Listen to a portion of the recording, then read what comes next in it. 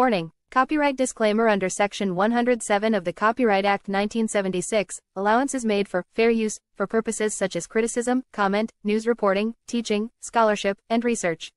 Fair use is a use permitted by copyright statute that might otherwise be infringing.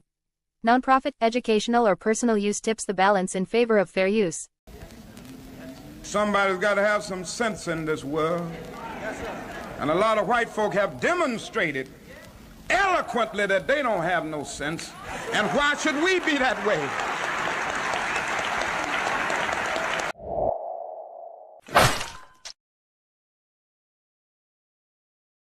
What it do, family and friends? Welcome back to the Church of Black Power. If you're not subscribed, go ahead, hit that subscribe button along with the notification bell so you can be notified whenever videos like this drop. Please make sure you're hitting that like and share button so we can beat up the algorithm. Make sure we get this message out to the ears that need to hear. And if you have not done so yet, please click that link in the description, go to change.org and put your signature on the petition for reparations. And with that being said, family, today we got 3 topics. That's why I didn't want to, just choose one, because with all the stuff that I have on my docket that I want to bring to you guys, I usually sometimes don't even get to those things. So I felt like it was time to do another in other news, where I get to give you 3 different topics that we're going to talk about today. And those 3 topics today, first thing we're going to talk about Nabisco projection. There's a lot of Nabiscos running around here talking about Black culture and how violent it is. We got to address that. The second thing we're going to address is the government shutdown. And the last thing that we're going to address here today is whether or not Mona Leo's Sexy Sulan song, well, not really the song, but the video in itself, is acting as a counterweight to the FBA delineation movement. And I got receipts here today. Really, I don't have receipts. I have invoices here today. And we're going to really put it all on the table. So, family, before we do that, you know what I got to do? Give a quick shout out real quick. A B1 salute, shalom, and much love to our sister Aquarius Minded. Thank you for being here as always. Jesse Parrish, my brother, much love to you. The ears to hear the truth. Much love to you, my sister. Thank you for being here. Randall Robinson, thank you for being here, family. Radical Renaissance is in the building. Much love to you. RBJ is in the building. Much love to you, family. Tatum Man is in the building. Much love to you. Taste and Teas with Tony is in the building. Much love to you, my sister. Thank you for being here. Our brother John's son is in the building. Much love to you. Shout out and a big shalom to our brother DSB. Thank you for your super chat. Your donation is blessed tenfold, and I appreciate your contribution as always, my brother. He says, shalom, Church of Black Power, my warrior brother, and shalom to all of my warrior brothers and sisters in the chat. And he also said none whatsoever. I'm pretty sure you're talking about it makes no sense. The drop that we just played with our brother MLK, talking about we shouldn't be doing or worrying about what those Nabiscos are doing. Much love to you, my brother. Our sister Cheryl Bryan is in the house. Much love to you. Our brother William Eric is in the house. Much love to you, my good brother. Our brother Damon Reeves is in the building. Much love to you, my good brother. Our sister Priscilla Taylor is in the building. Much love to you, my sister.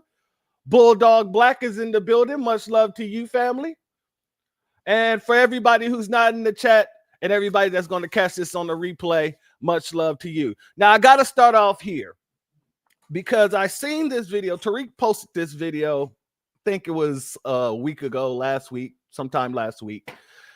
And I wanted to address it because this video right here is just an exhibit that shows that all these Nabiscos do is project onto us. No matter what's happening in their community, they have to find somebody to point the finger at within the Black community. And it has to be the Black community, foundational Black community, to be more specific. So I want to start off with this clip here. Shout out and shalom to Sean White. Right, excuse me. Thank you for being here, family. Much love to you. Let's go here. Let's say that somebody was coming into our church and they're Black, and would they be eligible for membership in our church? Yes, of course they would. They'd be eligible. I'm gonna slow that down because he's talking. I got this a little bit too fast here. Let's go. Let's start that over. Let's say that somebody was coming into our church and they're black, and would they be eligible for membership in our church? Yes, of course they would. They'd be eligible for membership in our church.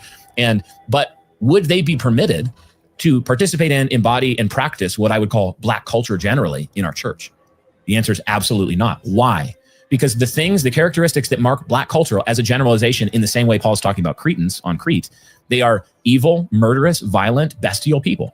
They steal, they kill, they destroy. They are sinful to the core. They have besetting sins that are like fatherlessness, sexual immorality. They molest children at a high rate. All of any criminal statistic that you could look at, almost pretty much without exception, they excel at them.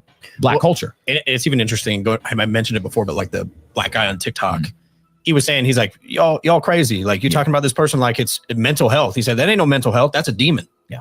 So, I mean, a lot of people are seeing that. Like this behavior is demonic. To walk up to a white girl, but yeah, and to cut her throat because she's white, and be like, we got that white girl. We got that white girl. And when you think about it, you look at that culture and you say, what are the besetting sins and characteristics of it? And then you say, could somebody come into lawful church membership embodying that culture? No, they have to self-consciously repudiate that culture.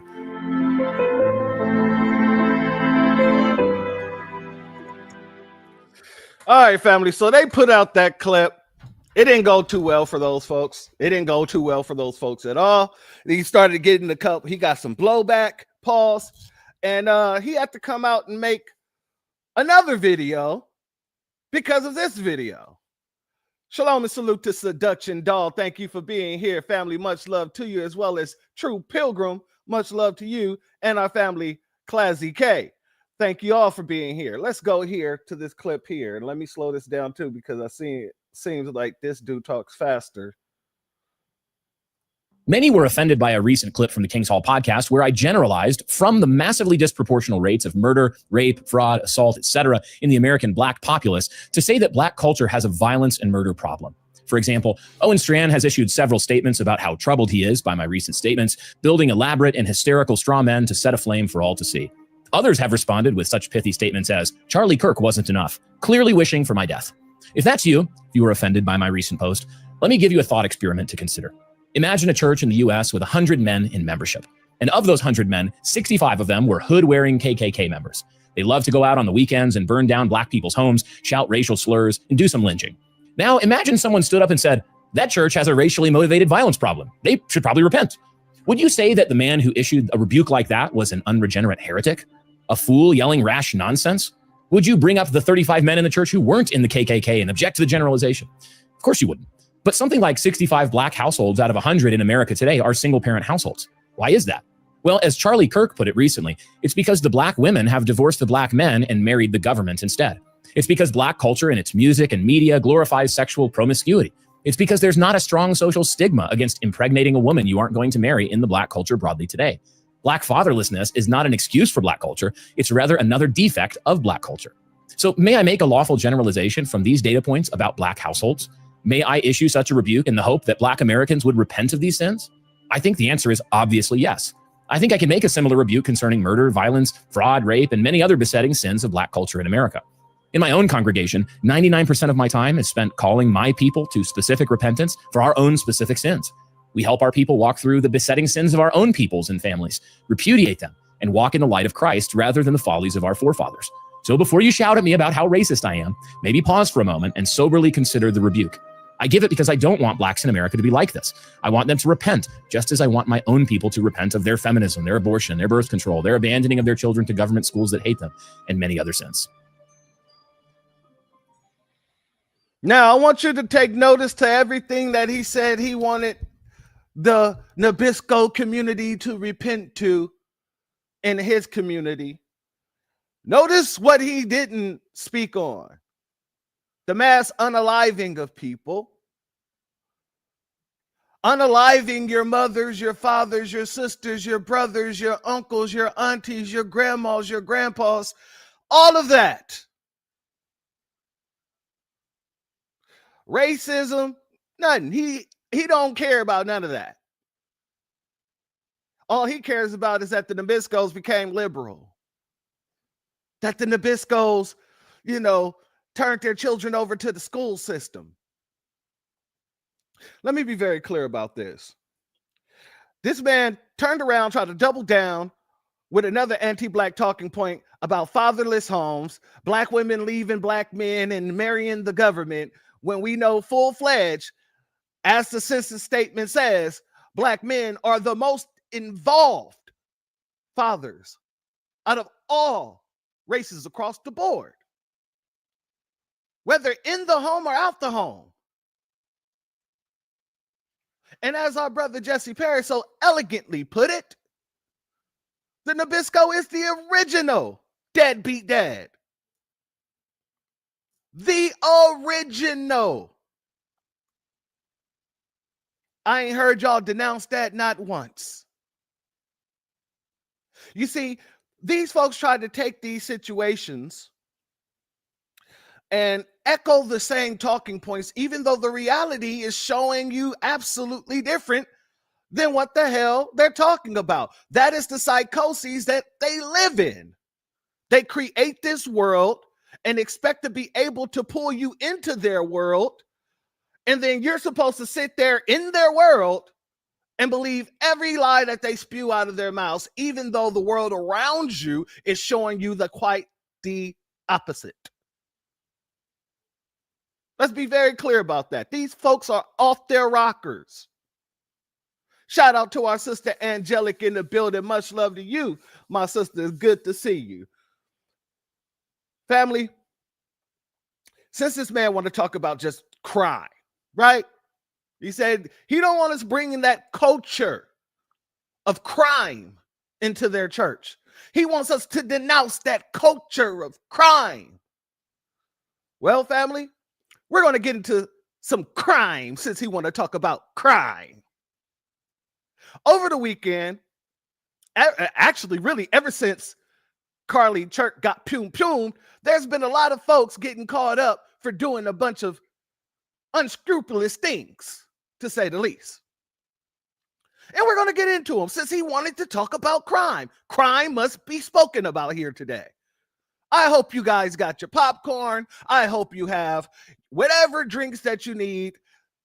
We're about to get into it. Shalom in the B1. Salute to our sister Hurricane Nisi in the building. Much love to you, my sister Queen. Let's start off with the back-to-back homeless communities that was pumed over the weekend. Let's start there, shall we? Following in Minneapolis this morning, more than a dozen people shot in just 12 hours. Two mass shootings blocks away from each other. The first shooting happened at the Transit Center at Lake and Stevens around noon. Then just before 10 last night, another shooting inside a homeless encampment at East Lake Street and 28th Avenue South. Audrey Russo's live at City Hall this morning with what we're learning overnight. Audrey? Police and the mayor speaking just hours ago saying that this is the last straw for this homeless encampment on private property. They say the city plans to clear it once the criminal investigation is through, wrapping up likely sometime tomorrow morning. Now, the investigation, which you see here, started around 10 o'clock last night when an off-duty officer at Target was approached by people reporting these gunshots coming from Lake Street. Now, officers found 5 people shot at the encampment and another 3 from that property turned up at hospitals later on. Now, 4 people are seriously hurt, including 3 men and 1 woman. The city has been trying to remove this encampment for months. And unlike set up on public property, they can't clear it without the cooperation of the property owner, Hamoudi Sabri. Just last week, the city council approved the filing of a lawsuit against Sabri, with officials claiming his property poses a public health risk. This is a whole lot worse than a nuisance. This is an open danger. The neighborhood deserves better. We will be clearing this encampment immediately after the crime scene has been investigated and taken care of. If he wants to sue us, he can. If he wants to take this up in court, that is certainly his prerogative, but this is not safe. The mayor there, of course, referring to Sabri, the property owner. Now, the police chief echoed the mayor's sentiment, saying that a lot of officer resources have been tied up in this particular area, such that they've needed to ask for additional help from the governor and the Hennepin County Sheriff's Office. I've got more on that coming up in about a half hour, but for now, I'll send things back to you. All right, we will talk to you then. Audrey Russo reporting live this morning. Thank you. Now to the first shooting yesterday that happened in broad daylight just before noon at the Transit Center at Lake and Stevens. Right now, 1 man is in critical condition. 4 others are expected to survive. City officials are calling for more collaboration to make the area safer. Minneapolis City Council member Jamal Osman, whose ward touches the area where this happened, says addressing crime needs everyone involved, including the City Council, police, and MnDOT. He says the area has seen issues with people gathering when they shouldn't be, and everything needs addressing if they want to solve the issue of crime in the area. Are they getting the addiction treatment they deserve? That's our way. But when it comes to enforcing the law, it falls under the mayor's office, and also if you are responsible under the bridge, which is MnDOT, it falls on you. The city put up fences to block the area off. We checked with police overnight, and no arrests have been made in the shooting. All right, family. So that's the first situation that happened. And notice, and I noticed just this situation for a particular reason. When we were speaking about the Chucky Kirk situation,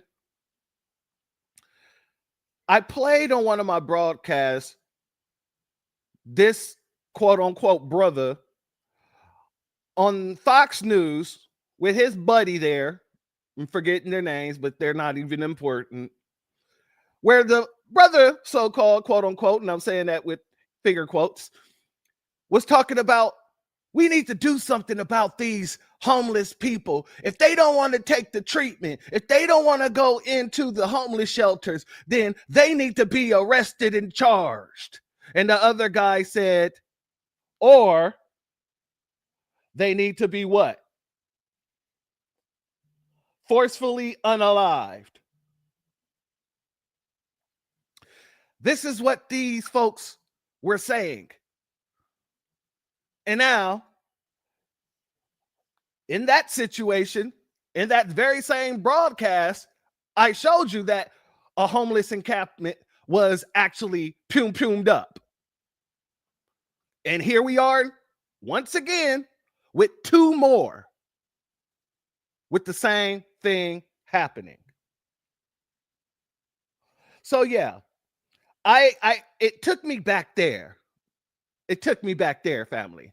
Shout out to our sister Faith Speaks Life. Much love to you. Thank you for your Cash App donation, family. Your donation is blessed tenfold, and I appreciate your contribution as always, family. So that's one situation. But we got to go. Hold on. I want to read a little bit into that. 13 people hurt in 2 mass shootings in Minneapolis, homeless encampments on the same day.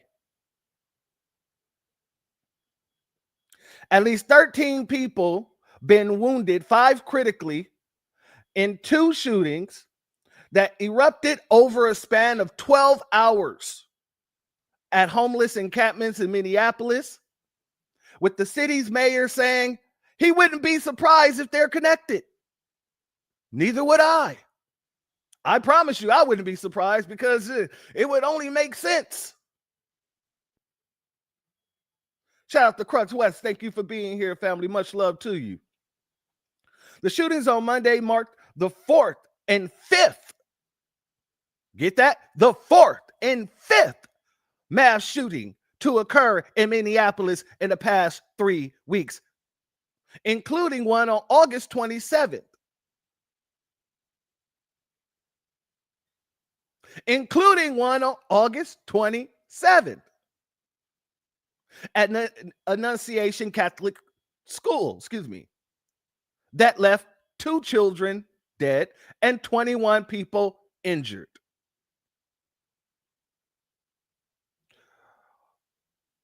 But we're bringing criminality into their churches. This is tragic. It's horrible. It's unacceptable. And sadly, it's not surprising, Mayor Jacob Frey said at a news conference earlier Tuesday.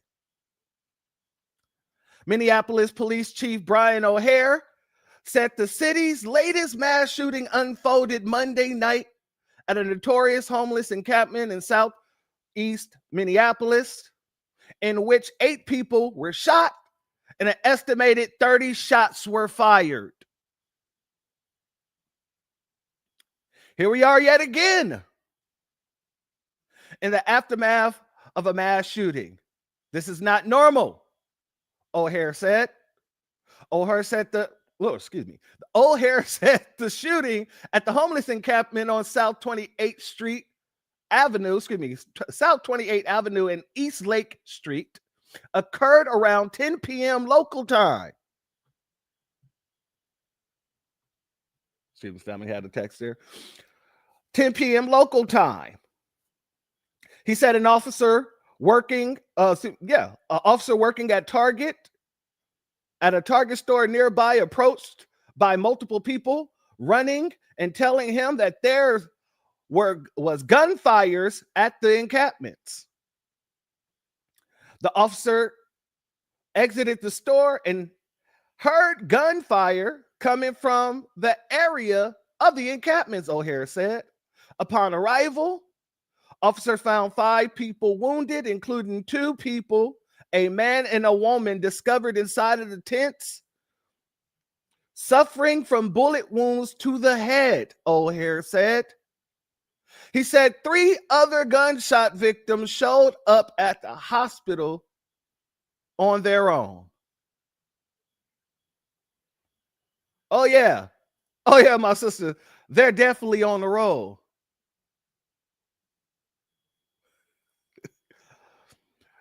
Phil Scott did a whole white crime month, so they left him alone.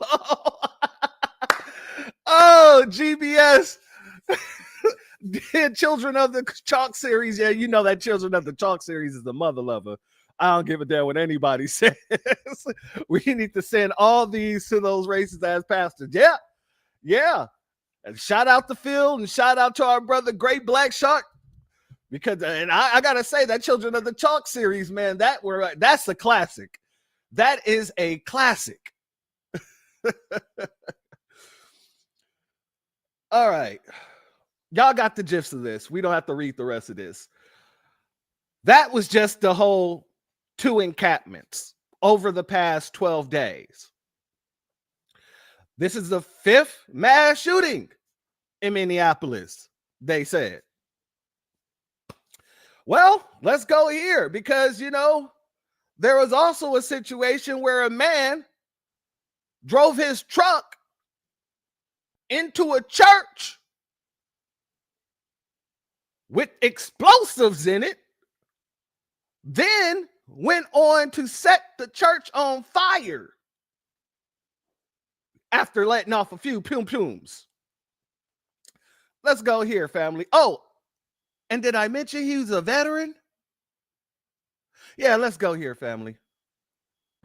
We begin tonight with that breaking news out of Grand Blanc Township, where a mass shooting at a church has left at least 2 people dead and 8 others injured. The shooter is also dead. We've also learned the Grand Blanc schools will be closed tomorrow because of this tragedy. And the shooting happened just before 10:30 a.m. this morning at the Church of Jesus Christ of Latter-day Saints. Police say 40-year-old Thomas Sanford from Burton rammed a vehicle into the front of the church, got out, and opened fire on the parishioners inside. Police also believe the suspect deliberately set fire to the church. 7 News Detroit anchor Mike Duffy is on the scene right now and has much more on this tragedy. Mike, just hard to believe this happened in this small community. Incredibly hard to believe. Carolyn and Ruda, I'm about 300 yards right now from the Grand Blanc Church of Jesus Christ of Latter-day Saints. Let me show you right where it is. It's just at the top of that hill, beyond the tree line, right about where you can see that fire engine right there. That, of course. William, I got to let you know, I didn't know either, but apparently this guy created one. Go figure. But they're worrying about us bringing our culture to their churches. And, oh yeah. This is going to be mentioned too. Shout out to you, Jesse. It is a Mormon church. And one must ask, is this in retaliation? Could this be in retaliation to what was the young man's name? Tyler Robinson? Because they said Tyler Robinson was a Mormon. A lily white Mormon from Utah. So, you know, a Mormon church being attacked out of nowhere really isn't out of nowhere, is it? Well, at least not in my opinion. It isn't out of nowhere. But let's let it rock out. Salute to Rodney Sanders. Thank you for your Cash App donation, family. Your donation is blessed tenfold, and I appreciate your contribution. Let's get into it, family. Being an incredibly sad, somber scene, the site of another mass shooting in America. The pictures of the wreckage, the unspeakable loss being felt by this community tonight, and it is still so raw, in fact, that I can still smell the char in the air. I was with a couple who returned home after a long day of being kept away by police on the scene, and when they smelled it, they asked me if there was some sort of bonfire nearby, and that's when it occurred to them that it was the church that had burned down right behind their house. An incredibly sad, sad day. Now, we have Team 7 coverage for you tonight. Tara Braddock will have an update for Grand Blanc Police in just a moment. Darren Cunningham is at the alleged suspect's home. Randy Wimbley and Faraz Javed are near the scene of the shooting. But let's get right out to 7 News Detroit reporter Tara Braddock, who just got an update from Grand Blanc Police. Tara? Now, police did give us an update on the conditions of those victims. Now, as we said before, 10 victims in total, and 7 are in stable condition, 1 in critical, and unfortunately, as we've been reporting, 2 are deceased. Now, this was a very short press conference, but we were able to learn the suspect's name. His name is Thomas Jacob Sanford, and he is from Burton. Now, he was killed by police at around 10:33 Sunday morning, not too long after the shooting happened at the church. Grand Blanc Township Police Chief William Rennie says there are some resources available to the community as they go through this tragic time. Hear what else he had to say. At the Genesis Athletic Club in Grand Blanc for Monday and Tuesday from 8 a.m. to 8 p.m. We will have services for the community. From Wednesday to Friday, those services will be available to our community at the Grand Blanc Senior Center. Now, police are expected to have another update for us at 8 p.m. We know there's still so many questions circling out there, and we're hoping to get a little more information at that press conference. But again, just a sad and somber day out here in Grand Blanc Township. Reporting live from Grand Blanc Township, Tara Braddock, 7 News Detroit. Tara, so many questions remain tonight. Now let's get right out to 7 News Detroit reporter Faraz Javed, who talked to people who were inside the church at the time of the shooting. Faraz, what do we know?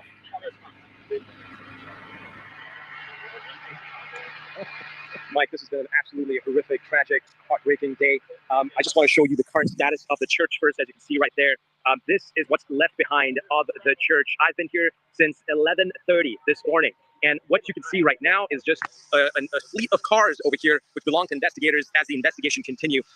This car in particular, Mike, this belongs to 46-year-old Brian Taylor. Now, the reason why you see crime scene tape around it is because Brian Taylor was one of the parishioners at the church, and he saw the suspect ram into the church. Other survivors told me that the suspect rammed twice. Once Brian saw the suspect coming out with a gun, he ran to get his wife. He took 2 other parishioners, sat inside this vehicle, and tried to run when the suspect opened fire at this vehicle. Have a listen on how he describes the horrific incident. What happened? So we were driving away. We were trying to gather as many people as we could. There was a couple of elderly ladies that we were trying to get into safety, so we got them into our car. I saw the active shooter come out of the building, and at that point, I just started trying to drive away. He pointed his gun at our car and fired 3 shots. 2 of them went through our windshield and just missed me, and luckily everybody else. I think this is just glass shrapnel that got me. And then we got out, and then now we're just trying to kind of find out why and how and what happened. How are you right now? Shocked. I think I'm just sad. Are you really shocked though? Are you really shocked when this is the normality in your community? Are you really shocked? I'm not shocked. Are any of you shocked, family? Because this has just been happening so much lately. It's expected at this point. I mean, tell me if I'm wrong. Salute the Manitoba. Thank you for being here, family, as well as K Corn of Yah. Much love to you, K Child of Yah. I don't know why the heck. See, I still got that Children of the Chalk on my mind. Let's let it continue. I'm worried about people that we attended church with that we don't know the status of them. I'm just confused, I guess, right now is probably what I'd say. You know, you see this kind of stuff all the time, and you just think, I guess it could happen, but no, not really. It makes no sense. It never will make sense why this kind of thing happens. As soon as we found out that he slammed into the building on purpose. No. He said this don't make sense. It never makes sense when this happens. It makes perfect sense. It just doesn't make sense in the world you live in. It doesn't make sense in the privilege in which you sit in. To people such as myself and people who live in reality, it makes perfect sense, because when you negate to hold people accountable within your community in the proper manners, you create more of this situation. You create more people like this. So to you, it may not make sense, but to anybody who understands the gravity and reality of the situation, it makes perfect sense. The chickens are coming home to roost. I was pretty sure that then he might come out with guns drawn, and so we started running. I gathered as many people as we could, and I was driving out of the parking lot to safety when he started shooting at us. Now, Mike, obviously, this is the vehicle of 46-year-old Brian Taylor, one of the parishioners, one of the survivors of this horrific mass shooting that took place here at Grand Blanc. Now, he's just one of the many survivors I got a chance to speak to. I did also get a chance to speak to a mother of 5 who she had just exited the church to get something from the car, and she saw the suspect ran his vehicle into the church. That's when when she says that he saw the suspect coming out of the car with a gun and with a dog and opened fire. When we come back, we'll hear from another survivor about how she just wanted to survive and talk to her loved one and say that she's all right. And now, Mike, it's back to you. Shout out to Hebrew Native. He said, I am shocked and appalled. Church's jewelry. Shalom, family. Much love to you. Thank you for being here, family. I'm not shocked at all.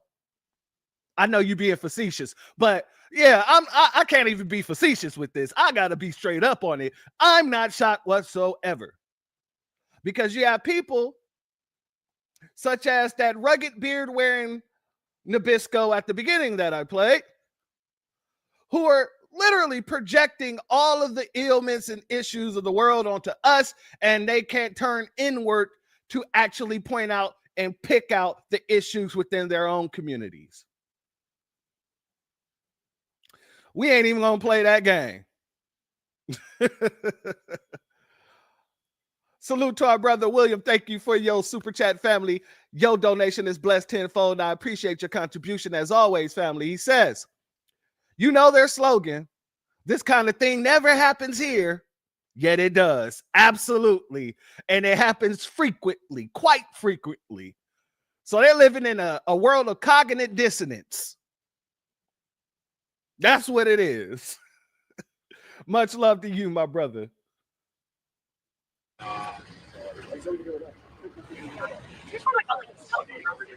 For us, it's going to take a long time for a lot of these people to get over what they witnessed. And of course, a lot of people asking how this could possibly happen in their community. Let's get right to 7 News Detroit reporter Darren Cunningham. He's at the... How can it happen in your community? Because you're not holding people in your community accountable. It's going to keep happening until you actually do a proper audit of your community and the psychopaths within it. Let's get that very clear. Salute and shalom to our sister Andrea Jones. Excuse me. Much love to you, my sister. It's always a pleasure. The alleged suspect's home in Burton. So, Darren, what can you tell us tonight?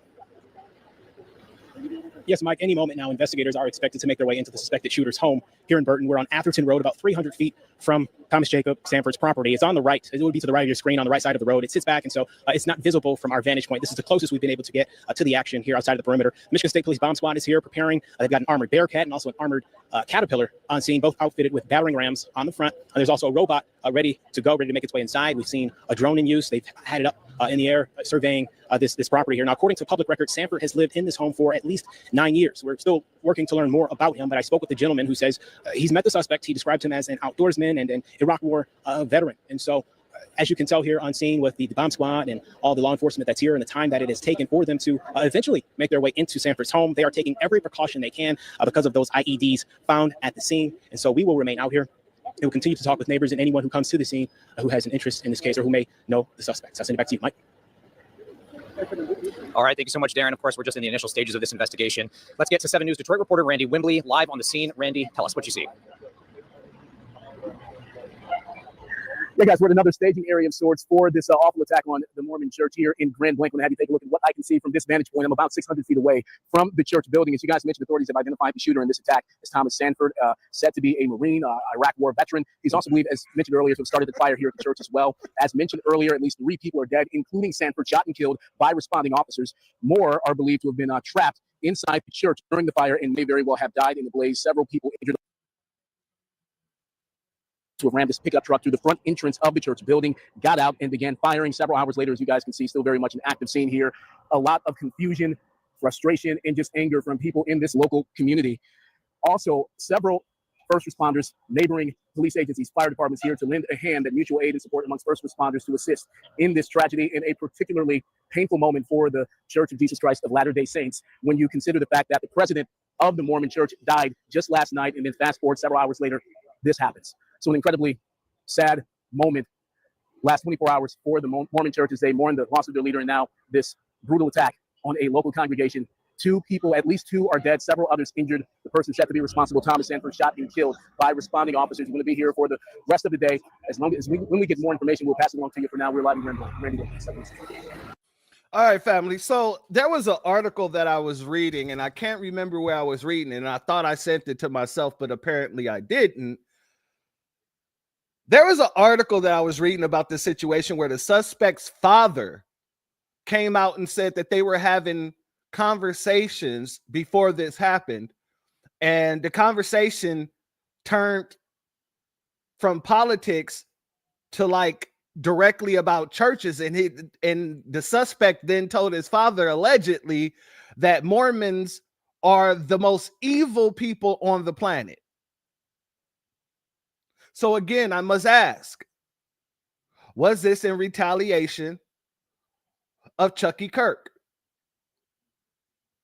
Because his trucks had 2 American flags on the back of them, but of course he was a veteran.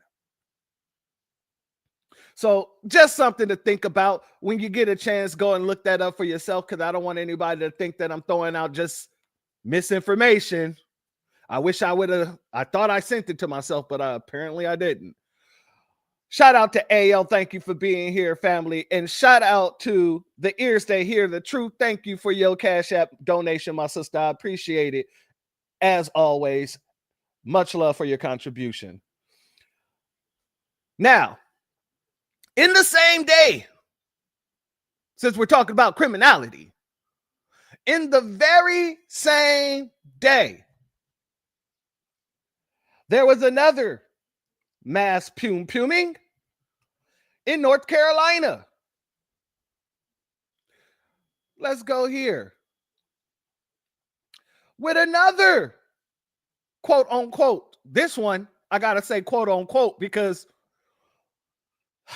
I'm going to let you hear how they word this, and then you'll understand why I got to say quote unquote when I say he's a quote unquote veteran as well.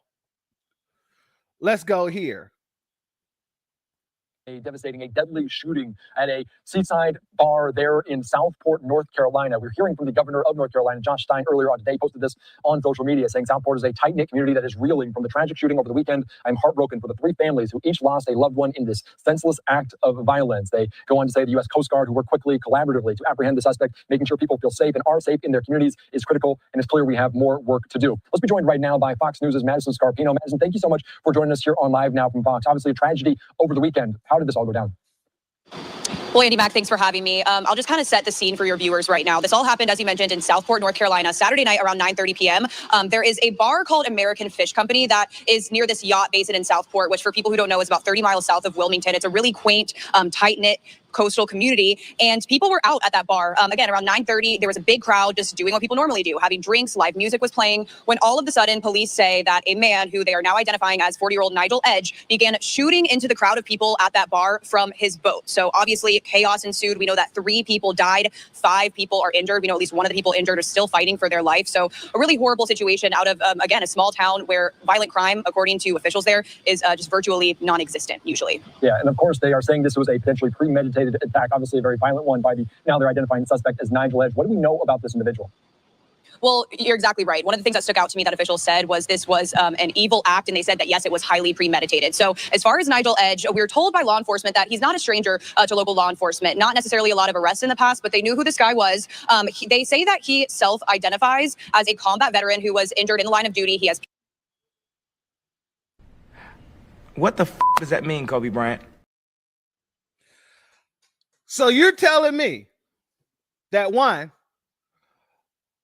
he has a history with the Popo.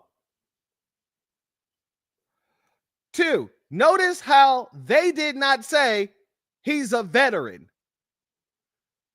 They says he self-identifies as a veteran. And that's why I had to put the quote on quotes. If he self-identifies as a veteran, well, I got to know, is the man a veteran or is he not? Is he a part of the American government? Was he ever a part of the American government or not? Now, this is Fox News. And I'm going to play a clip from, I think it's ABC, where they're mirroring the same damn talking point. And just wait. You already know what talking point I'm talking about. Let's get into it. PTSD. I want to kind of emphasize that they say self-identifies. We don't know what that means, and we're working to kind of emphasize that they say self-identifies. We don't know what that means, and we're working to kind of get a glimpse at his full military. They say that he self-identifies as a combat veteran who was injured in the line of duty. He has PTSD. I want to kind of emphasize that they say self-identifies. We don't know what that means, and we're working to kind of get a glimpse at his full military history. But as far as other details, he had his first court hearing today, and we got a little bit more information. First of all, his bond was denied, so he's going to remain in jail without bond. But in court today, it was revealed that he has a history of some lawsuits against the city, supposedly that has to do with conspiracy theories. Not too much information, but we know he... Now, family, did you notice how they took... First, they said that he self-identifies as a combat veteran with PTSD, to then turn around and say what? He has lawsuits against the city alleging a bunch of conspiracy theories. So now the man is just crazy. Oh, yeah. You should have known that was the next thing coming. The mental health situation. Shalom and salute to Sybil. Thank you for being here, family. Much love to you. And our brother Reef is in the building. Much love to you, family. Thank you for being here. Exactly, Classy. Mental illness disorder. The mental illness narrative.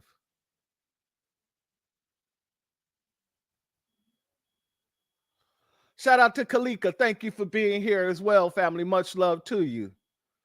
Has a history of that sort of thing, which may kind of speak to his mindset. They also found a copy of a book while serving warrants after his arrest that he wrote. So we're also looking into that to see what the contents of that book was. But just, yeah, kind of a lot of questions about this guy's mental state, considering that he's saying he's a combat veteran with PTSD.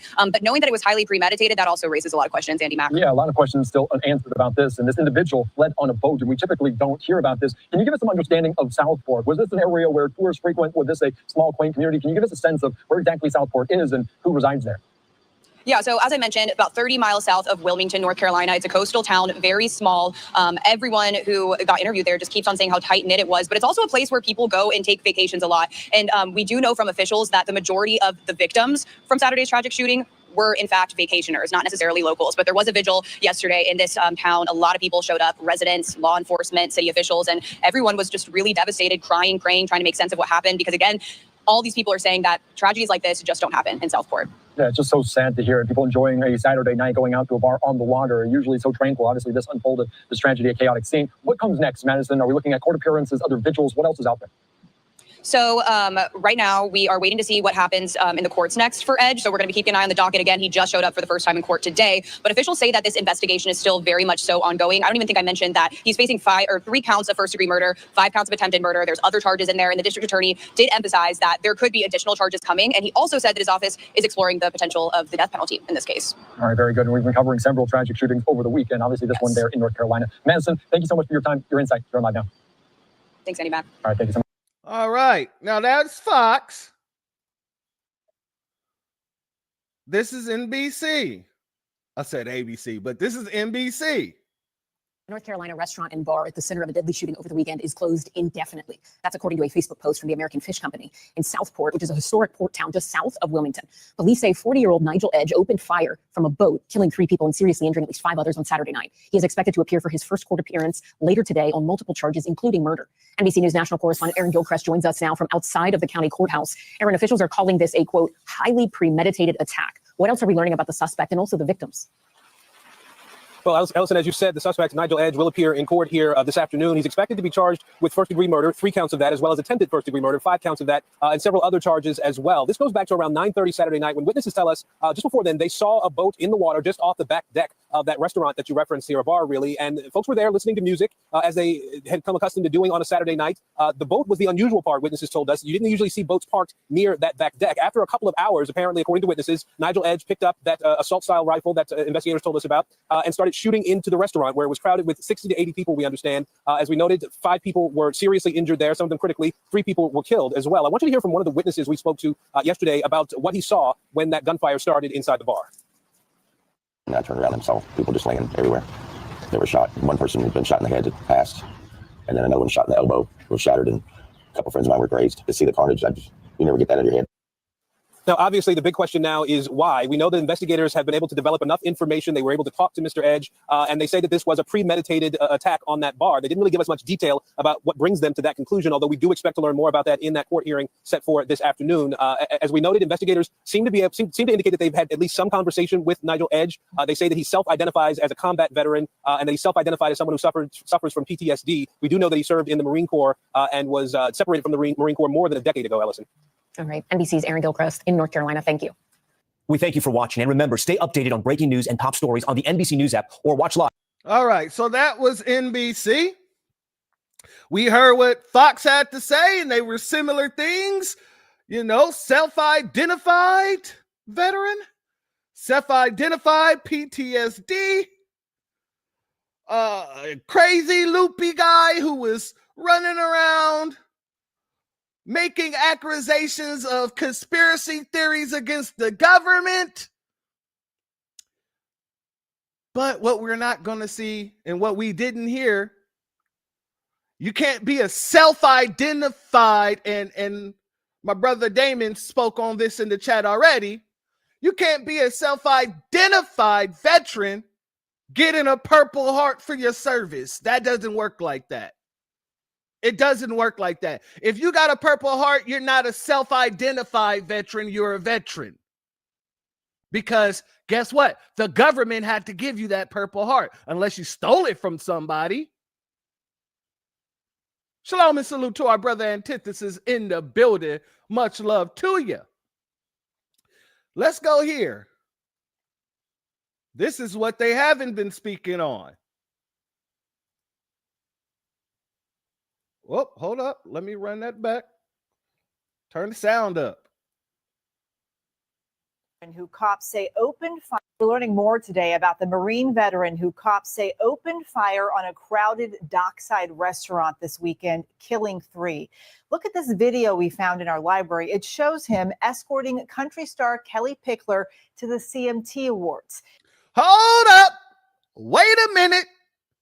Not only does he have the Purple Heart, not only did he show up to the red carpet in full military garb, he's out here dating famous Nabisco country singers.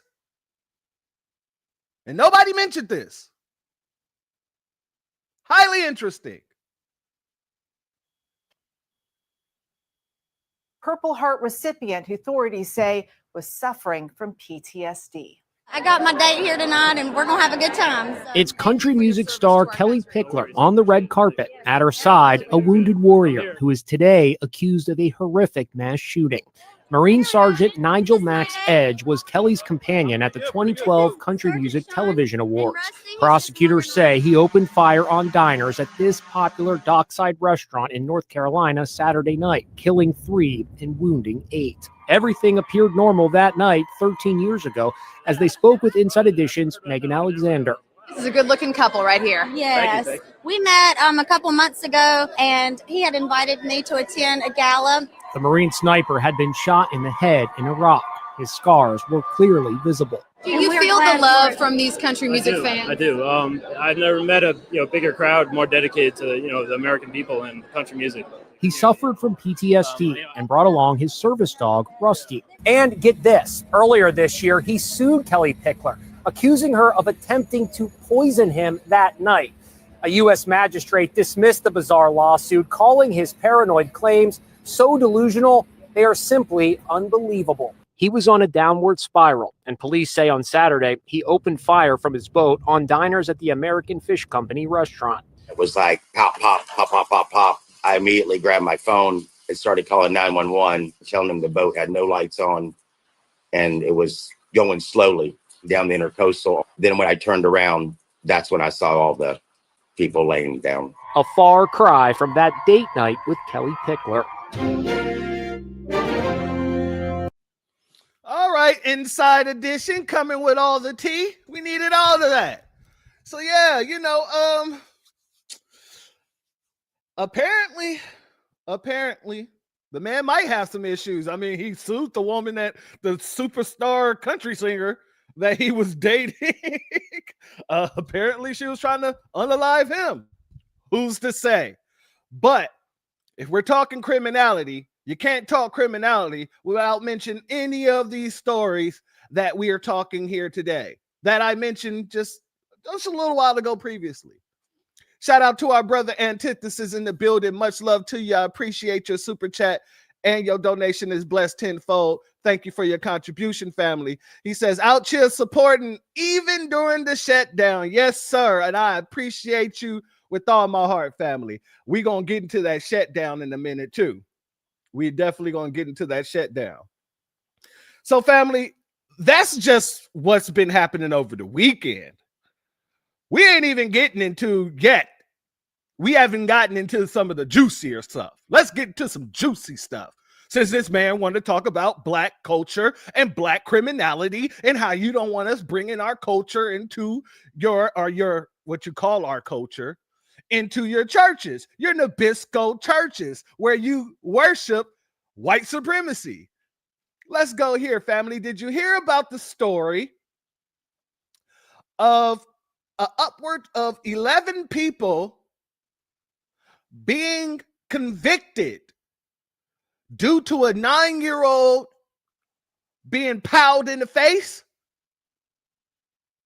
Oh, family, let's go there. Following that deadly shooting of a 9-year-old boy in Pageland. The sheriff's office there has now named the people associated with the weekend tragedy. A staggering 11 people face charges connected to that child's death. Investigators have not publicly identified the child just yet. James Langley, Raven Deese, James Jordan, and Bryson Deese are among the people charged. 7 minors also face a slew of charges, including murder. The minors range between 13 and 16 years old. Investigators say the shooting happened at the Blue Sky Mart, that's off Highway 9, happened around 1:30 Sunday morning. WBTV got the store's surveillance footage that appears to show multiple shots exchanged between 2 groups. Reports say the 2 groups, which included juveniles and adults, even parents, met at the store to fight. It's believed the fight was over a girl. Now, we're going to continue to follow this story. Family, did you get that? An 11-year-old and his family went to a gas station to fight a 9-year-old and his family at 1:30 in the morning. This is methed out times. Now, it's one thing. It is one thing. If my son comes home and he tells me somebody tried to bully him and he tried to catch fade and he wasn't able to catch fade, and, you know, I'm like, okay, when tomorrow we're going to go find him and you're going to catch fade and I'm going to stand there and watch you catch that fade. That's one thing. But 1:30 in the damn morning,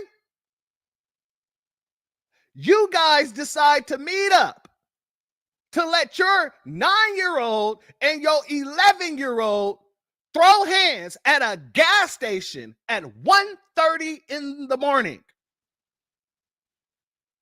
But yet, y'all want to talk to us about culture. Y'all want to talk to us about taking accountability. This 9-year-old kid was shot in the face. In the face. Because 2 groups of parents didn't have the great sense that God's supposed to have given them. You can't make this up. Shalom and salute to Tampa Bay. Thank you for being here, my sisters. Always a pleasure.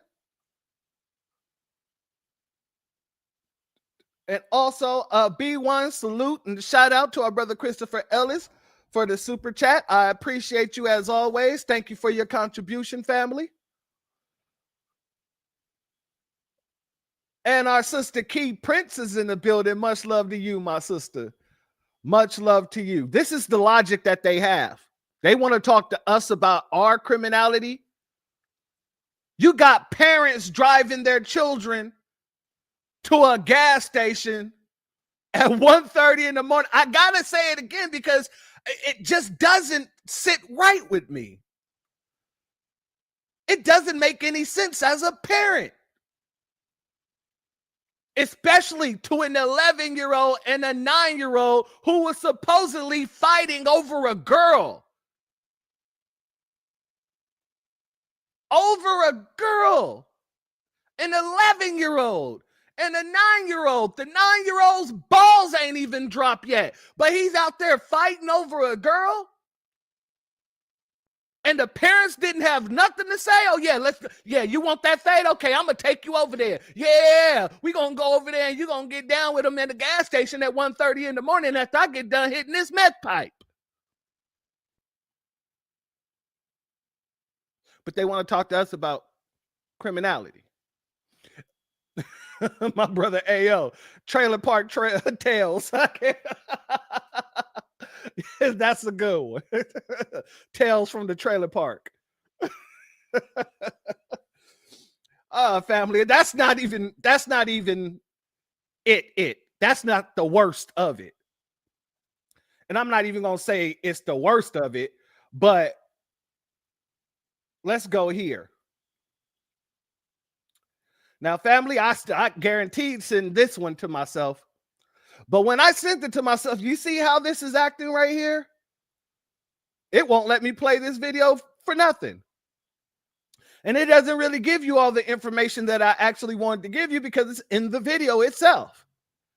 And there was something very important that I wanted you to hear in that video. So you know what I had to do?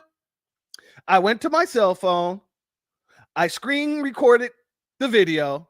And I had to send it to myself using Dropbox to show you guys exactly what, for whatever reason,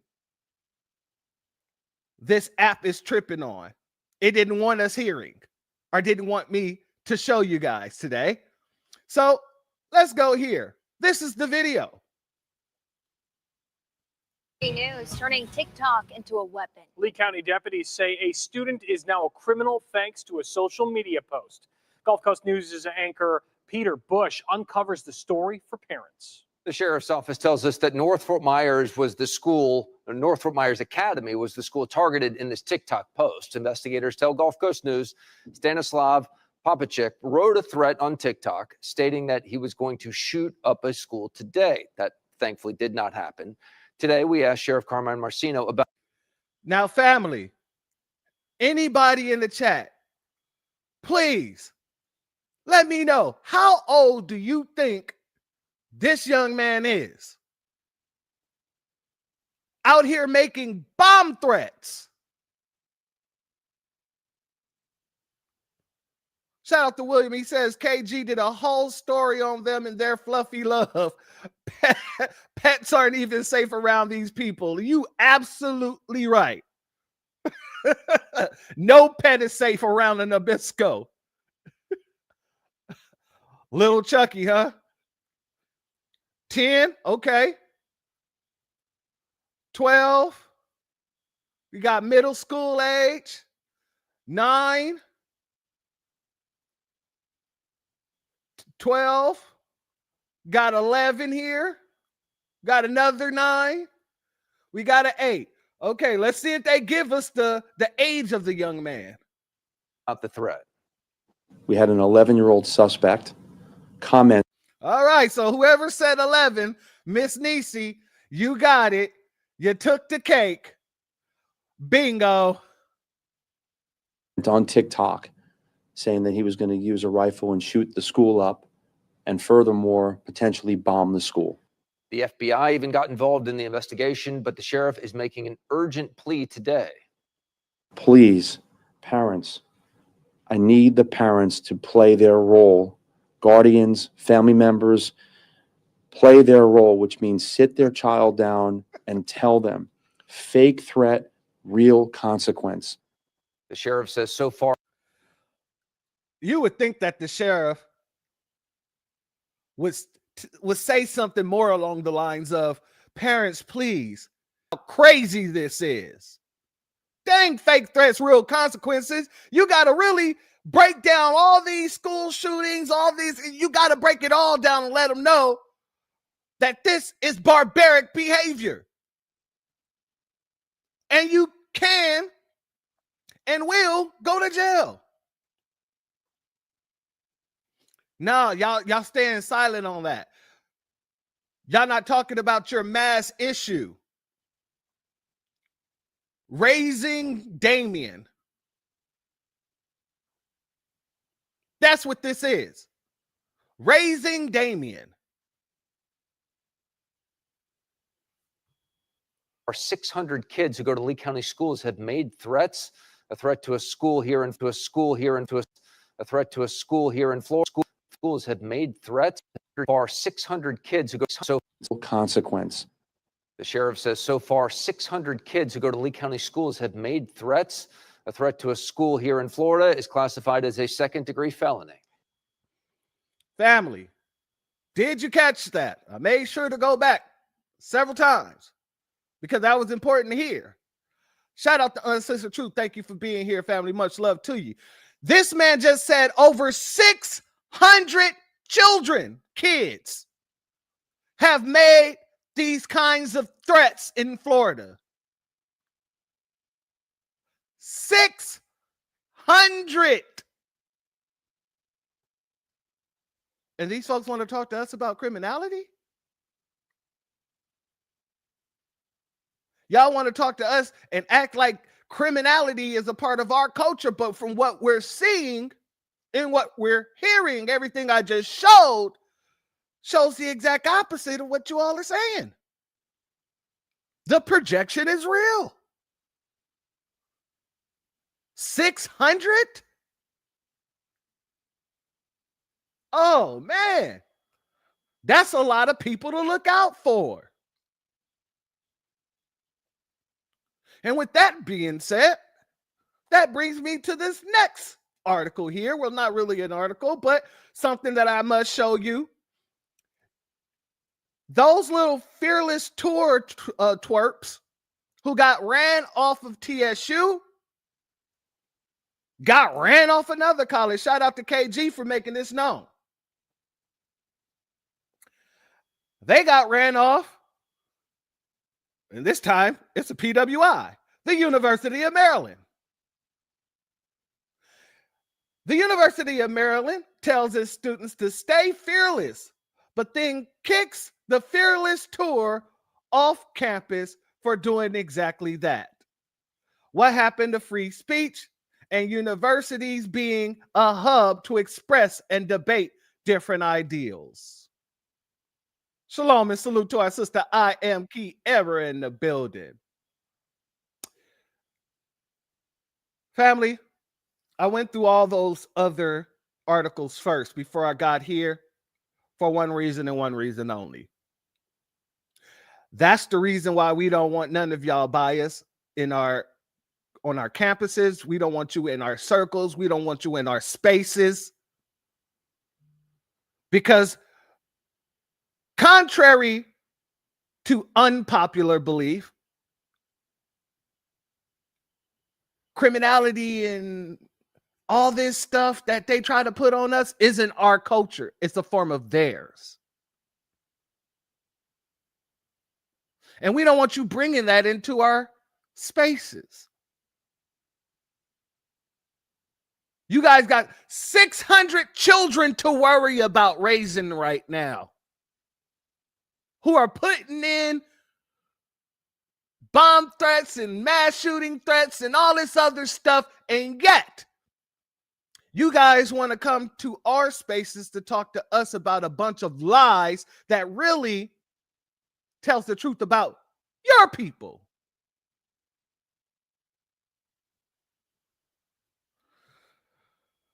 Let's read a couple of these responses. Danny D. Glover, he's the person that was in the re-up space that I played in the last broadcast for you guys, where he actually worked at the campus and he was explaining the proper protocol in order to do such things. Excuse me. Let me get this straight. You planned a whole tour, but didn't do the basic work of securing permits with the universities. Is the plan to just skip the permits every time and then play the victim on social media? Salute to Antithesis. Thank you for your super chat, family. Your contribution is blessed tenfold, and I appreciate it as always. Leave us the alone. Absolutely. We ain't bothering y'all. Y'all don't bother us. Don't need you. But it seems like y'all need us because y'all keep trying to come to us. Let's continue here. So he reposted this, or the Fearless Tour group reposted this. I was given approval to be on any public campus in the country 233 years ago. That's when the First Amendment prohibited any measure abridging my freedom of speech. All laws are rules to the contrary and federally illegal. No, sir. See, this is the problem. These Nabiscos don't know the law. These Nabiscos don't understand how the Constitution works, nor do they understand how the 14th Amendment work, nor do they understand how the First Amendment works.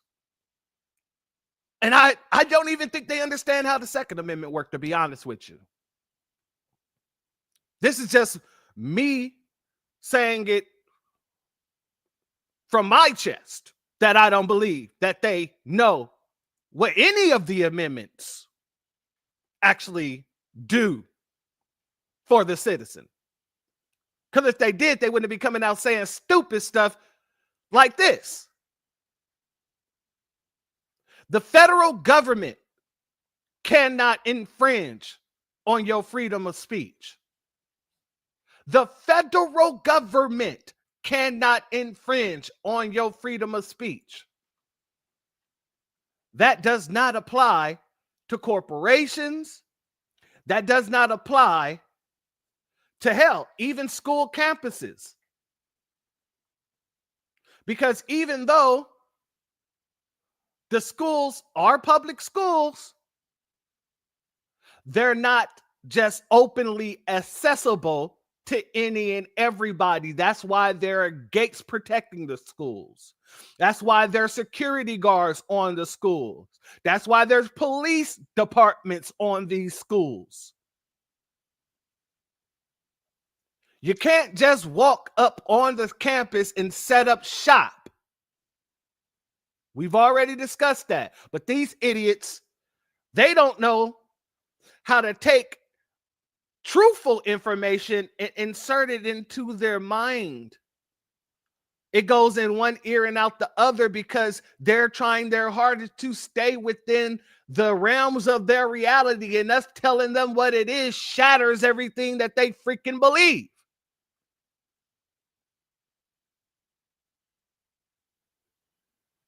Hell, even this Nabisco had to turn around and say, you didn't have a permit and don't go to the university. What are you even crying about now? And getting roasted. Get a permit. Every college or university is allowed to impose time, place, and manner restrictions so long as they are viewpoint neutral. This should not be a big issue. It is my understanding that TPUSA does get permits.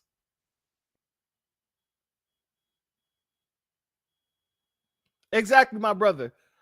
All they know is how I'm white and I say so works. That's all they know.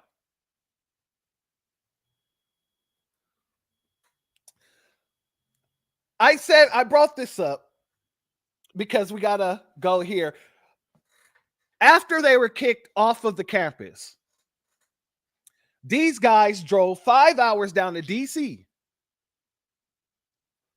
in order to counter protest against, I think it was some veterans protesting down there, KG brought that video up on his broadcast when I was watching that. Shout out to him. But something else happened there that I wanted to show you guys. The Nabisco had to shine and flash on the Nabisco. You see what happens when we're not around, family? They eat each other from the inside out. Let's go here. Who got ran off that Tennessee. Now, if you don't recognize this guy, he is a stone cold Democrat shield. And he also gets on TikTok trying to teach people about Black history or call people out on Black history. But when you hold his feet to the fire about reparations and the transformative Black agenda, guess how silent he becomes? Let's hear what Redbeard has to say. Because he sounds really belligerent and drunk right here. But a little bit later when he goes to explain himself, that gets taken away. But let's go here. Matter of fact, let me make sure that this isn't sped up at all, because I want you to hear this in its full context. Who got ran off the Tennessee State HBCU because he's a fucking scary little bitch. So now he comes up to our veteran tent because he's an attention-seeking Howard. Yeah, I don't know. He's seeking attention, and I'm giving it to him. And I promise you, I'll give you all the attention you need. Family, does it sound like he's drunk? That sounds like a drunk man to me if I ain't never heard a drunk man. Shout out to our sister Mia Kim in the building. Much love to you, as always. Bitch boy. Bitch boy. Bitch boy. Bitch boy. Bitch boy. Oh, you know, I had to do that real quick.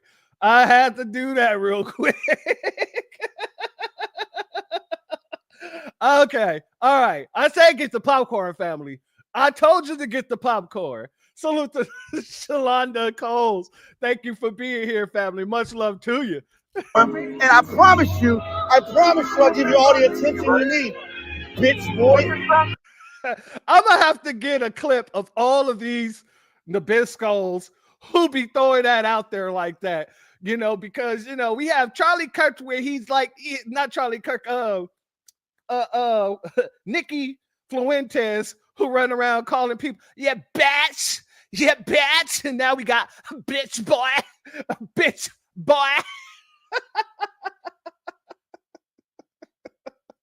Giving it to him, and I promise you, I'll give you all the attention you need. Bitch boy. Bitch boy. Look at this bitch. It's the same motherfucker around the HBCU. I asked him which HBCU he's getting run off next. No, don't Google it. Just tell me. Don't Google it. Which one are you gonna go to? Okay, name one. So story time. At the beginning of this video, you see that I was in his face calling him names. Here's what.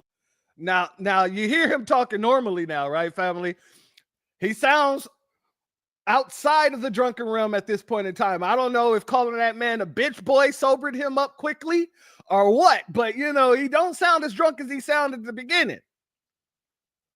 Shalom and salute to Black RU. Thank you for being here, family, as well as our brother DSA1. Much love to you. He said, using voice to chat. I can't get the popcorn. I'm driving. Well, my brother, just imagine you got the popcorn surrounding you, family. Just, you know, as a man thinketh, so he is. So, you know, maybe you should think it as if you got popcorn and, you know, and just pretend as if you're enjoying it. Because trust me when I say, this definitely needs some popcorn. Salute to Kuat in the building. Much love to you, family. Led up to that. They came up to our tents. These were the same guys. It's the same motherfucker around the HBCU. I asked him which HBCU he's getting run off next. No, don't Google it. Just tell me. Don't Google it. Which one are you gonna go to? Okay, name one. So story time. At the beginning of this video, you see that I was in his face calling him names. Here's what led up to that. They came up to our tents. These are the same guys that got ran off the HBCU earlier this week and went viral. Now he thinks he's relevant. Came up to our tent and started playing his speaker super, super loud just to be dickheads. You're not here to have a conversation. You're here to be a dickhead. So I walked up to his speaker and I was looking for the volume button and I went to turn it down and he grabbed my hand. So I fucking slung his hand away. But when I did, I fucking tripped over the fucking little sidewalk that was next to me and I tried to catch my balance. I couldn't. I fell down. Translation. He tried to toss this man's hand away and he busted his ass doing so. And he's trying to clean it up. He said, you know, it's kind of, I tripped, I fell. He's going to try to clean it up though. Me personally, I think it's funny. It's kind of funny. But I got back up off the ground. I said, motherfucker, what you don't put your fucking hands on me? And I got in his face because you can't put your hands on another person. This is just, I couldn't, I fell down. Me personally, I think it's funny. It's kind of funny. But I got back up off the ground. I said, motherfucker, what you don't put your fucking hands on me? Personally, I think it's funny. It's kind of funny. But I got back up off the ground. I said, motherfucker, what you don't put your fucking hands on me? And I got in his face because you can't put your hands on another person. This is just, we have to accept that you can't do that. Of course, he just backed up about 20 foot. I kept telling him, put your fucking hands on me, dude. Do that. He wouldn't do that because he's only here for attention. So at the beginning of this video, you see me being quite belligerent. I don't necessarily have to be belligerent with these guys, but you can't fucking put your hands on me. He was like, you can't touch my property. Anyway, it was a whole back and forth exchange. And so that's what led to that. And then, of course, they're still out here just looking for attention, so I'm giving it to them. But, you know, they're just attention-seeking whores. So here's the attention you need. Never a dull moment at Union Station. This is the same bitch. Oh, family. This got me right here. Hold on. Shout out to Tampa Bay. She said the tumble is what sobered him up. That I truly believe because that Mayo-splaining was just too on point. It was just too on point. He snapped right out of it. It was like, well, let me tell you what happened here. You know, I tried to turn off his speaker, but, you know, he grabbed my hand and I tossed his handbag and said, don't you fucking touch me. And then, you know, I tumbled over because, you know, I weighed too much of the liquor in my system. It just didn't work out for me. It was funny to me. But then, you know, oh, family. So that's that.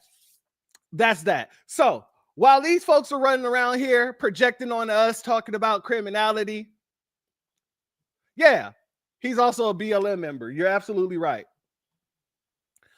Talking about projection, that's exactly what they're doing. Because all the stories that I just shown you has happened within a week span. And none of those stories are being talked about. None of those stories are being highlighted. This man here had to go back to that train ride where the suspect was arrested and tried to make it all about black folk. I just showed you story after story after story after story after story after story after story after story after story with your Nabisco crimes. I don't hear y'all rebuking any of it whatsoever. And see, it's important for us to keep our foot on the gas, keep our foot on their necks when they do this, because even their own people are starting to see that, hey, this got to be called out because it's us. We're the problem. The call's coming from inside the house. And it starts out, and I'm going to start out with the youth. The youth is starting to say stuff. Let's start with the very young. If you seriously believe the 13% of the population and 50% of the crime, you need to get fact-checked, and I'm about to do it to you. In 2016, white people committed 70% of the convicted crime, and black people only committed 27%. Then in 2017, white people committed 68% of the reported crime, and black people only committed 26% of it. And in 2024, white people committed 53% of the reported crime, while black people only committed 25%. So this narrative on 13% of the population, 50% of the crime is wrong. You know who actually commits 50% of the crime? White people. But guess what stat black people are 13% of the population and 50% in? Exonerations. You know, when they're wrongly convicted, all you're doing by spreading this fake fact is allowing more people to profile and be racist towards black people. You know what's the highest percentage of people who are victims of white people? Black people. And if you look at all the shootings, guess who are the shooters? White dudes. So let's all think long and hard on who actually commits 50% of the crime. All right, that's their youth. Let's go into their young adults, shall we? We talk about how ironic it is that the right demonizes people of color when the only time I feared for my life has been around a white man. I get so many hate comments like these few here. Most of the time I just write it off as immature, angry men, but the times that I've genuinely been scared that violence was going to be inflicted upon me have been white men. Not to mention that a lot of domestic violence, as well as many mass shootings, are committed by white men. There are going to be people in any demographic that commit crimes, but the fact that the right focuses so intensely on the single crime that a person of color commits is so dishonest. Some of the craziest things that have happened to me since I started posting is that I've gotten my account banned because white supremacists mass reported me for being underage, which I'm clearly not. They found my phone number and leaked it, so I had to change my phone number. They tried to get me fired by contacting any school in Chicago to see if I worked there. There was even an online page to see who was calling which school. I've literally been called a race traitor and told that I will be lynched along with POC. So no, people of color aren't the problem here. It is white men, and that's why I make the content I do. They prove it to me more and more every single day why it's necessary. All right, that's the Nabisco woman adolescent. I mean, a young lady, young person. Just call her a young person. Yeah, you still Esau, dude. Shout out to Christ as a black man. Shout out to you. Thank you for being here. Yeah, I'm not negating they're still Esau. Don't get me wrong. But I gotta put it out there because it's out here. Let's go here. Every time one of these tragic shootings happens, everybody's at each other's throats about which side did it, but we're missing a broader pattern in America. This was another young white dude who's in his 20s. We have seen this pattern accelerating over the past decade. The same day Charlie Kirk was shot, the same exact time, there was a neo-Nazi who shot up a school in Colorado. We can look at the acceleration of the radicalization of young men through a few frameworks. There's the COVID pandemic, which had people isolated, had a bubble around themselves, and a lot of young men failed to pull that bubble down and got sucked down these algorithms. I've seen it happen to my close friends. They get sucked down these algorithms.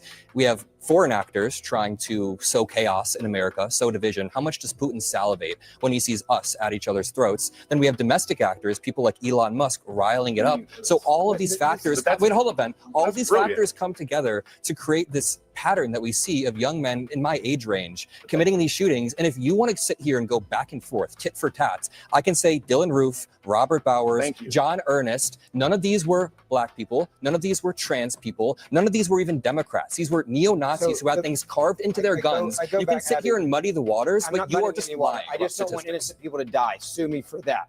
Then maybe tell Trump to tone down his rhetoric. Shout out to Christopher Ellis. I was just about to say this. Don't get confused. This isn't them coming out trying to point fingers like we think, or some people may think when they hear these people speaking.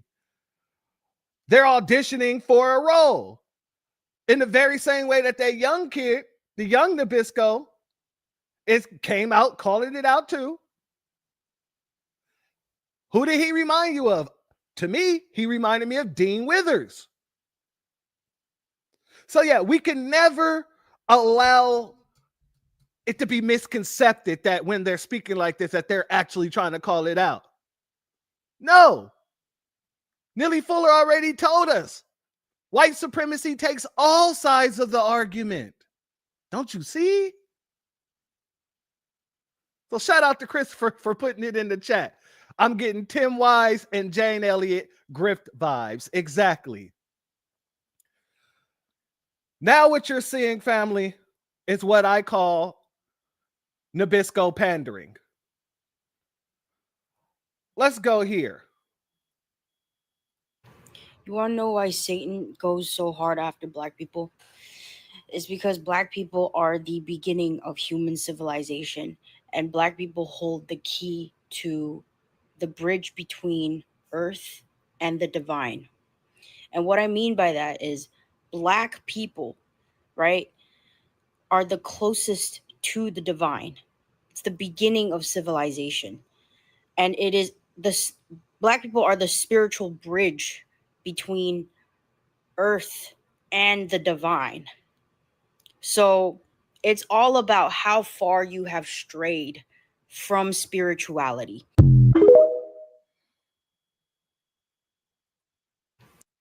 The reason it matters that Jesus is black, yeah, I know what you're saying. It doesn't matter. It matters, bro. We stole an entire identity from these people. There was a race that was chosen by God, okay? When God was playing this Sims game, he chose a black character, okay? Because that most closely related and identified with his personality. He wanted to be humble. He wanted to come as a meek person. Bro, the entire Bible is a redemptive story about black people. From going from last to they're going to be first, bro. It's the entire Bible is like the redemption of a race that was being used for slavery since the beginning of time. Think about this. This is why black people are superior to white people. This is why they can run faster. They have harder heads. This is why they can jump higher. They're the chosen race of God. It's so in your face, dude. The Egyptians with the cornrow hair. And now, where are all our Egyptian people, bro? I don't have any Egyptian friends. I've never met an Egyptian, dude. It's like they just disappeared, dude. What happened to that whole race of people? It's black people, okay? When you read the Bible, the reason it doesn't make sense to you is because you're not replacing the word Jew or Hebrew with black person. Black people. You have the most sacred, beautiful position. You have the biggest shoes to fill. I am so sorry for everything. You'll all see. You'll all see when we get up there. You'll see when we get up there and Juicy J is playing, okay? You'll be like, oh, oops, crazy dude on TikTok was right. It's everywhere in history. White people whitewash history wherever we go. We take that for ourselves. Bro, So this Nabisco think he's going to see us up there. Yeah, I don't know about that. You know, you might. I don't know. I ain't going to say what the Most High is going to do. I'm just saying, I don't know about that. Now, shout out to our brother AO. He said, this is beyond pandering. No, I'm about to show you beyond pandering, my brother. I'm about to show you beyond pandering. Give me a hot second. Salute to our brother Jesse Parrish. Church, can you share these videos with me on X? I got some Charlie Kirk supporters to debunk later. I'll send them all to you, family. I'll send them in links.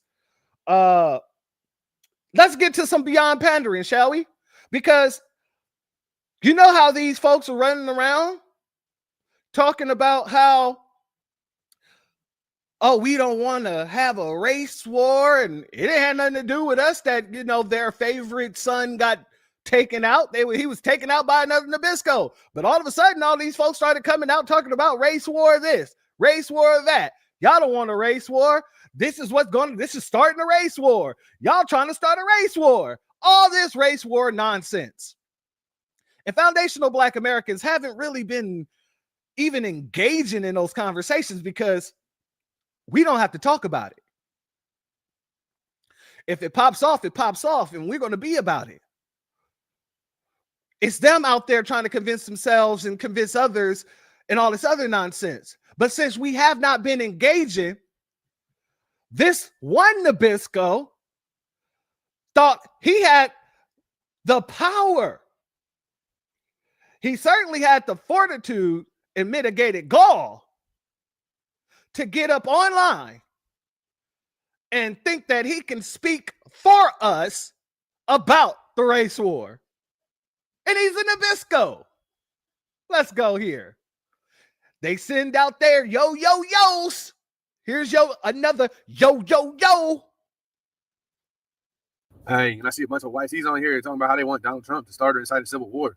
No, the fuck you don't. Because, pussy, this ain't what you want. I promise this ain't what you want because it ain't going to go how you want. I promise you it ain't going to go how you want. Look, y'all think that all the whites he's going to ride out with you, but y'all got like fucked up. There's a whole bunch of them in the pockets of the hood, just like myself. They've been rocking with the indigenous forever, and we never gonna stop. And we gonna be on your fucking ass. The ones on the front line throwing the first punch, but ain't gonna be no punches. It's gonna be punches from the fucking end of the barrel, bitch. Ain't gonna be no punches from the fist. I swear to God, on everything. Y'all think, oh, we're some rednecks. We're gonna kick this shit out. We're gonna get it. No, the fuck you ain't, because this ain't what you want. I promise this ain't what you want. Like I said, there's a whole bunch of white tees riding with the indigenous chosen ones, and that's just the way it fucking is. Like I said, there's a whole bunch of them like myself that grew up around nothing but indigenous ones all up in the hood through there like that, and we never turn our back on our brothers and sisters. You hear me? And that means it's not good for y'all. Back in the day, it was everybody against them. Now it's not. There's a whole bunch of people riding with them, and that's what the fuck you pussy motherfuckers fail to realize. And you're gonna find out real quick. So keep pushing, keep poking the fucking bear, trying to kick off a civil war, trying to incite some shit, and you're gonna really regret it, because all you bitches gonna be taking dirt naps. All you bitches gonna be 10 feet down, bitch. All you bitches gonna be done. I promise, because it's not gonna go how you want. Like I said, this ain't what you want. It's not at all, because yes, there's a decent amount of y'all, the racist motherfuckers, the white motherfuckers, hillbilly motherfuckers that think, oh, we're gonna do that, we're gonna do that. Man, Trump don't even like y'all bitches. He using y'all as pawns. That's what you don't see. Y'all are so stupid. You really think they give a fuck about you? They're all in on it together. They don't give a fuck about you, me, or none of us. But like I told you, this ain't what you want, because we ride with our brothers and sisters, and I promise you, the indigenous one is gonna come out on top, because it's God's timing, divine timing, bitch. Ain't none of you pussy motherfuckers can do nothing about divine timing. You understand that, right?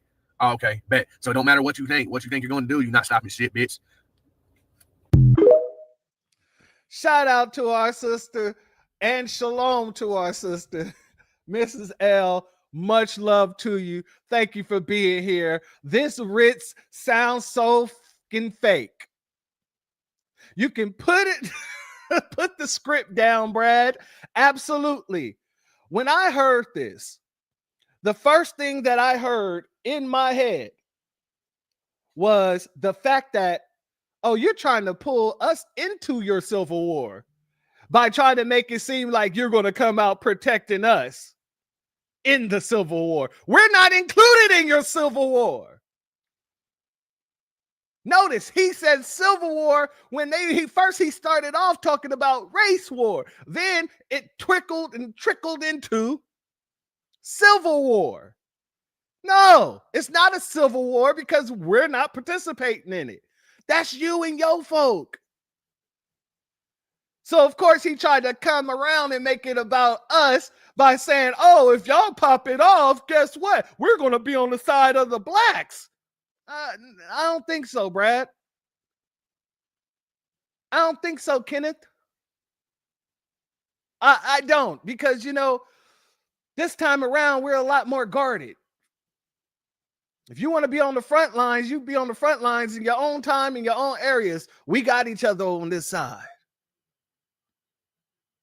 So yeah, that's the beyond pandering that I was talking about. He really thought that he was doing something by saying that.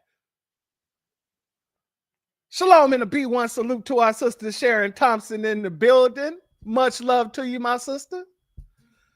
Now that we done got through that, let's move to the next subject, shall we? Let's talk about this lockdown. Excuse me, the government shutdown. What happened? And what's the reason why our government shut down? Apparently, the Democrats and the Republicans are pointing the fingers at each other.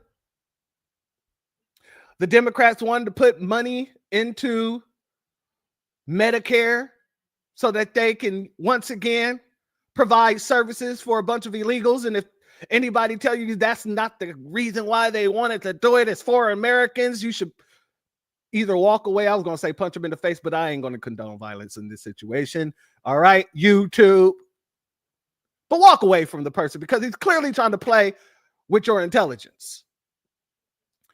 And the Republicans is calling that out. But the Democrats are also pointing the fingers at Republicans, saying it's really you and Trump that's not allowing us to sign this bipartisan bill that was already passed through the House. That got over to the city and then we killed. So let's start all here. This is a Democrat talking point. They say we're not actually trying to give healthcare benefits to. And family, let me say this. Ever since South Park took this man and made him a caricature, I can't unsee it. I can't unsee it. Put a white suit on him. This is a Democrat talking point. They say we're not actually trying to give healthcare benefits to illegal aliens, and here's why it's not true. There are two Biden-era programs that explicitly gave the taxpayer healthcare money to illegal aliens that we turned off when President Trump took over in January. Program number one is there's a lot of emergency healthcare at hospitals that are provided to illegal aliens. That was funded by the federal government. We turned off that funding because, of course, we want American citizens to benefit from those hospital services, not to be taxed and then to have those hospital services go to illegal aliens. The second of which is the Biden administration gave mass parole to millions upon millions of illegal aliens, and then they simultaneously made those parolees eligible for healthcare benefits funded by taxpayers. In the One Big Beautiful Bill, President Trump and congressional Republicans turned off that money to healthcare funding for illegal aliens. The Democrats want to turn it back on. And in their initial proposal, the first thing that they put out to reopen the government, they actually turned that money for healthcare benefits for illegal aliens back on. So it's not something that we made up. It's not a talking point. It is in the text of the bill that they initially gave to us to reopen the government. It's preposterous for them to run away from it now. But look, let's set that all to the side. Let's open up the government. Let's negotiate on all these healthcare policy issues. Obviously, we're not going to support healthcare benefits for illegal aliens,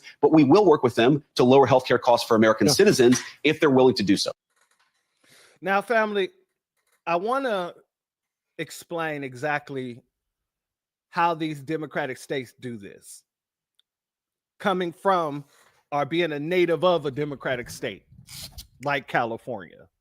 Really, I don't even have to explain it to you guys, but I'm going to explain it for people who may catch this in the playback, who don't have this information. The way it works is that these states get federal funding for different programs. These illegals aren't supposed to get any of these programs. They're not supposed to be able to get these programs, like Medicare or Medicaid. But as you saw with Gavin Newsom and Karen Bass, they were willing to take funds away from other areas that was well funded and take that funding and create programs and allocate those funds to create programs for illegals. So, as we just saw, Gavin Newsom created a state-sponsored program, or what he called a state-sponsored program, where they're now $12 billion in debt because they were giving out Medicare to illegals. In the very same way that they didn't have the funding and the money when those fires took place in California, because those funds were reallocated to programs for illegals. This is why there is an audit going on, and this is why there was an audit going on previously with, Doge or whatnot, because federal funds are being taken. They might be put into one program. Later, when they see that they need those funds, they will reallocate those funds from one program to another program. This is how these devils get down. So then when you go look it up online and you look for all the different instances of illegals getting federal funding, it's basically told to you that that's misinformation. And that's because they're taking those funds and reallocating them into different programs that was already state-led and ran. Shalom to our sister Andrea Jones. Thank you for your Cash App donation, family. Your donation is blessed tenfold, and I appreciate your contribution as always, my sister. Let's go over here, family. I wanted to make sure I explained that because I'm going to actually prove that in a little bit. Let's go here. The Democrats' proposal is designed to prevent millions of Americans from losing their health insurance, losing Medicaid coverage, or paying higher health care premiums. Why are you against that? That's an absurd statement, what you said there. Let's be clear about It's a what happened factual last statement. night, George. No, George, let me tell you what happened last night. Everybody can go and review the facts for themselves. 44 Senate Democrats voted to reject a clean, nonpartisan continuing funding resolution to keep the United States government open. The Democrats said instead that they wanted to give health care to illegal aliens instead of keeping critical services provided for the American citizens. That's what happened, plain and simple. Every Democrat in the House, except one, voted against the clean continuing resolution. It was nonpartisan in nature. There are no policy riders on it that Republicans favored. It's exactly what Chuck Schumer and other Democrats voted for in March, but they've changed their tune. They changed their tune because Chuck Schumer is having political problems right now. That's just a simple fact, and everybody knows it. He's trying to outrun the far left portion of his base, so he's decided to inflict pain on the American people. Here are That's the facts. reality of what we're facing. Here are the facts. The proposal does not provide health care for illegal immigrants. Illegal immigrants cannot buy health care under the Affordable Care Act. They cannot receive health care subsidies. No. Illegal immigrants are ineligible for Medicare, Medicaid, and the Children's Health Program. The Democratic bill does not make them eligible. These people are still running around here trying to convince us of their lie. And guess what? It's not working. Because we've been seeing right now, when you call a hospital, or if you go to a hospital, let me make that clear. When you go to a hospital, if you don't have the money to go to the hospital, guess what's going to happen? You're going to get a bill. Illegals, they get to actually pull from those emergency funds when they go to the hospital. They also get special funding in order to get whatever medical or let's say they need pills or something like that. All that is funded. But you're making it seem like, well, it's not through that program. It don't have to be, because y'all already gave the funds to these hospitals, and these hospitals decide who these funds are allocated to. It isn't the other way around. Y'all not giving them the money and saying, hey, this only goes to American citizens. That is not the case whatsoever.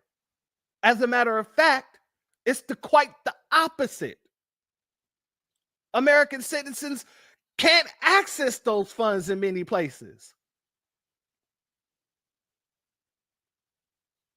Let's be clear about this. Let's go here, family.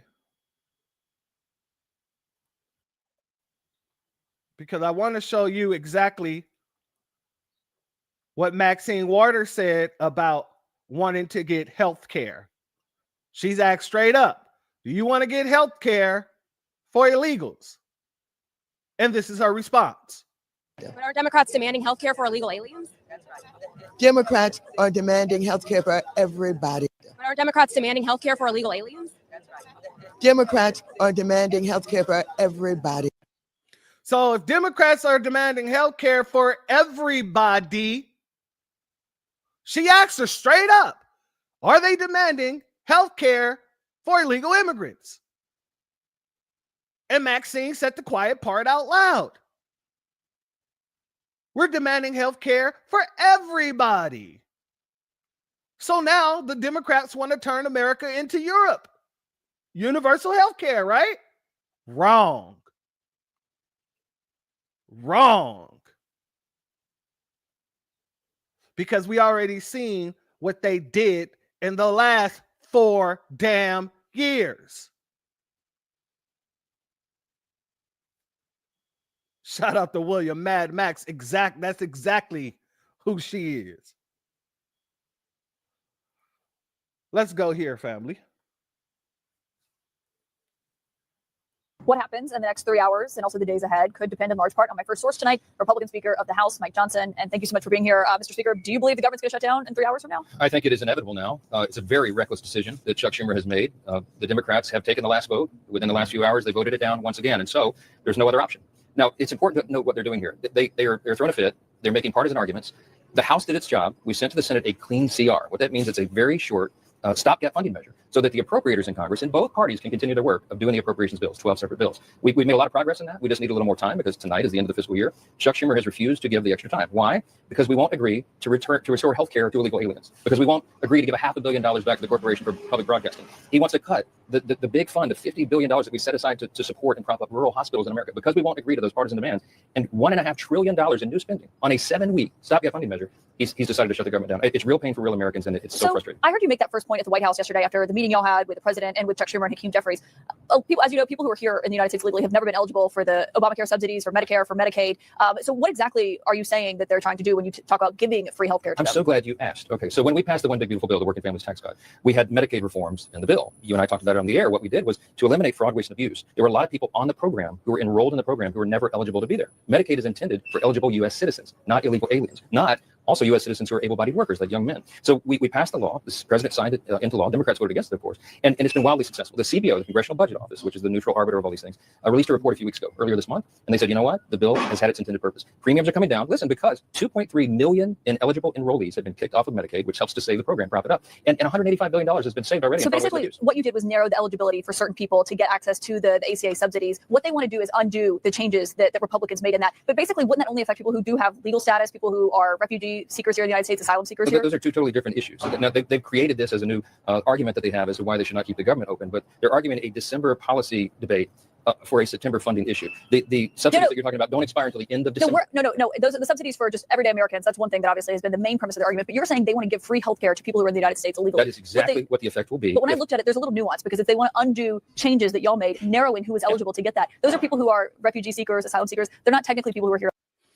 All people here illegally. Ain't no refugee seekers, asylum seekers. It's just been a bunch of illegals bum rushing the goddamn border because Biden kicked the damn door open for all of them to come in. And everybody claim, oh, I'm a refugee seeker, I'm an asylum seeker, but they won't go to their damn court cases. That's why many of them have orders of removals. See, they keep trying to play that game as if we're stupid. And they're talking to some of the most educated people of all time. They're trying their hardest, but also they're trying in different ways. You see how, Mike Johnson here. Mike Johnson, I gotta show y'all this. Hold on. Mike Johnson is getting threatened. And when I say getting threatened, Mike Johnson is being threatened by the rainbow community. See, apparently, good old Mike, he likes to pipe. Oh yeah, apparently the gay community is coming out threatening if he didn't, excuse me, because this is past tense now, if he didn't force that bill to go through, or excuse me, if he didn't put in the Medicare situations into the bill, agree upon that situation, that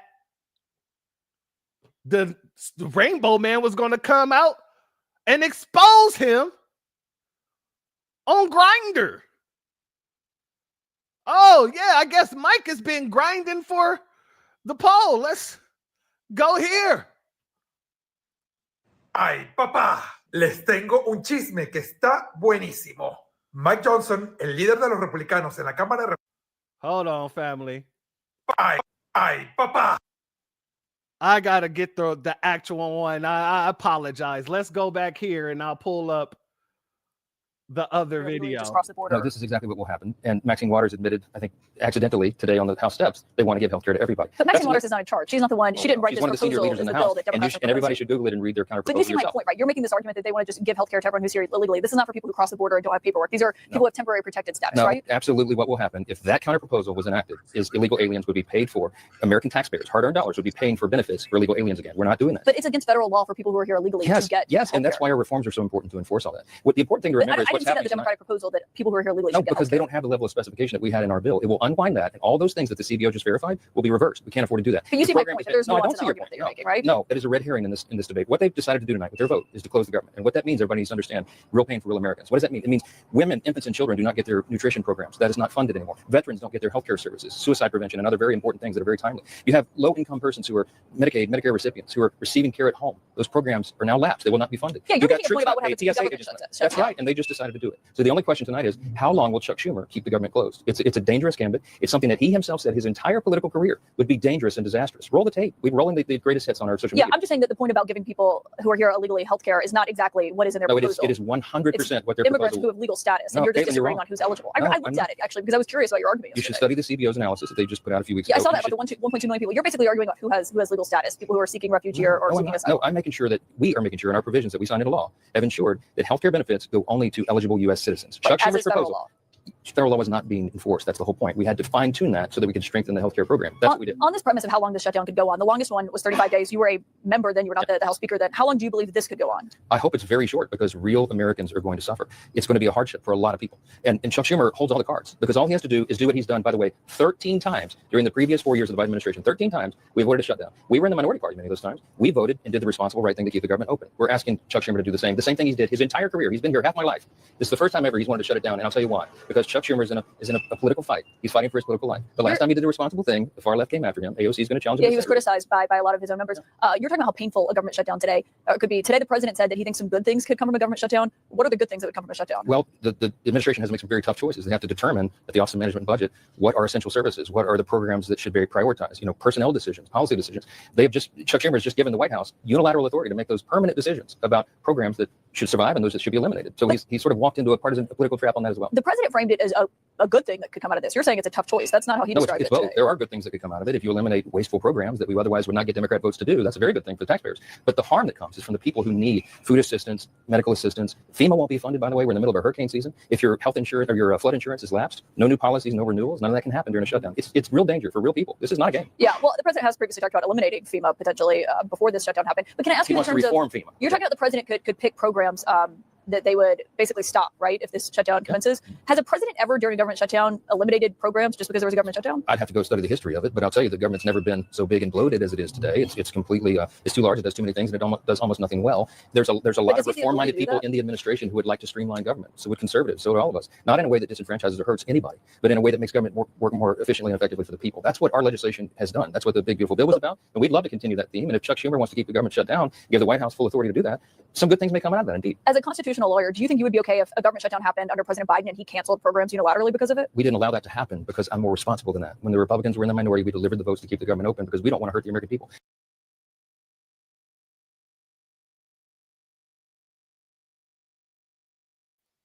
Damn, family. That was actually a good answer. I ain't gonna lie. You know, he said I was responsible enough to make sure the government didn't shut down. I got to give him that. That was a good answer. But let's go here, family. Like I said, I want to show you the messiness that's been happening here. Let's get into some of this messiness because it definitely is 100% messy. Let's go here, family. Okay, it's Tuesday, September 30th, 2025 at about 2 p.m. Eastern Standard Time. In consultation with close friends, family, and my attorney, we have decided the following steps are necessary. Any and all materials in my possession related to this matter have now been turned over to a trusted media authority, an investigative journalist who will then vet the information and report as necessary. Any and all copies of this information that were in my possession are now out of my possession and have been turned over to several different sources. If anything should happen to me, this will trigger those sources to release that information as well. This is hard. This is something I never planned on. Obviously, it got the attention it did. TikTok has put an account ban warning on my account and taken down that video. So I'm keeping you updated, as many people have asked me to do. I am not backing down. This is democracy. Democracy will prevail. They may get me in the short term, but in the long term, democracy will prevail. Now is the time for us to stand up and speak out for what is right. They can remove my videos. They can silence me. It's your turn. Please stand up for what's right. Get loud. Civil disobedience may be the answer here. The best thing you can do, and people have asked me this, is to go to the link in my bio and help my legal defense fund. This is going to be very expensive, and lawyers like to get paid. This is in no way any type of a grift situation. I need to pay attorneys. And if you can so do, please do. And if you can't, please share out that link. This is our democracy. We need to stand up for what's right and what's good and defeat this evil regime. It's interesting that he's calling it an evil regime, and of course it is, but you know, pot, meat, kettle. When you're sitting here blatantly trying to blackmail a sitting official. Like, I don't get it. These people are off their rockers. And then when the popo come knocking at their dodo, now they're on line begging for help. Family, don't let any of this right here fool you. Okay?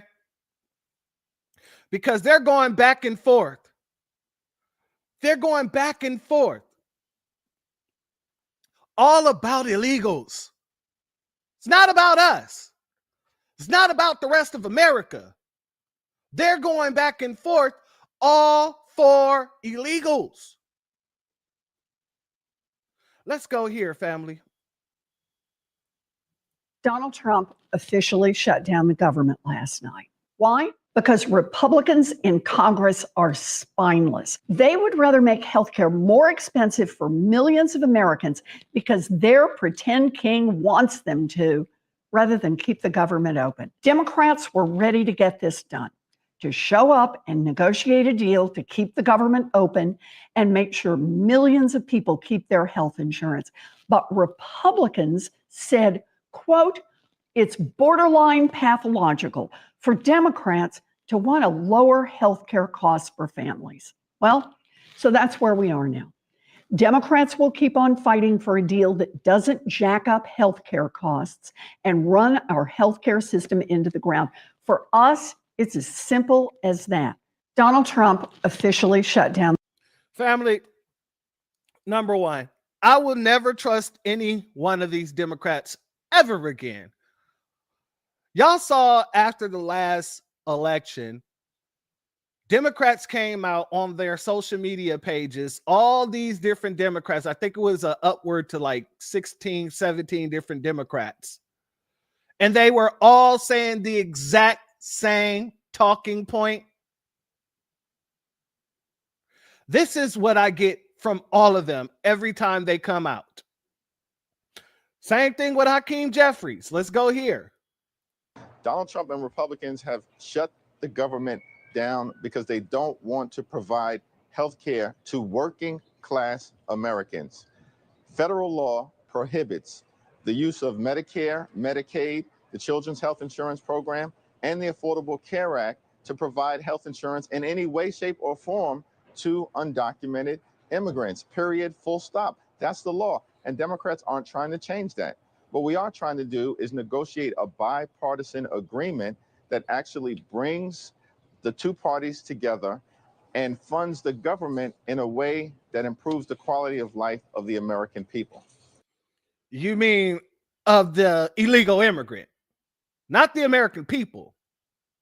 Because we saw what y'all did with all those resources when you had the power. Let's go to Cory Booker. We just went into a shutdown because Republicans refused to work with us to deal with the healthcare crisis that they created. Donald Trump and Republicans control the House of Representatives, the Senate, and the White House. They need to do their job and put forward a budget that will help Americans. I've heard from New Jerseyans all over my state that they are struggling with. Notice what he did with his demon ass. Of course, he went to a black woman. When everything they're fighting for is for illegal immigrants.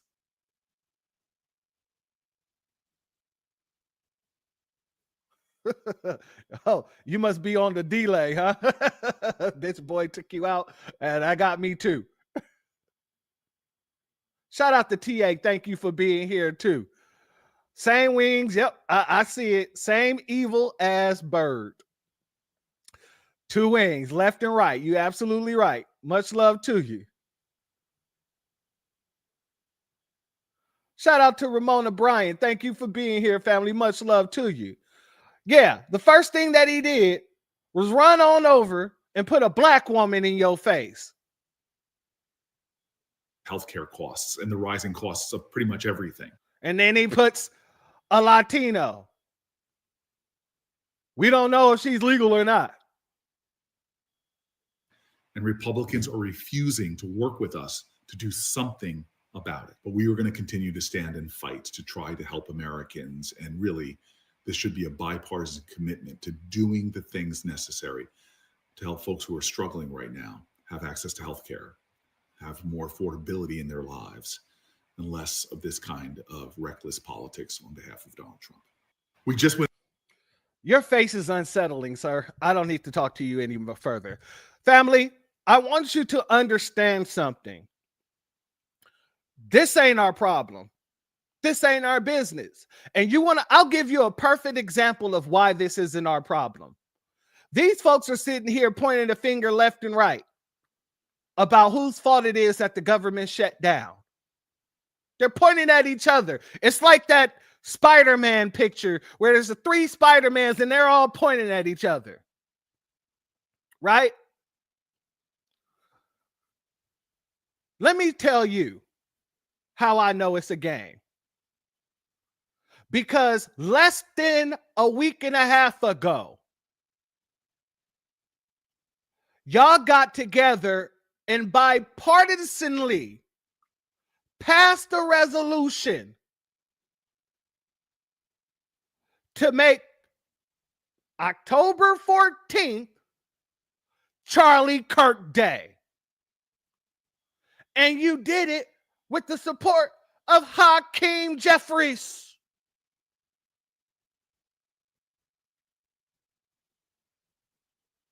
So yeah, this is just a damn game.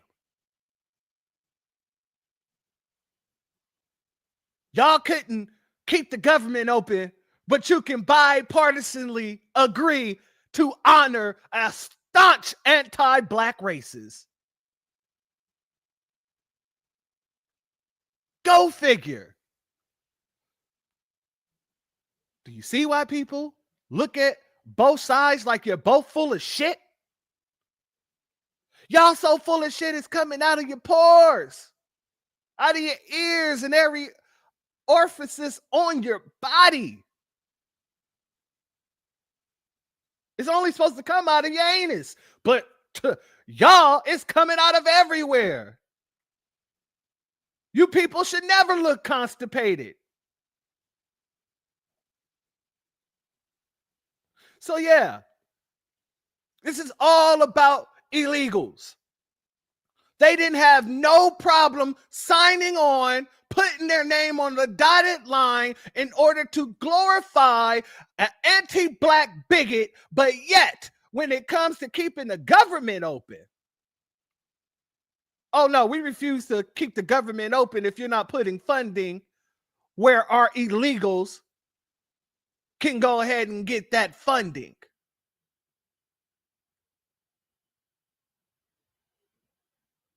We want to make sure everybody has Medicare. We want to make sure everybody has health care. In the words of Maxine Waters. Are Democrats demanding health care for illegal aliens? Democrats are demanding health care for everybody. But are Democrats demanding health care for illegal aliens? Democrats are demanding health care for everybody. So yeah, family, this ain't none of our business because we're not even put in the business. We're not even in the contract negotiations.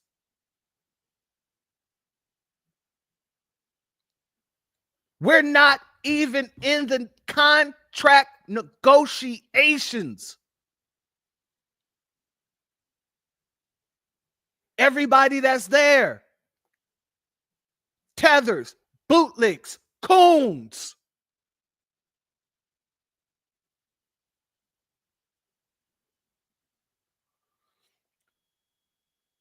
Let's go here. It's from the Department of Homeland Security. Department of Homeland Security investigates state of California, for providing federal benefits to illegal aliens. This is in May. And this is right here is going to prove exactly when I say they'll take funds out of federal programs and reallocate them, whether the federal government knows it or not. They reallocate the funds to other programs and then call them state-led programs. Immigration and Customs Enforcement, Homeland Security Investigations, Los Angeles Field Office issued a Title VIII subpoena to the state of California's Cash Assistance Program for Immigrants, CAPI. This program provides benefits to aliens who are ineligible for Social Security benefits because of their immigration status. But go to California and try to apply for your Social Security benefits. As somebody whose sister is on Social Security due to medical issues. Oh, she went through a hell of a time trying to get that Social Security. They denied her 3 or 4 damn times, and she had documented doctor's evidence to show that she needed it. But for anybody who don't qualify, that's an illegal, you can just join the CAPI.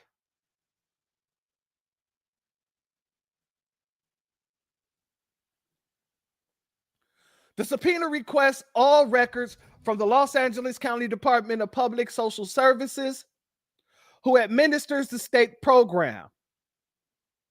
Notice how they call it a state program. Social Security isn't a state program, right?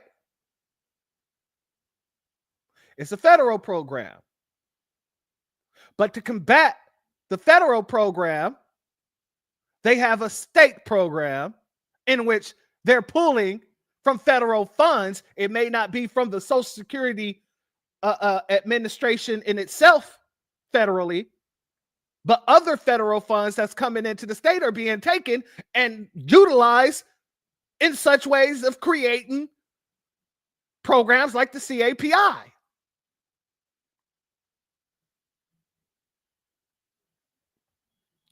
To determine if ineligibility, illegal aliens receive supplemental security income, SSI, from the Social Security Administration between the years of January 2021 and the present day. So this is all the stuff that they're asking for here. Applicant's name and date and birth, copies of application, immigration status, proof of ineligibility for SSI from the Social Security Administration, affidavits in support of the application.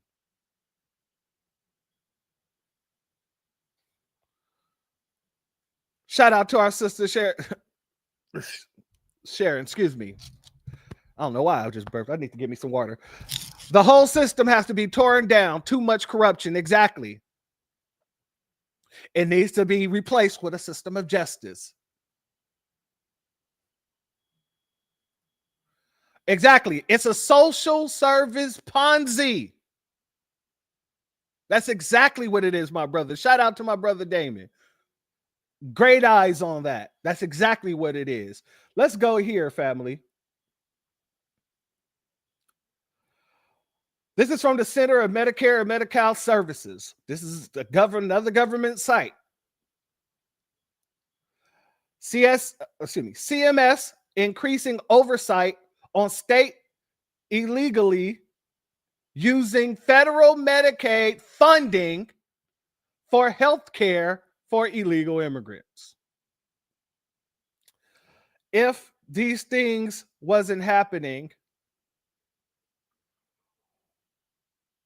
how do we have this information? The CMS announced today increased federal oversight to stop states from misusing federal Medicaid dollars to cover health care for individuals who are in the country illegally. Under federal law, federal Medicaid funding is genuinely only available for emergency medical services for non-citizens. So it's telling you here that even though other programs aren't available for them, they still can go and get the emergency medical services. That's being paid for by who? The federal government.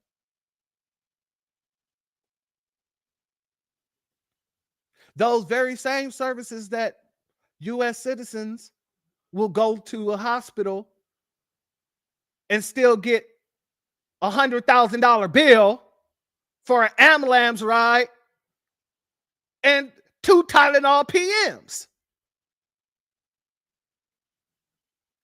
Oh, but the illegals, they can go and get emergency Medicare services.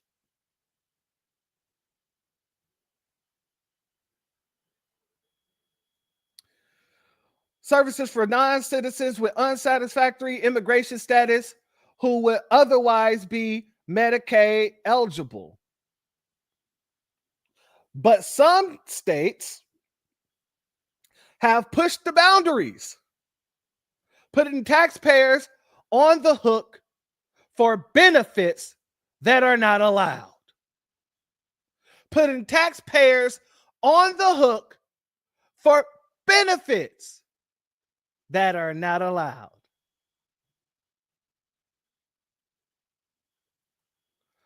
Shout out to our brother William. He said, I had to pay an agency to get my SSDI with back pay. Excuse me. Yeah, exactly. That's what my sister ended up having to do. She had to pay somebody in order to go and get hers. Family, I wanted to show you that, but more so than ever, I want to show you this too. Let me get rid of this real quick. You guys hear about the tether superintendent in Iowa who was making over $300,000 and he was here illegally? Not just here illegally, had an order of removal from 2024. Not only had an order of removal, but he was able to make it through the highest ranks with background checks, third party and federal, and got up in there and got that job.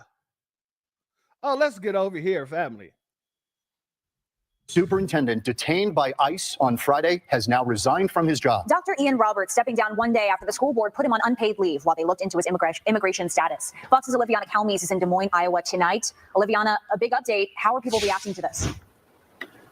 Yeah, John, Christina, we've been following this, and this is a big shake-up, seeing that he is now officially stepping down. That's announced by his attorney earlier today. And students at different schools have walked out making demonstrations about this in this afternoon following the announcement. Some saying free Ian Roberts, or holding signs that say education, not deportation. Now, the Des Moines School Board gave Roberts until noon today to prove he can work illegally in the U.S. Instead, his attorney, Alfredo Parrish, announced his resignation. Now, when asked about Roberts' current immigration status, his social security card, Parrish said he wouldn't comment. Well, both of those things I'm able to respond to, but quite frankly, I don't want to respond at this point. But as you may or may not know, certain people coming into this country are entitled to get a social security number. We thoroughly checked that out. That's not. Family, that is a lie. You are not entitled to get a social security number as an illegal, and that's why they use EIN numbers. He just told a blatant damn lie. The only reason in the way that people can get a social security number if they're brought to America by America, made asylums, given asylum, if they're permanent residents, and that's it. This man was neither of those. And he doesn't fit the criteria to have a social security card. So where did he get it from? There's so many things wrong with this case. They say he's a doctor. He has several master's degrees. But in other reports, it's not really showing that.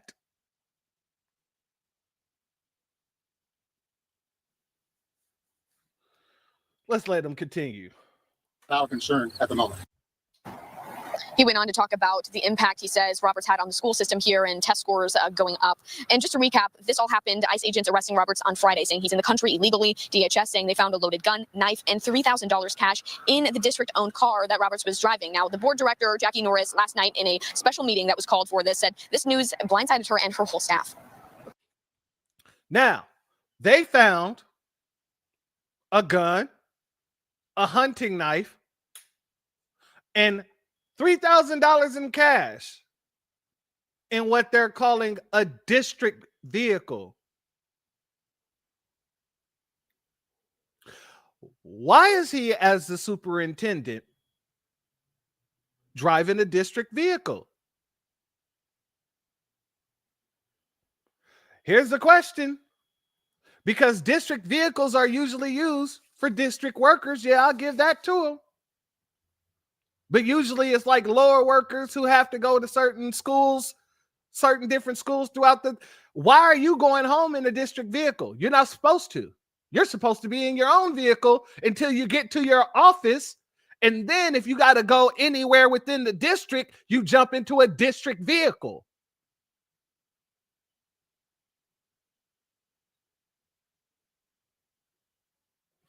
So that's one. But there's other things wrong too.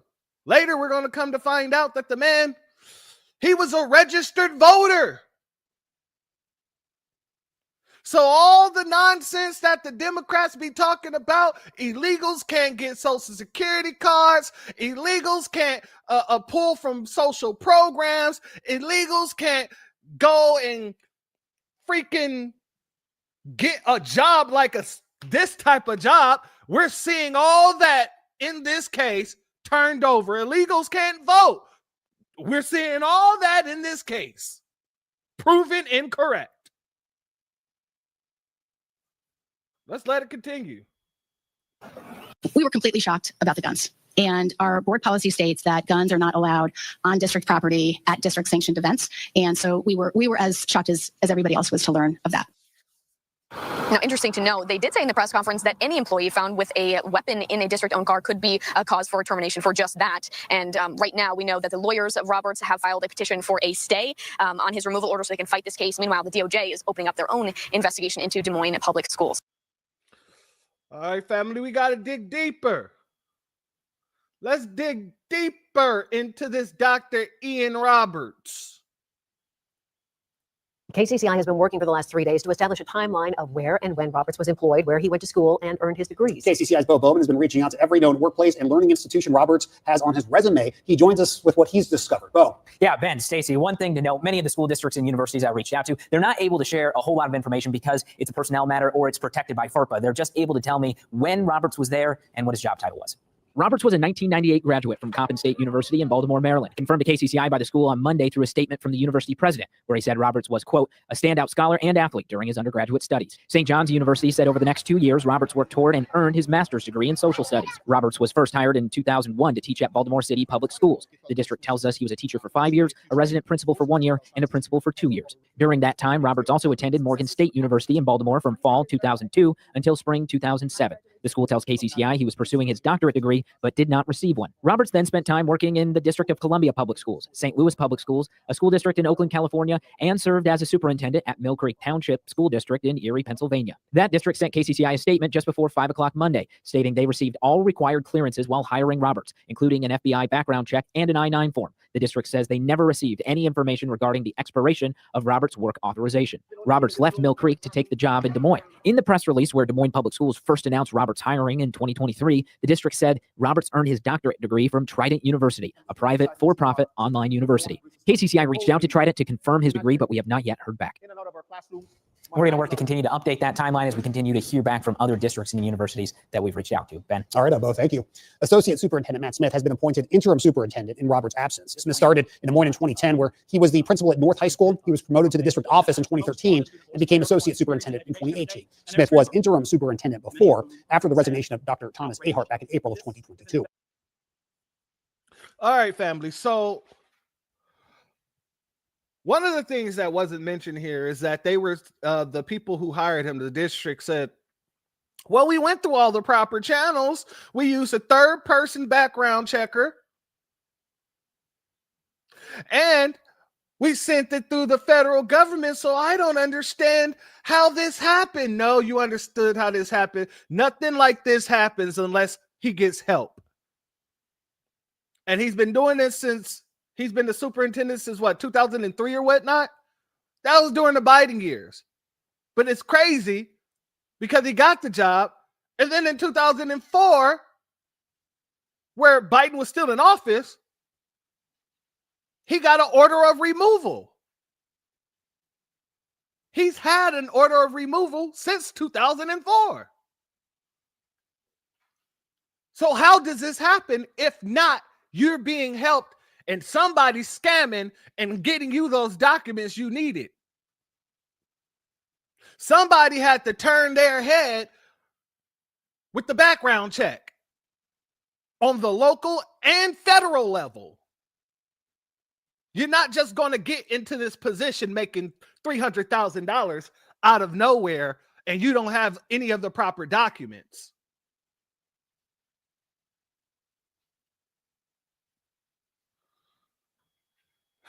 Let's go here, family.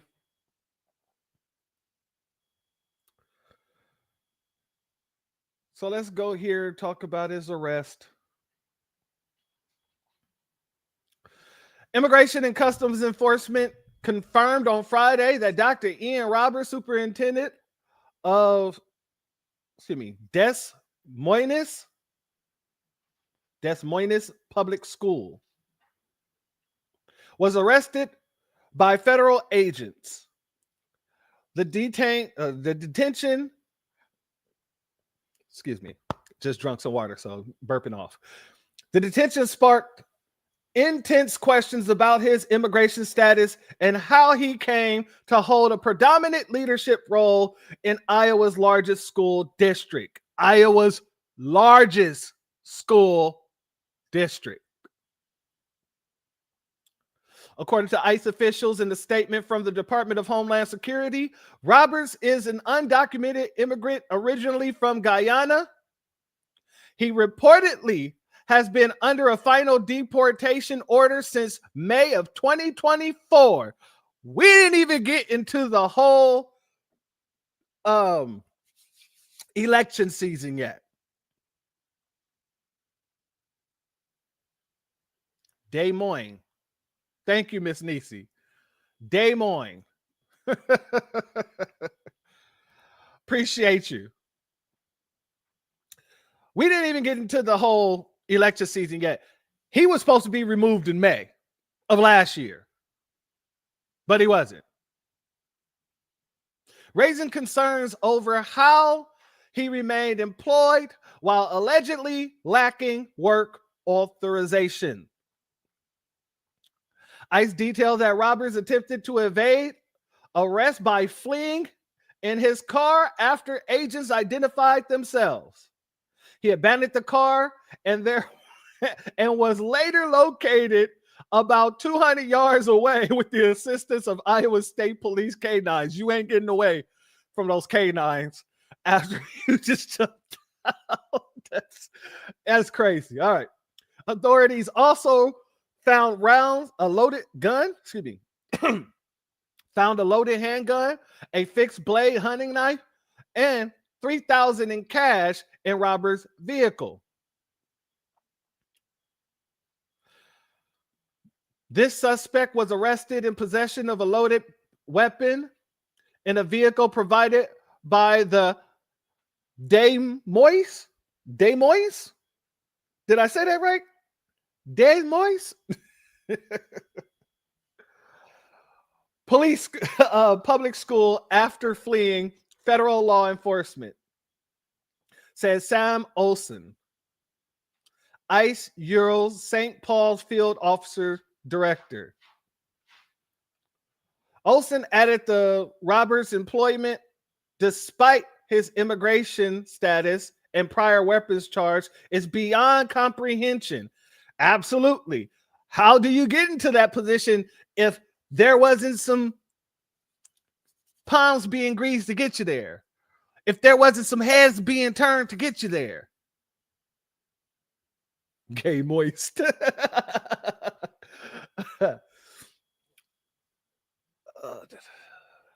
And should alarm parents in the district. Roberts, who oversaw over roughly 30,000 students, has been a visible figure in the community, born to Guyanese immigrant parents and raised in Brooklyn, New York. Family, it gets deeper than that too. It's going to get deeper than this. We're going to get there. Roberts began serving as superintendent in July of 2023. He also worked in education in New York, Pennsylvania, Maryland, and St. Louis.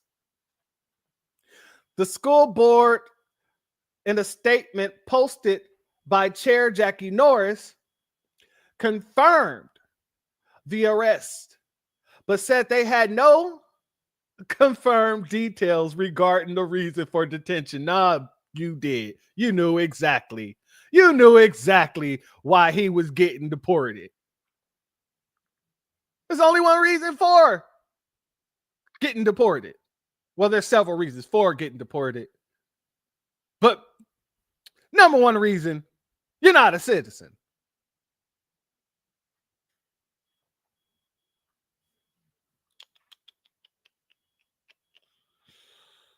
Okay, this all just goes back into the rest of what the news article is saying, how Matt Smith is going to be taking over as superintendent and all that other stuff. Okay, now,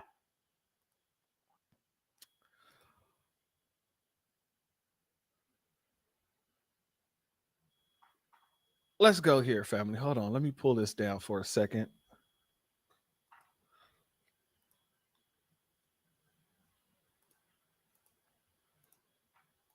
Okay. Let's go here. Maryland records suggest non-citizen Ian Roberts may have been registered to vote.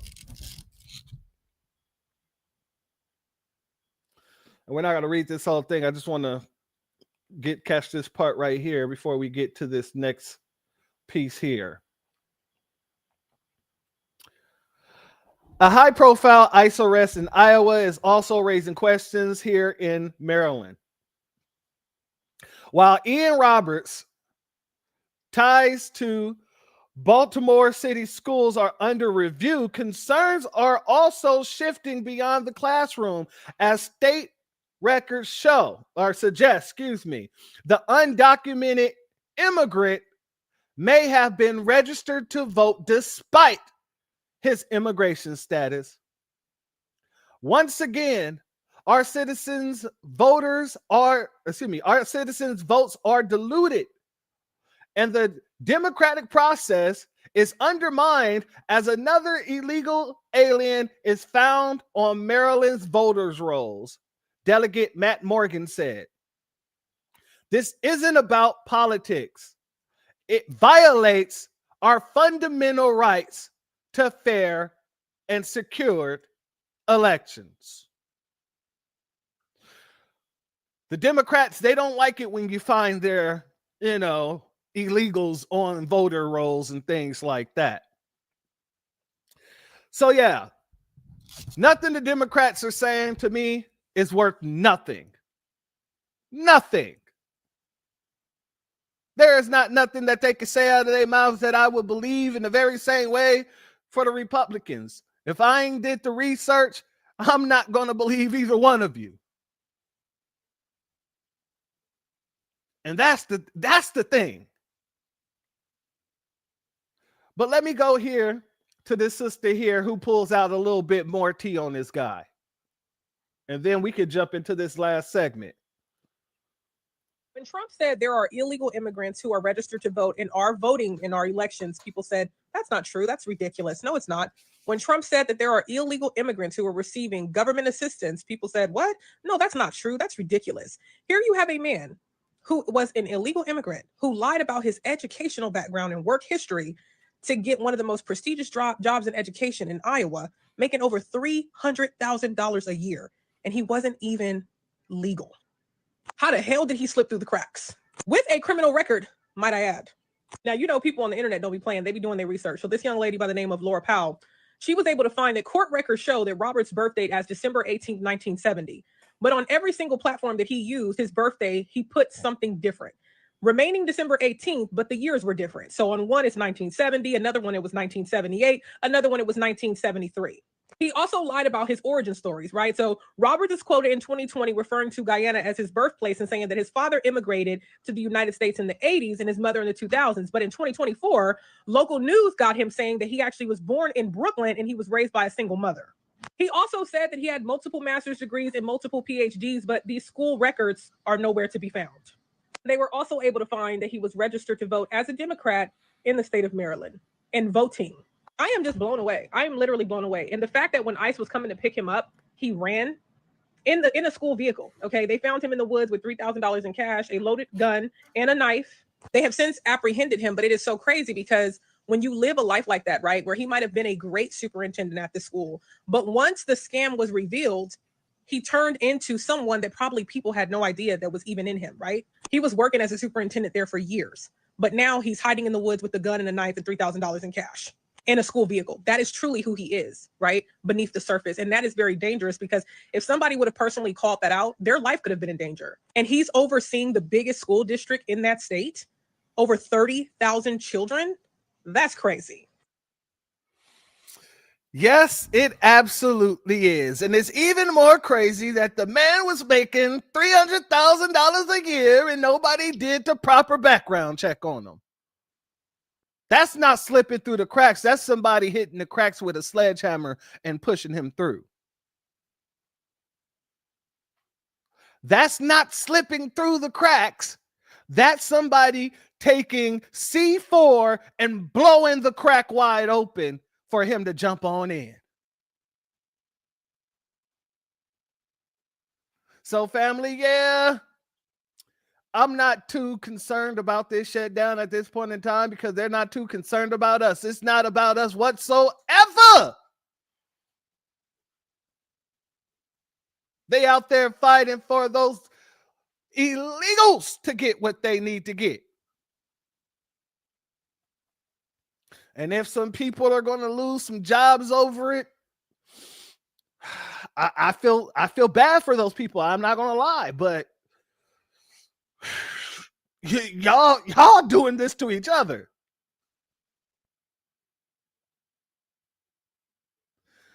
Let's hit this last segment, family, and I got to ask the question.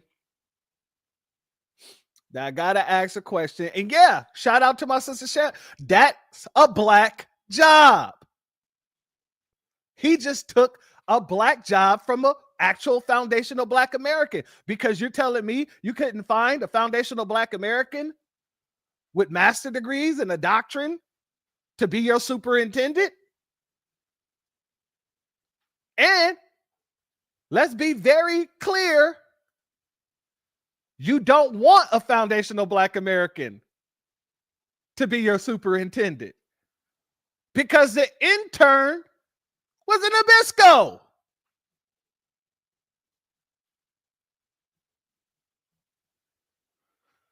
Boy, boy, boy. I tell you.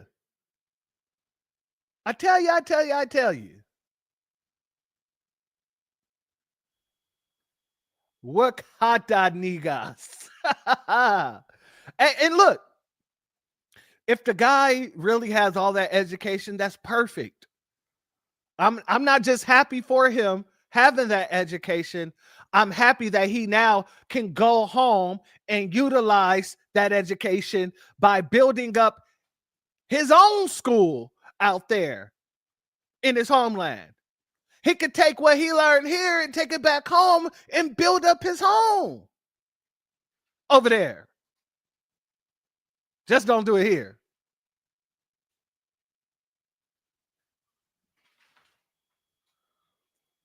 Shout out to Miss Nisi. She says, having been a U.S. government employee since 1993 after military charges, discharge honorably. Shout out to our sister, Miss Nisi, and your honorable discharge. And thank you for your service, my sister.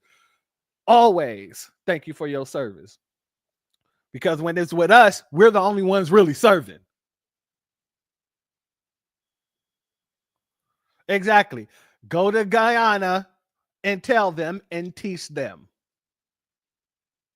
You should be a great asset to your home country.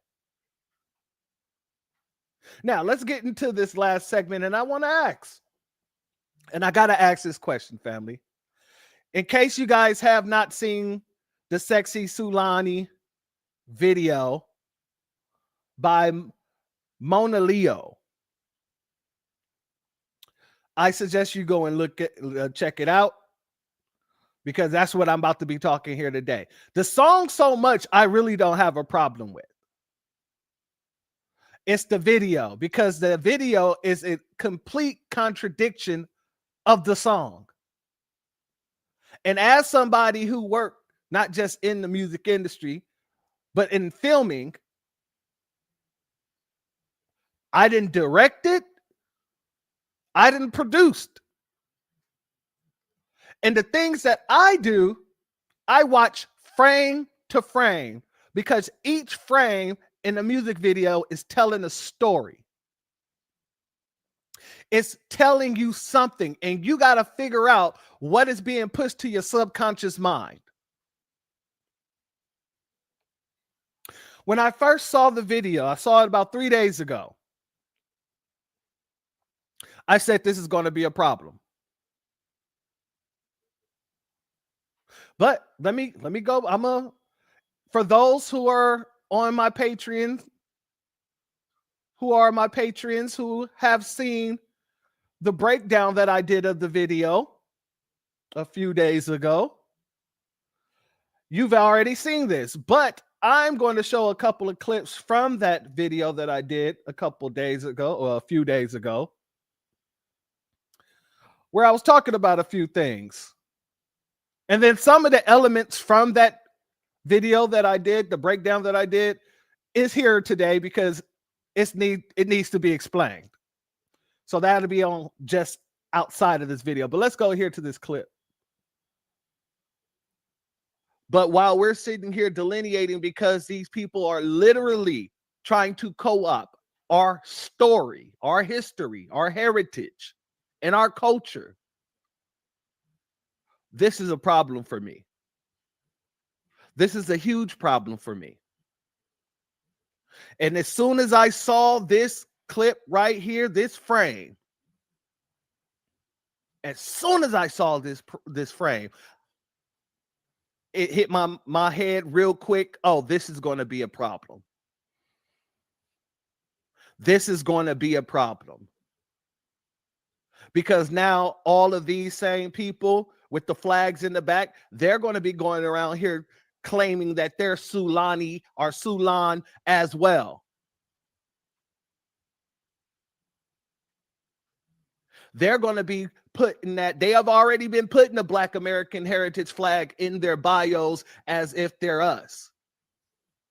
They're already jumping into our conversations as if they're us. So yeah, this is a big problem for me. All right. So yes, my sister, that is a BLM flag as well. The song in itself is paying homage to foundational Black American culture and the hoodoo culture, part of our culture, right? And I saw it as a problem because, like I said, when I first heard the song, I was like, okay, this is kind of a bop. She's over here talking about all the non-blacks to the back. Ugh, all the non-blacks to the back. I'm like, okay, all right. You're trying to make an anthem. I get it.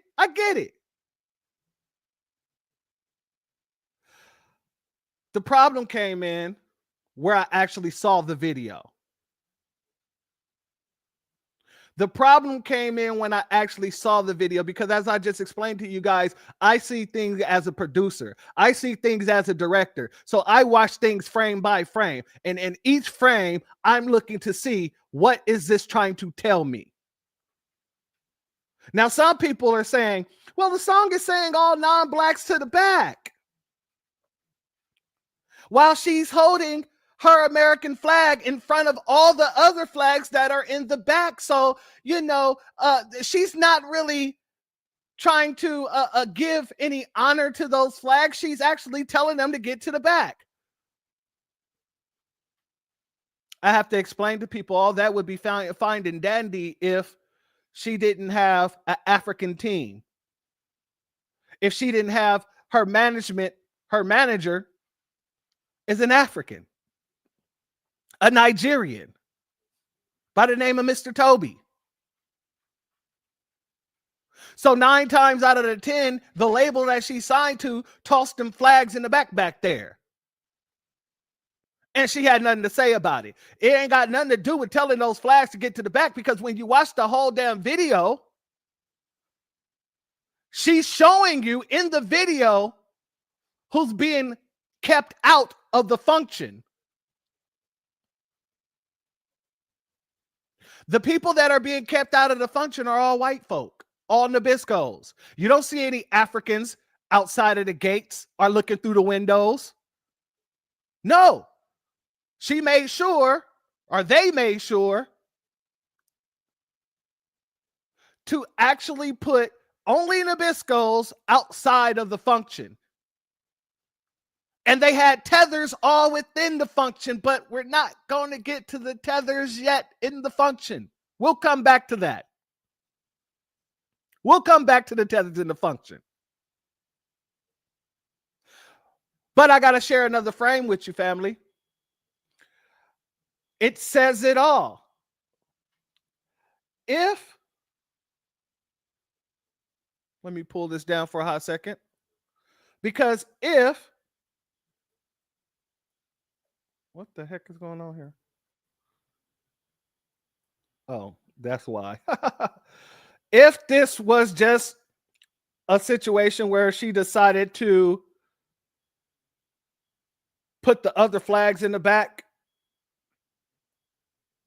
then you wouldn't have saw this frame either. Let's go here. I want you all to pay close attention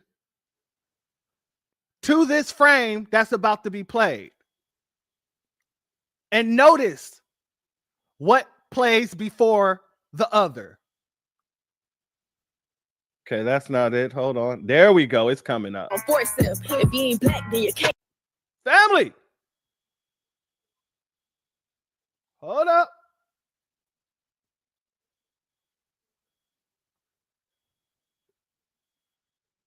Right here. If you ain't black. What flag is that? Family, what flag is that? That's not the Black American Heritage flag. Exactly, my brother Tay. Haitian before FBA. When I say I pay attention to these type of things, I pay attention for a reason. So all the people that are running around here saying we're overreacting, that's not what she was doing. She was just trying to say all them to the back. No, they clearly showed a full frame where they waved the Haitian flag before the Black American Heritage flag. No. See, they think we're stupid. And that's why I had to ask the question. Is this music video supposed to be a counterweight to the delineation movement of foundational Black Americans?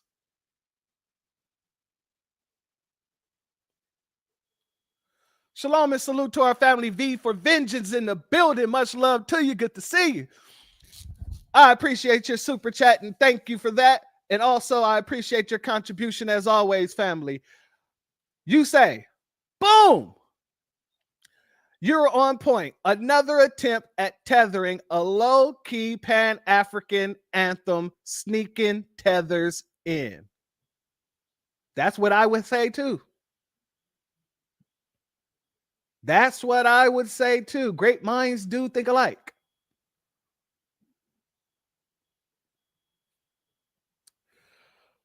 Let's move away from the clip because I made sure to show those clips very briefly because I don't want them flagging my stuff for her nonsense. Let's talk about what Sulan is. Sulani. Sulan is supposed to be and supposed to represent people who are descendant of slavery. And I spoke about this in my Patreon breakdown. It seems like Sulan was created around the time, was about 2000, somewhere around there. Foundational Black Americans was really getting off and we were segregating ourselves from everybody, the Democratic Party, the Tethers, the Congressional Coon Caucus. And so Sulani, I feel like, was a bunch of offsets because people wasn't rocking with Tariq. I never really tripped off of it because I don't really care how a person choose to identify themselves as long as they're actually connected to the soil. It's just a preference. I tell people all the time, but at this point, it isn't just a preference. Foundational Black American has solidified that it is a term that is very exclusionary. And all these other terms, for some reason, are becoming very inclusionary. Inclusive. Inclusionary isn't a word. I'm out here making up words again, guys. But even though this is supposed to be about foundational Black Americans or people who choose to call themselves Sulani, being descendants of still people enslaved here in America. Let's go here because it's all getting twisted up about what it actually means. So let's see what this young lady here has to say about it. Solon.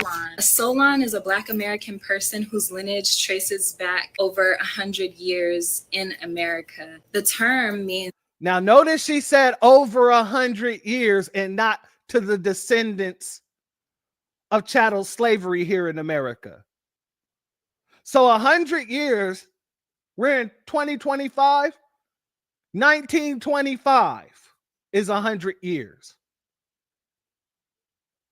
So if you have family that came to the country in 1925, she's telling you that you too could be a Sulani.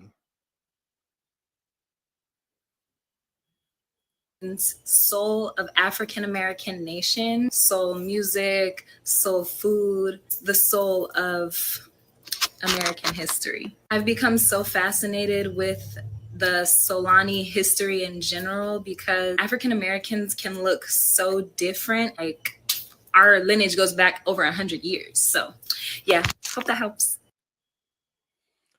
So, family, you see what I'm saying? What I'm saying is looking like it's more inclusionary or inclusive, while we're being exclusive at a time where we're making sure everybody knows that we're exclusive.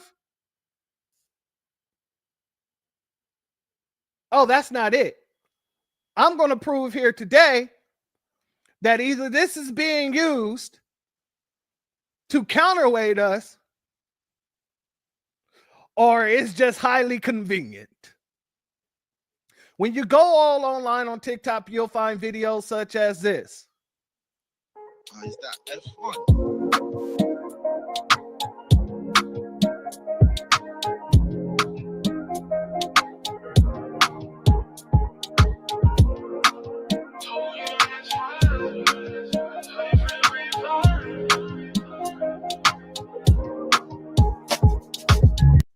Now, notice they took 50 Cent's 21 questions and put an Afro beat behind it. That's one. But let's look at this here. Sulan subgroups. Sulan subgroups. So they say Louisiana Creole, Macasco, the Afro-Seminole, Gullah Geechee, Americans, New York Ameris, Afro Novas, Jersey Ameris. Now, family, I did research and I can't find nothing on no Jersey Ameris or New York Ameris. But I did find some information on the other ones that we have to talk about. Salute and shalom to our sister LaShawn Kent in the building. Much love to you. I never see them at our restaurants. Never. No support whatsoever. Now, we don't have to talk about Louisiana Creoles because we already know about the Louisiana Creoles. We don't have to talk about the Afro Seminoles because I'm gonna be honest with you, I'm gonna take it as they're speaking about the Seminole natives. Okay, here in America. The Gullah Geechee, we ain't got to talk about them because we know our good dear brothers and sisters. The three I want to concentrate on right here, right now, is this Muskego, the Afro Novas, and Americans. Now, family, notice, under the Americans, their flag is what? The Trinidad flag.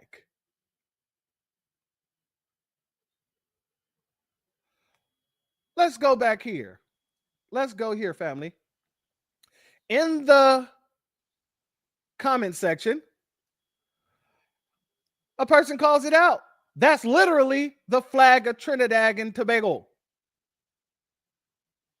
And the creator says, and it says successfully AA, successfully African American, really? Does that mean that you successfully blended yourself into the culture?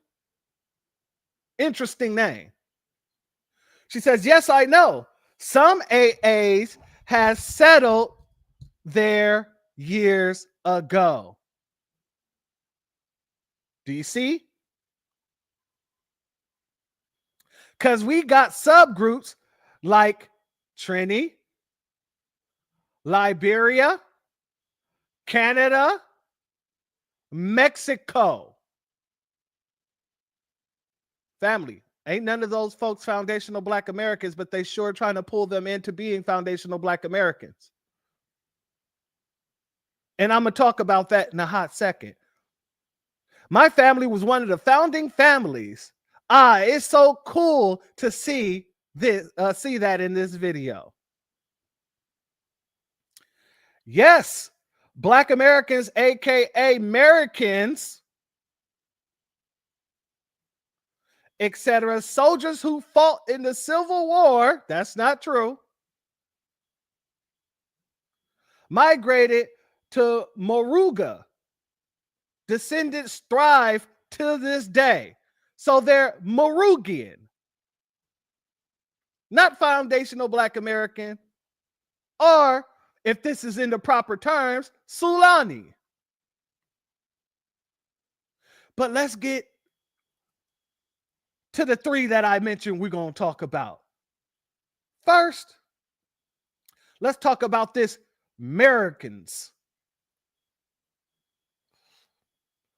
August of 2022, the Americans or Americans were formerly enslaved African Americans who fought and escaped bondage to gain their freedom and join the corps of Colonel Marines, fighting alongside the British against the United States during the War of 1812.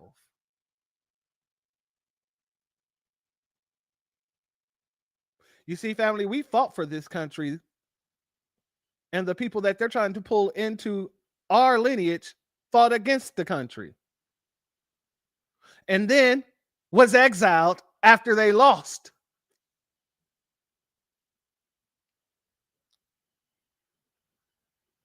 They said that comment said Civil War.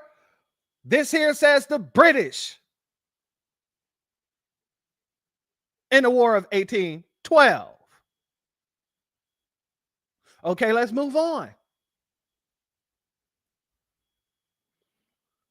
Exactly, my brother. These people keep popping up like weeds. And that's why it's up to us to take a lawnmower to that ass like nobody's business.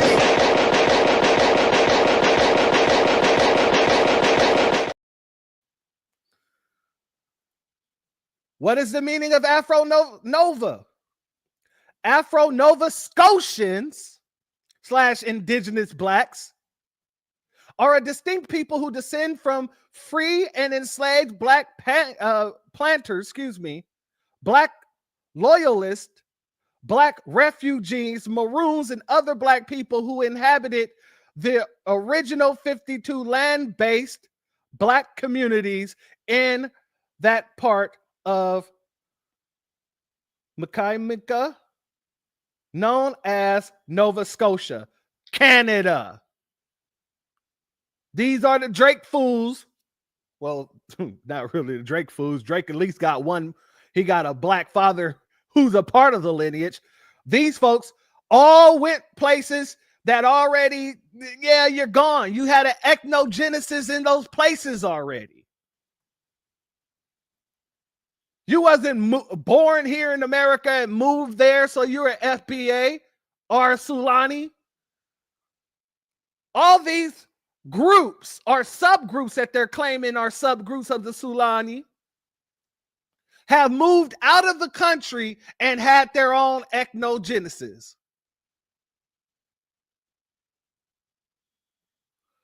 Let's go here. Talk about this last one. The Muskogos are an African descendant community in Coahuila, Mexico, formed by Black Seminoles who fled, didn't flee, made a deal with Vincent Guerrero in order to protect the border because Spain had just left Mexico and Mexico didn't have any resources. So they needed protection. They needed help. And they got the help in the form of the Black Seminoles, who they allowed to protect their border. But even those Black Seminoles who stayed over there had their ethnogenesis as well. If I'm wrong, please let me know. From slavery in the United States in the 1900s, they maintained their unique culture and heritage, including a vibrant celebration of Juneteenth. That's fine. If they're the descendants of slaves, former enslaved here in America, I don't have a problem with them celebrating Juneteenth, but they're not FBA anymore. They are whatever they are over there in Mexico. Exactly, Classy. Hold on. These groups smell reparations. Exactly. Exactly. And whoever put this together is trying to crowbar people in. Afro descendants.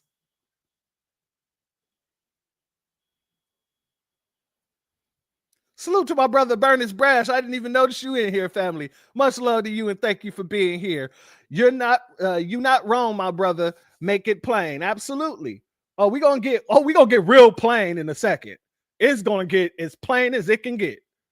If you don't like plain M&Ms, if you don't like plain chips, nobody like plain Nabiscos.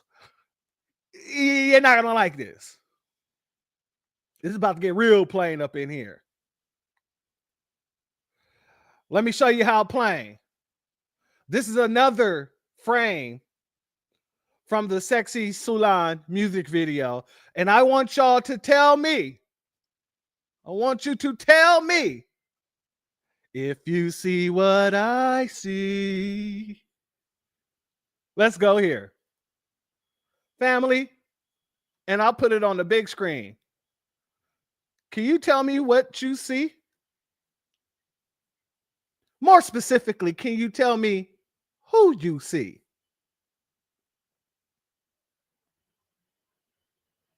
I'm going to give it a minute. Don't worry. I will wait. There we go. Classy K. Zesty Flea. Flea Man. A lion tether.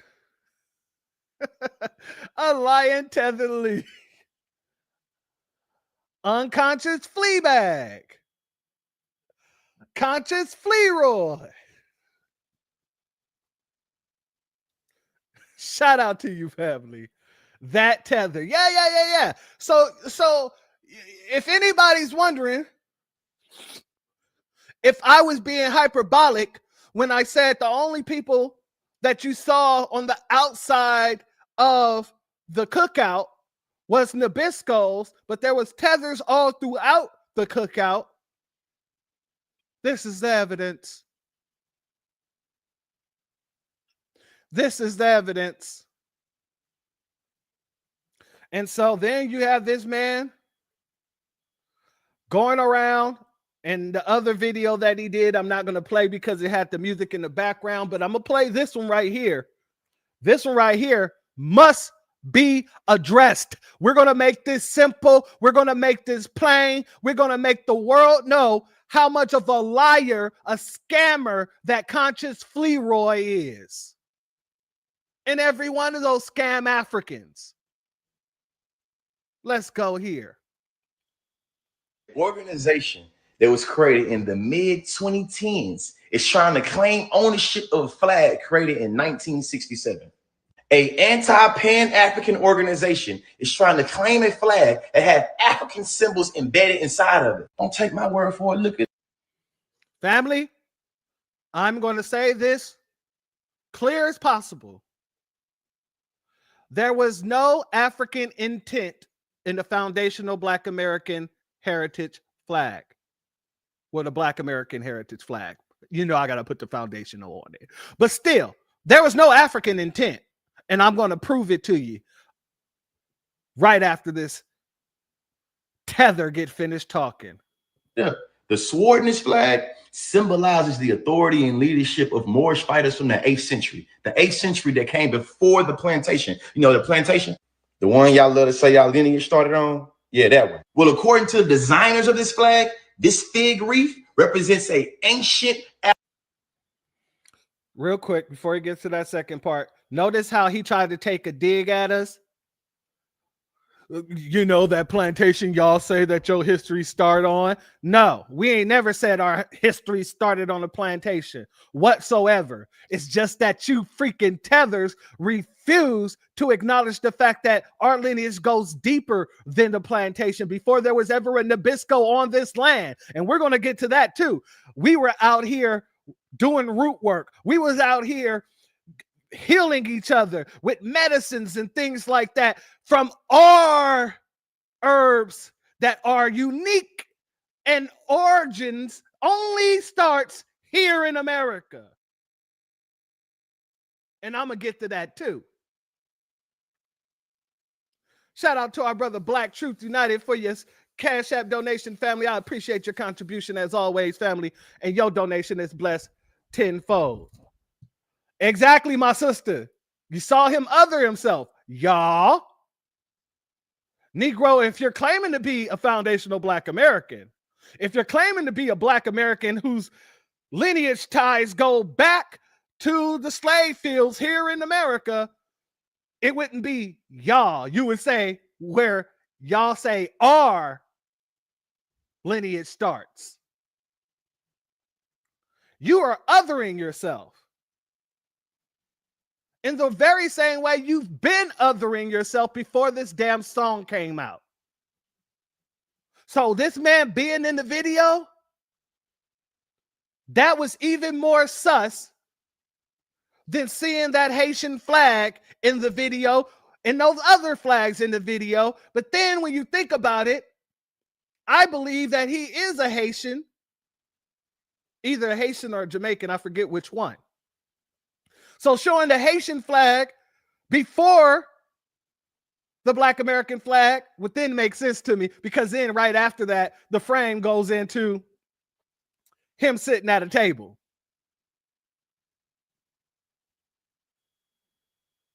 Let's get into it. I got to make it very, very plain. Well, according to the designers of this flag, this fig wreath represents an ancient African fruit that comes before the plantation. This right here all illustrates that the African American heritage is something that is so beautiful and magnificent. It predates before masters started putting us in this foundation of America, being able to strip us from our labor and being able to separate us from our flesh. Being against immigration is not going to get us our reparations. Notice how he jumps over to immigration. Notice how it goes from talking about foundational Black Americans to now he's talking about immigration. Being against immigration ain't going to get us our reparations. Being against other groups ain't going to get us our reparations. And then he's going to give a shout out to the quote unquote Black Americans that's proud of their quote unquote lineage without targeting illegals. Salute to Ach in the trap. Much love to you. Thank you for being here, family. As well as clicking up with white supremacists won't do it either. Hey, shut up.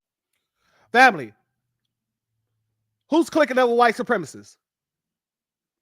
It's the tethers clicking up with white supremacists. It's the tether that's crying over Chucky Kirk. It's the tethers that's out here talking about you need to put respect on Chucky Kirk's name. What the hell is this dude talking about?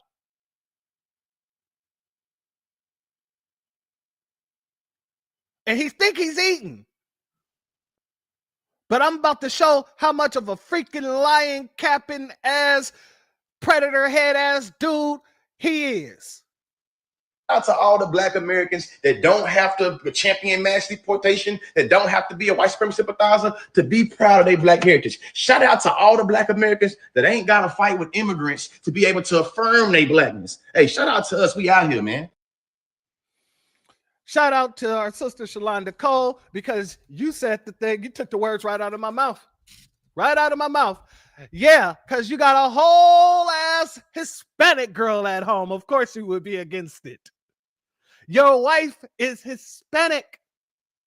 Your child is part Hispanic. So of course you would be against us standing on business. But family, like I said, I'm going to prove this man to be a liar, and that's all it's going to take.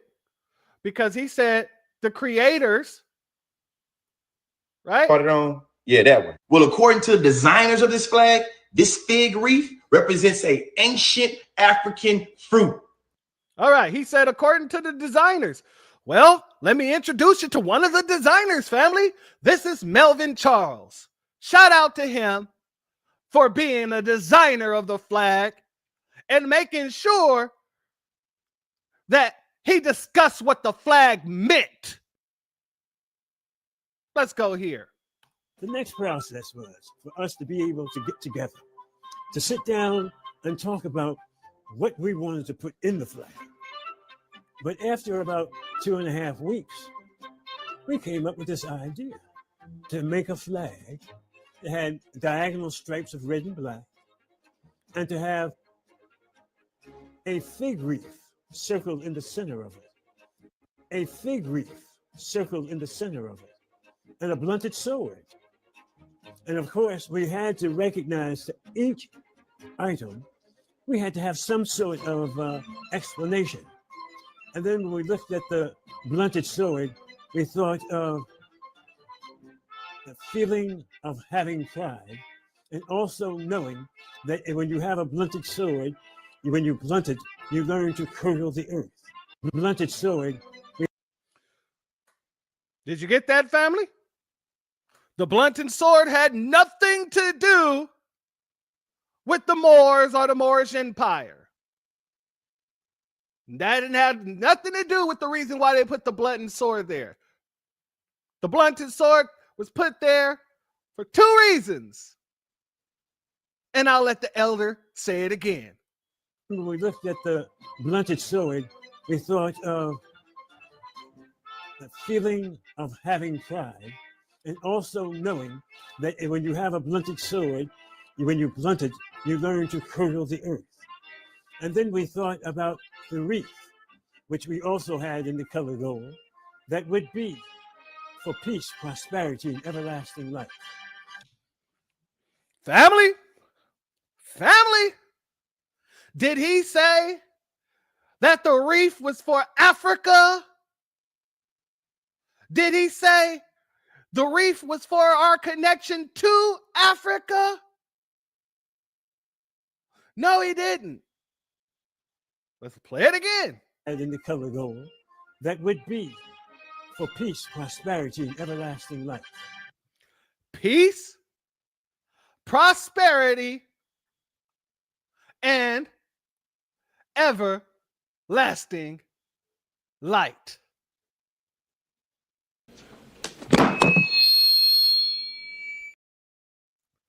That doesn't sound Pan-African to me.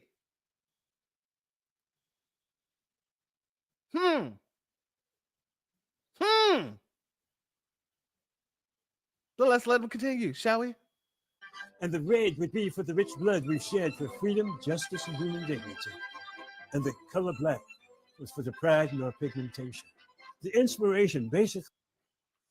The red being for the blood that we shed in this dang country to get where we are today, and the black for the pride that we have in our color. Nowhere else around the world did they have pride in blackness. Now all of a sudden, everybody got pride. Now all of a sudden, everybody want to be Sulani. And now everybody want to lie and say what the flag represent. When we got our elder right here, the designer, one of the designers, who's telling us verbatim what it actually represents. Conscious Fleroy, unconscious Fleroy.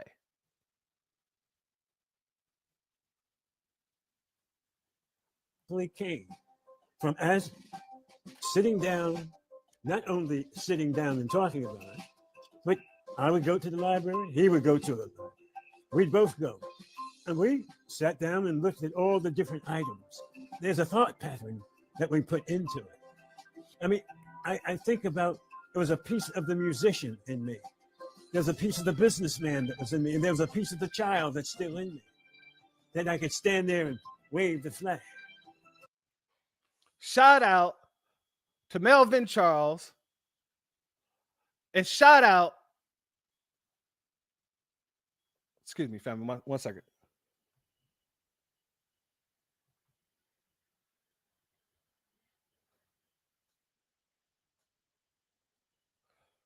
Oh, sorry, family. Got a quick text message. Shout out to Melvin Charles and shout out to Gleason T. Jackson. Because God dang it, I ain't even have to make it plain, my brother. They did. All the research that they did, it was all due to this. And it's very important that we know what our flags stand for. And we ain't gonna let nobody lie about what the meaning of the flag is. In the very same way, we ain't gonna let nobody come along and try to lie to us about what our Juneteenth flag means or is. Shalom and salute to Devontae Maxey. Thank you for your Cash App donation, family. Your donation is blessed tenfold, and I appreciate your contribution, family.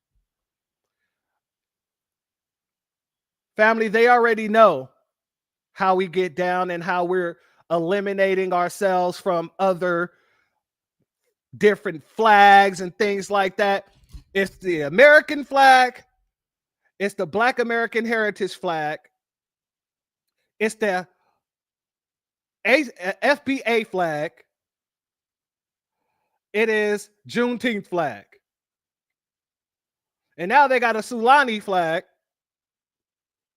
That's red, white, and blue. And then they have the wreath and the sword in the middle over the stars and stripes. So we've moved away from those Pan-African flags.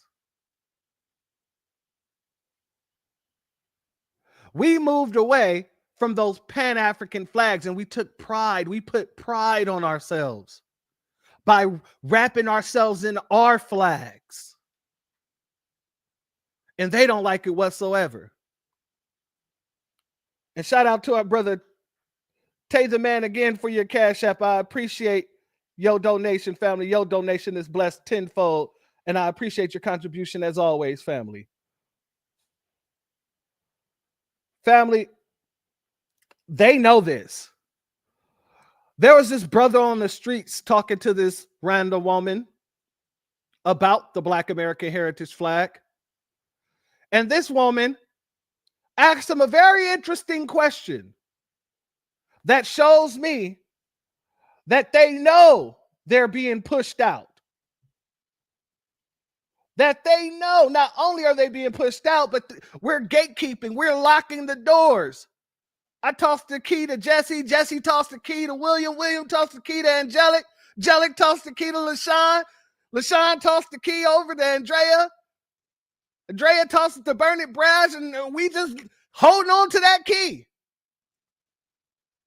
Ain't nobody getting up in here. Let's go here, family. I just saw your flyer, the flag, it's African American Heritage flag, right? Yeah, Black American Heritage flag. Okay, so why Black instead of African American? That's what it's called. That's what they name. Black American Heritage flag. Okay, so why Black instead of African American? That's what it's called. That's what they name. So this woman asks him, I saw the Black American Heritage flag on your flyer. Yeah, that's what this is. The Black American Heritage flag. She said, okay, so why Black American heritage, but not African American heritage? And he explained, because that's the name of the flag, a Black American Heritage flag. She's wondering why we're not using African American for this flag so she can claim the flag too.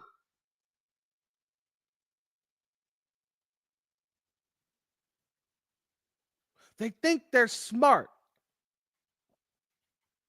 But you guys aren't even smart enough to understand or see white supremacy when it's in your face. At all.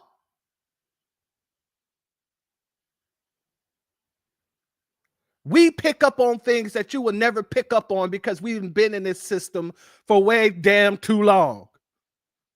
And unlike you guys, we actually listen to our elders teach us about white supremacy.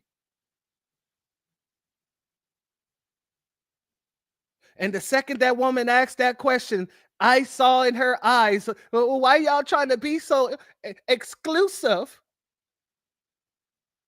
Because that's the time we on.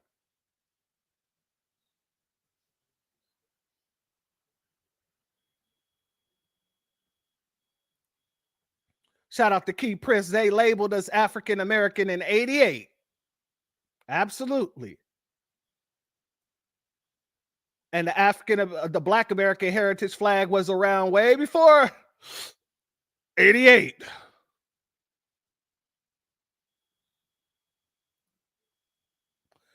I want to give you another example to show that they know we're getting rid of the flag, or they're learning today. Let's go here, family. Hey y'all, I am like, all right, so I had to make this video because you feel me? I'm riding through Brooklyn, right? And I'm just like, man, I see these goddamn flags everywhere. I know what the fucking flag means. I just had to go and test somebody, right? This whole fucking little interaction all happened within 2 minutes, right? So I went from asking this woman question to meeting a guy who was just walking past, right? So I start talking to him, and y'all, man, this is all beautiful. I just want y'all to watch in motherfucking New York City, y'all. This is going on in New York City, right here. And mind you, this woman is not even Black American, but she got this like Pan-African flag talking about, this is weird. It's weird. This is the weirdest shit I've ever seen. Just weird. Black Americans, stop using this fucking flag. Black Americans, stop using this flag because these people are imposters here in America. Imposters. Okay, so after I got finished with the exchange with her, this man. So shout out to him for calling that out. He called her out to her face too. He was like, this woman ain't even black. These women, these people are imposters. Black Americans, stop using this damn flag because these people are imposters.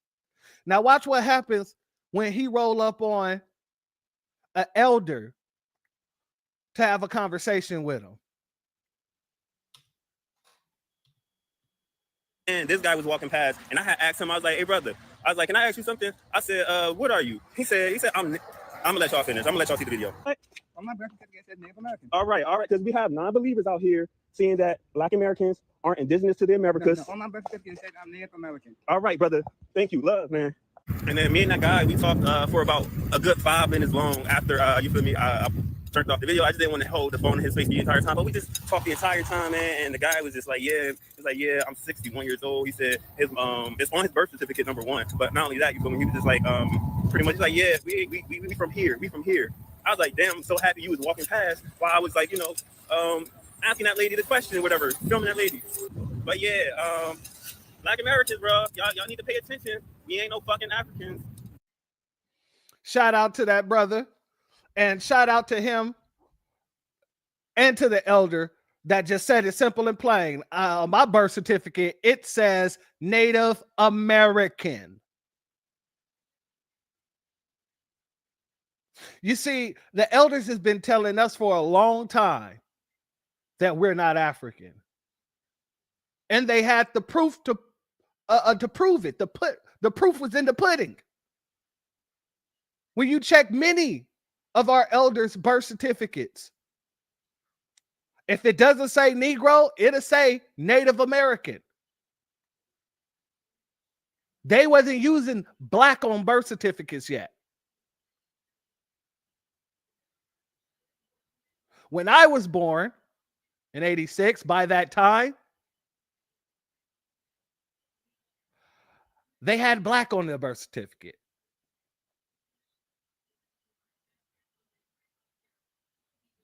And I know my pawpaw's birth certificate has Native American on it.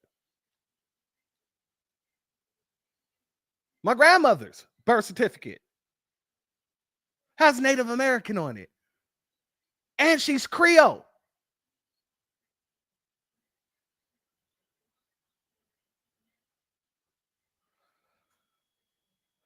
Let's go here, family, because I want to get to some of the family and what's being said on the streets. Exactly. That's what my father and my grandfather and his father's father, and they're all Blackfoot.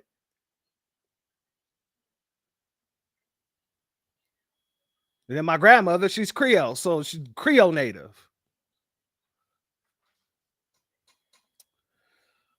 Let's go here, family.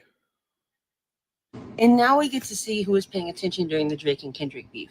Now we get to see who is actually paying attention to the context of what was being said. At no point did Kendrick ever say that Drake was not a black man. He actually, in fact, told his son, "You are a black man." However, what he did tell him is that he was a Canadian. He's not American, because Black American is a specific culture. It's a specific diaspora. And you are cosplaying my culture. Don't do that. And y'all are over here. Okay.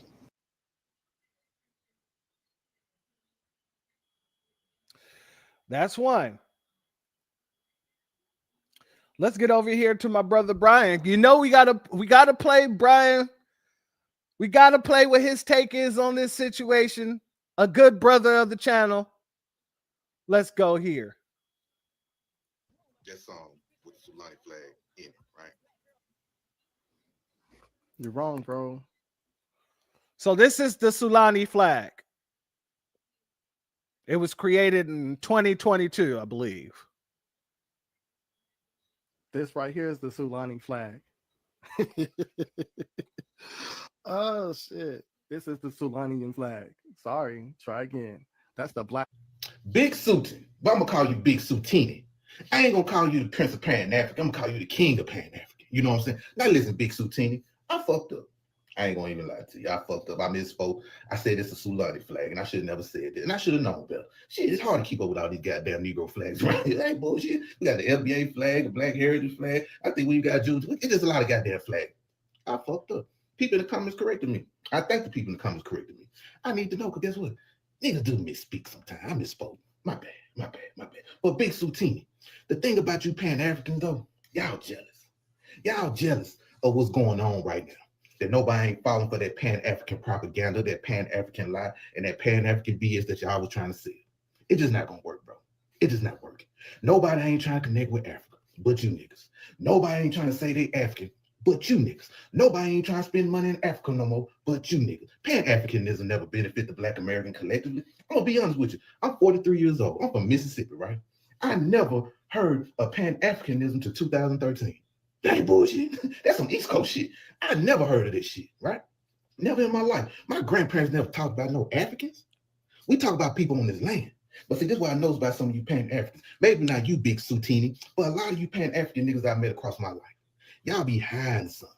Most niggas I know that's Pan-African, man, either don't take care of their children, they run from something in life, or they got something they don't want nobody to know in their life. And they always talk, we need to go to Africa. Why do I need to go to Africa for? Why? Why I need to go to Africa for? What I'm hiding from? You know what I'm saying? Big Sutini, maybe not you, Big Sutini, because I don't know you like that, but I do follow. I don't know you like that. But everybody ain't rocking with the Pan-Africanism, man. You know why? And y'all jealous. I think a lot of you Pan-Africans are jealous because nobody ain't listening to you motherfuckers. Nobody ain't listening to y'all. The shit y'all talking about, the young niggas ain't trying to hear that. The young gals ain't trying to hear this shit. They ain't trying to hear about no, hey, we was gods in Africa, Mansa Musa, Egypt. Niggas ain't trying to commit. Niggas ain't trying to hear that shit, bro. Motherfuckers want to hear about the Negro shit. People love it. People want to hear about their ancestors. People don't give a damn about what's going on in Africa, nigga. And y'all jealous because nobody don't care. Nobody don't care. The young people don't care. The older people don't care. Nobody don't care. Ain't bullshit. And I know that's a hard pill to swallow, Big Sutini. I know. I know it is, brother. I know it is. But guess what? Nobody don't care about Africa. Okay? Nobody ain't trying to go out there and starve. You hear me, Big Sutini? Nobody ain't trying to go out there and get attacked by monkeys, Big Sutini. Nobody. Nobody ain't listening to y'all. Y'all ain't got the power. Y'all ain't got the swag. Y'all ain't got the attitude to talk nothing. It's a brand new day, brother. It's a brand new day, and I love it. I love it. Pan Africans in the dirt, like Charlie Kirk.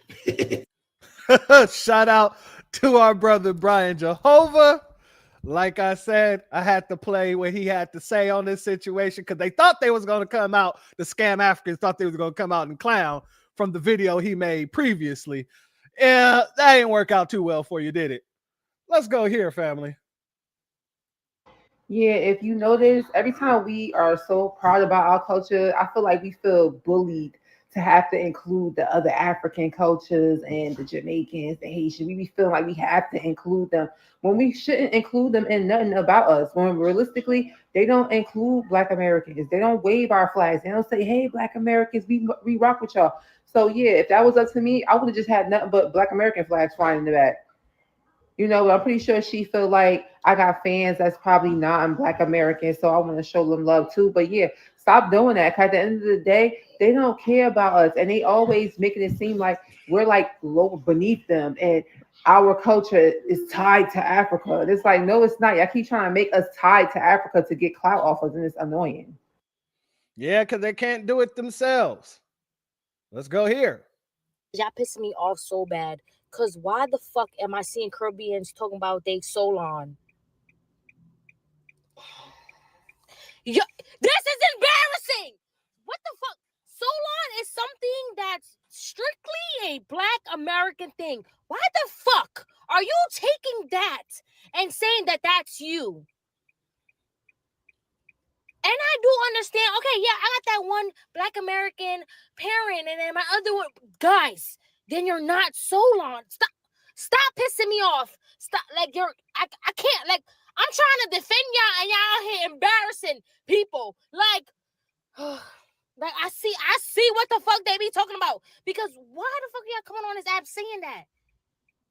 Like, y'all taking away their shit. I'm not fucking with it. I'm not fucking with it. All right. And family, I also got to show. Y'all pissing me off so bad. Also got to show you. Why the fuck am I seeing Caribbean? Hold up. Also got to show you some of the ones that were, greasy at one point in time and then decided to change their mind and decided they were going to take up for foundational Black Americans. Finger quotes going on. Y'all can't see it, but I got finger quotes right now. Let's go here. This woman's going to admit to doing the same thing that the Tethers was doing. And then she just one day decided to educate herself. And now she's on the right path. Or so she said. No, these not the same group of people. These not the same motherfucking people who swore Black Americans had no culture. But now that Mona Leo came out with Sexy Solon, you trying to grab pieces of the culture? Y'all are doing too much. Because I just know these cannot be the same people who fucking swore that when it came to Black American culture that they in fact had none, and stated that whatever they do have is watered down from African culture. Y'all remember when y'all was saying this shit? Do y'all remember? Because I do. To let you know how fucking real I am, I used to say this shit too. I did when it was fed to me. Look, she just admitted it. To be real with y'all, I used to say it too. I did when it was fed to me. Okay. What made you change? I was told by my parents, who were told by their parents, who were told by their parents. But I grew the fuck up and I educated myself. But we're not talking about me, we're talking about y'all. Because y'all used to really get on them. And I remember, because I used to be a part of the shit, really get on them, swearing up and down that they had no fucking culture. Now everybody is Solon. Everybody is Solon now? How can that be? I thought they had no culture. Family, if it's not one, it's another. She just admitted, and this is one of those situations where I look at all of y'all like ops. You just blatantly admitted that you was doing the same thing they were doing not too long ago. You say you grew up. How much growing did you do? How long ago was this? Because, they started saying this to our face not too long ago, probably about 2000s, 2001, 2002. That's when they really start getting really belligerent online saying that nonsense. So you're telling me that it was around that time, right? I'm just saying. These people don't think that we understand what they be doing. But we do. I got a few more things I want to show you, family, before we get up out of here. These people are trying to use the Sexy Sulani song to now say, oh, if you ever said anything wrong about African spirituality, if you ever said it was demonic, then that song is not for you. Oh, yeah. A song that's supposed to be about Black Americans. If you're not supporting African spirituality, then the song ain't for you. Let's go. If you are one of the Blacks that says that any aspect of... Notice that she said one of the Blacks.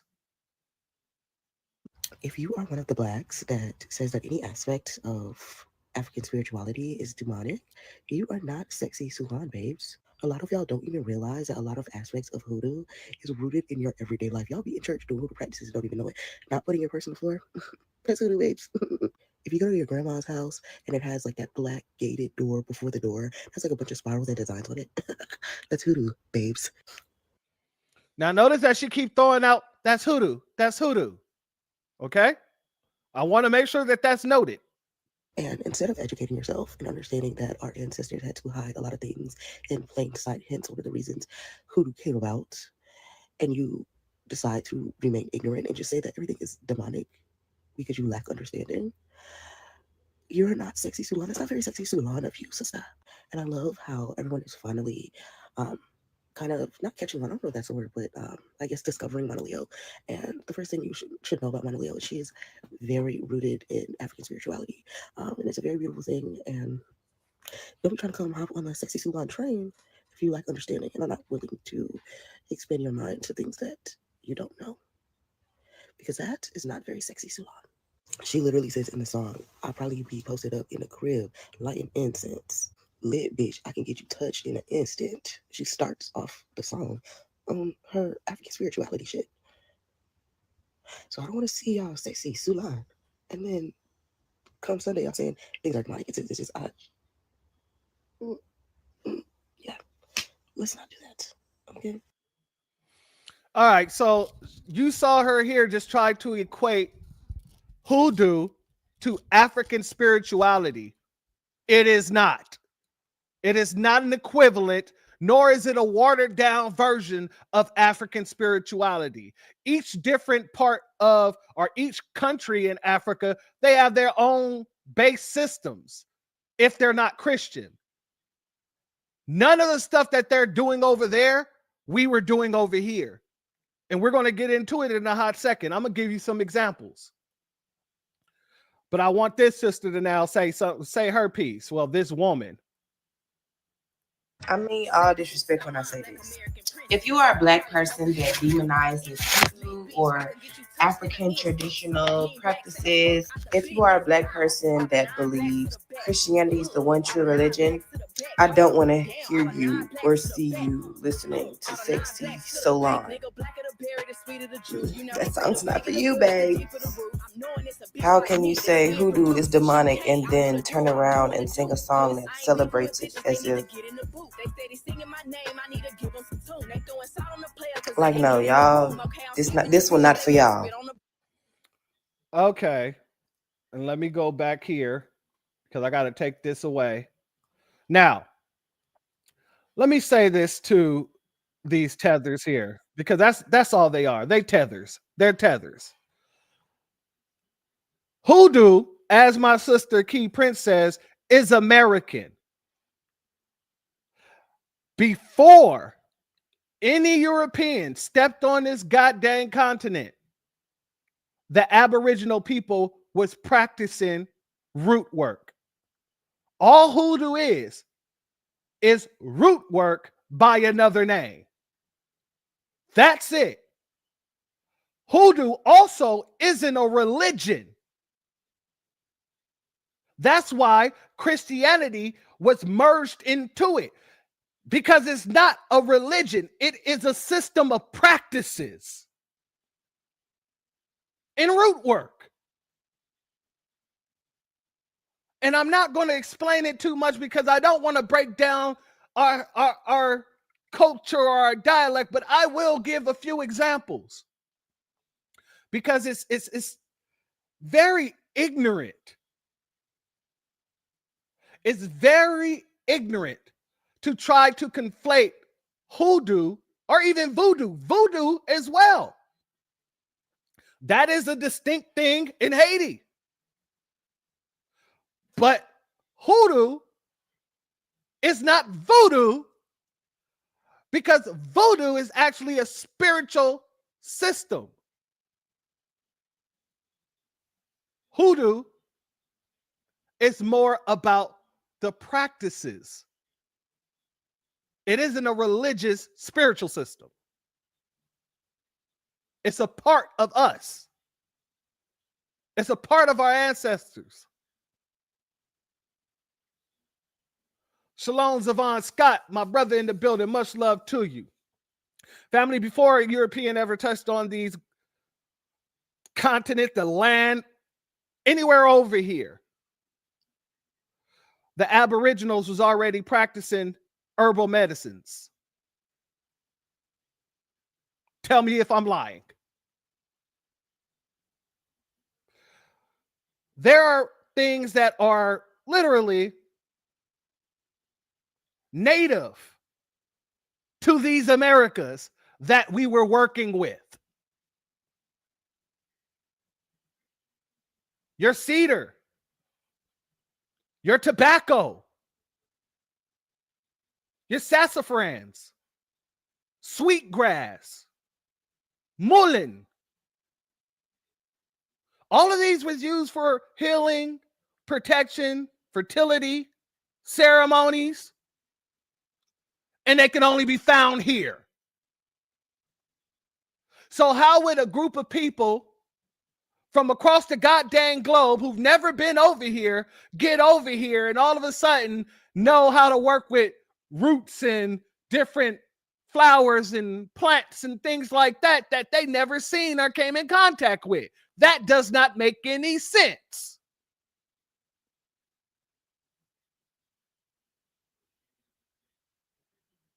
And see, even in today's, these things are still being made to use to make what? Teas, bath bombs, powders, oils, charms. Many of the herbs that's used in hoodoo you will never see in Africa because it didn't exist there.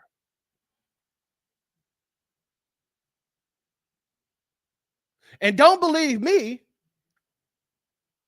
you can go look it up for yourself. Many of the roots and herbs and spices that we work with didn't exist over there. So there's no way in the world they came and brought that with them. Oh yeah, the hoodoo bags for protection. Absolutely.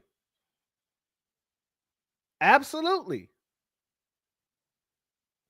That's where, and I'm not going to say all of the stuff, but, we used to carry that around as Aboriginals. Why? Not just for protection, but for luck. Luck on a hunt, luck when we're at war, and spiritual guidance. And we still use those today. They're just called what? Mojo bags. If you're still not calling it what it actually is,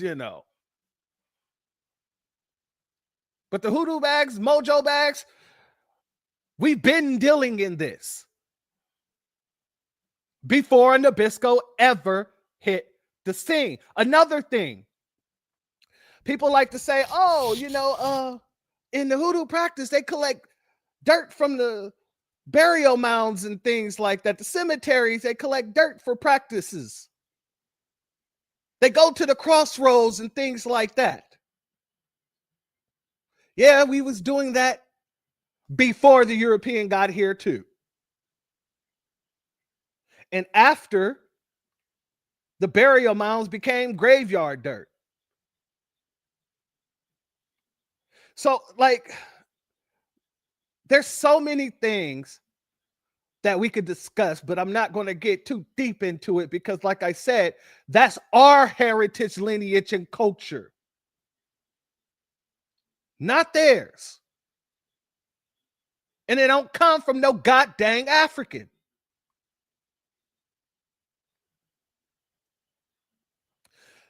You can even look at the way we do this fire and smoke cleansings.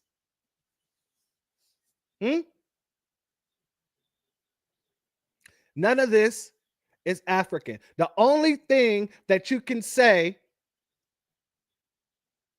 is that some Africans may have been brought here and learned the system and infused some things within their own practices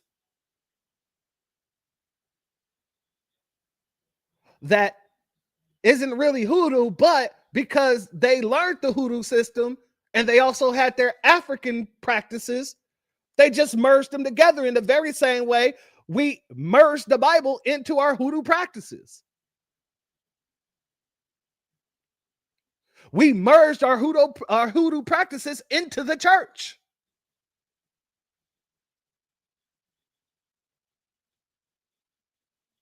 So let's be very clear about that. These folks running around here trying to make it seem like if you don't support African spirituality, then this ain't for you. You are not a Sulani. The whole premise is supposed to be that you're not African. The whole premise is supposed to be that you are a descendant of the slaves here. And the people who were enslaved, from the books I've been reading, and we're still going to do the indigenous broadcast, they've already admitted that millions of indigenous people were enslaved. Where did those people go?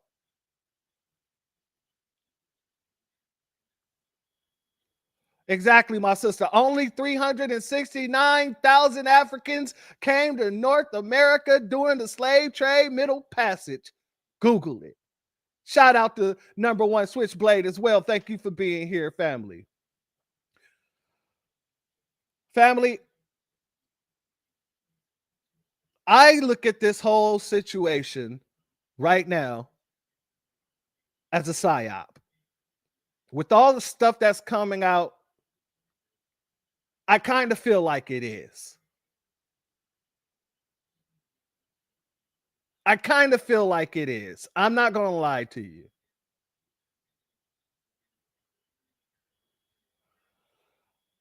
Let's get over here to this young lady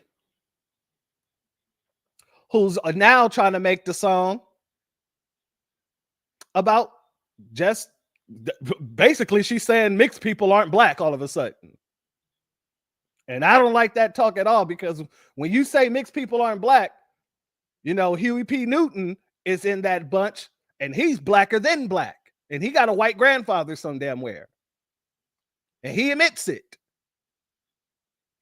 But y'all ain't going to eliminate people like Huey P. Newton so we can accept more tethers into the bunch. Nah, hell nah.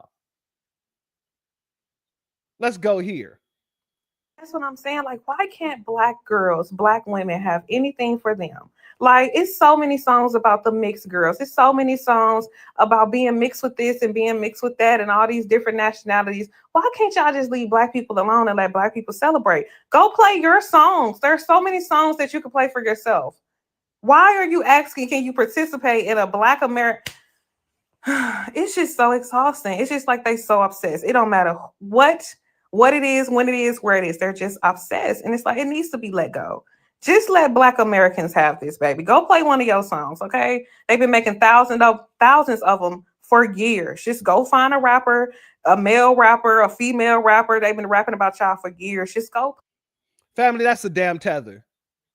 This is a damn tether.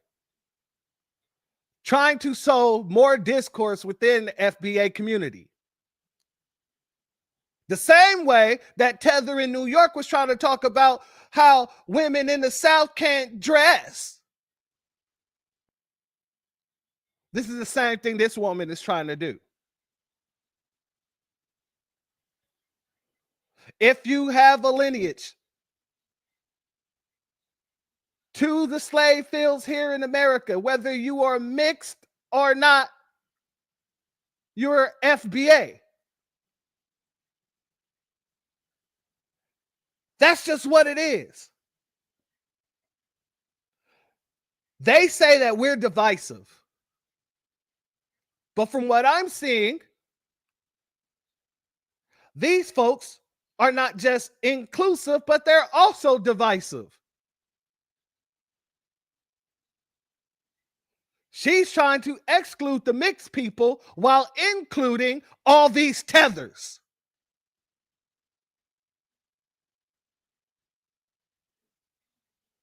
And I'm saying hell no to that. Shalom to our brother Leonardo Yuda in the building. Much love to you, family. He's trying to hide that Neanderthal forehead. I feel the hell out of that, family. Family, this is another reason why we've delineated. This is another reason why we've walked away from these kinds of people. And this is why we're calling these people out left and damn right. One, the rhetoric isn't consistent. Two, all they're doing is trying to open the back door to the door that we closed. We closed all the doors in the house, locked them up, threw away the keys. And you got somebody who shouldn't be inside, or a coon, walking to the window trying to open the door for the tethers. Open the window for the tethers. Come on, sneak inside. You can hide under my bed until my parents go to sleep. This is all we're seeing here. A bunch of damn mops. In the word of our brother, Black Alpha. Shout out to him. And I want to play this clip of a brother talking about why he decided to leave scam Africanism.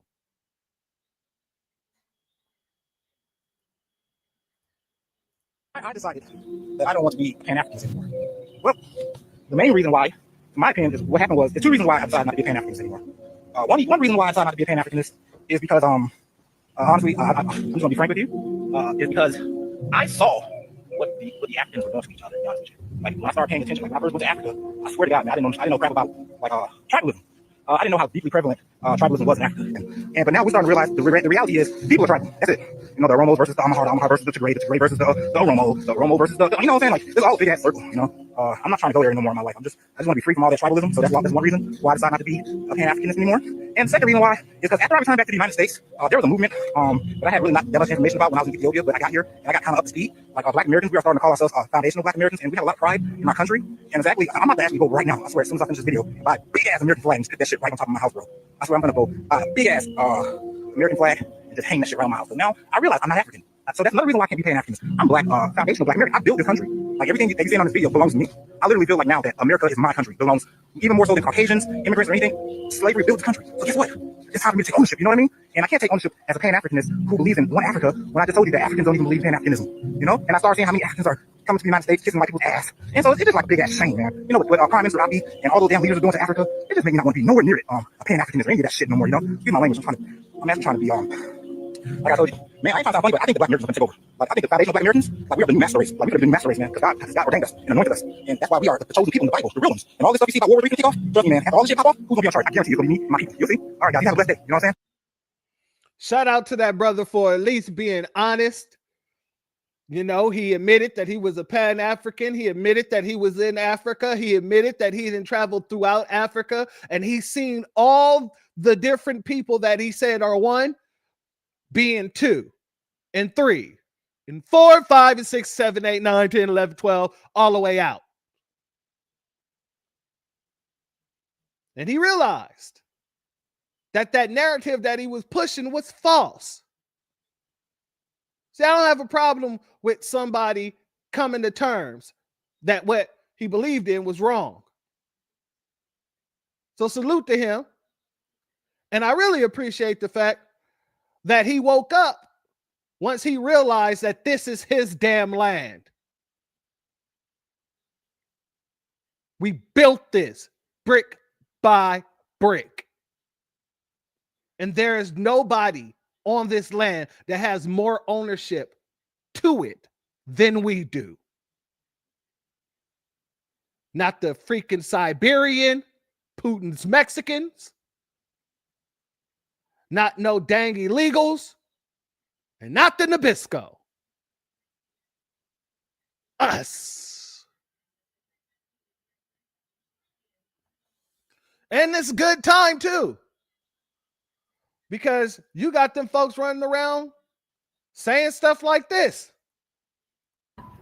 FBA, FBA, I hope you at your Black American parade today, because I'm watching it online and it looks boring.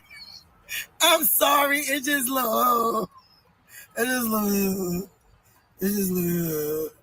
like, I'm talking about the one in New York City. Where's everybody at? Where is everybody that's so proud to be FBA at? I'm just saying, though. I'm just saying where you're at. Where you're at. That parade looked dry like a Sahara desert. FBA, where you at? Your parade is supposed to be the most poppin'est parade. I'm looking at that shit and I'm falling asleep. You mean popping like how y'all parade was, where there was a fight every 5-10 minutes? Are you talking about popping in a way where you hoes was running down the street popping your ass? Oh yeah, our FBA brothers and sisters was walking up and down New York, but they was doing it with pride, and it was a lot more people than you're leading on to be. I wish I would have pulled up a clip of it. But go check out our Sister Brooks page.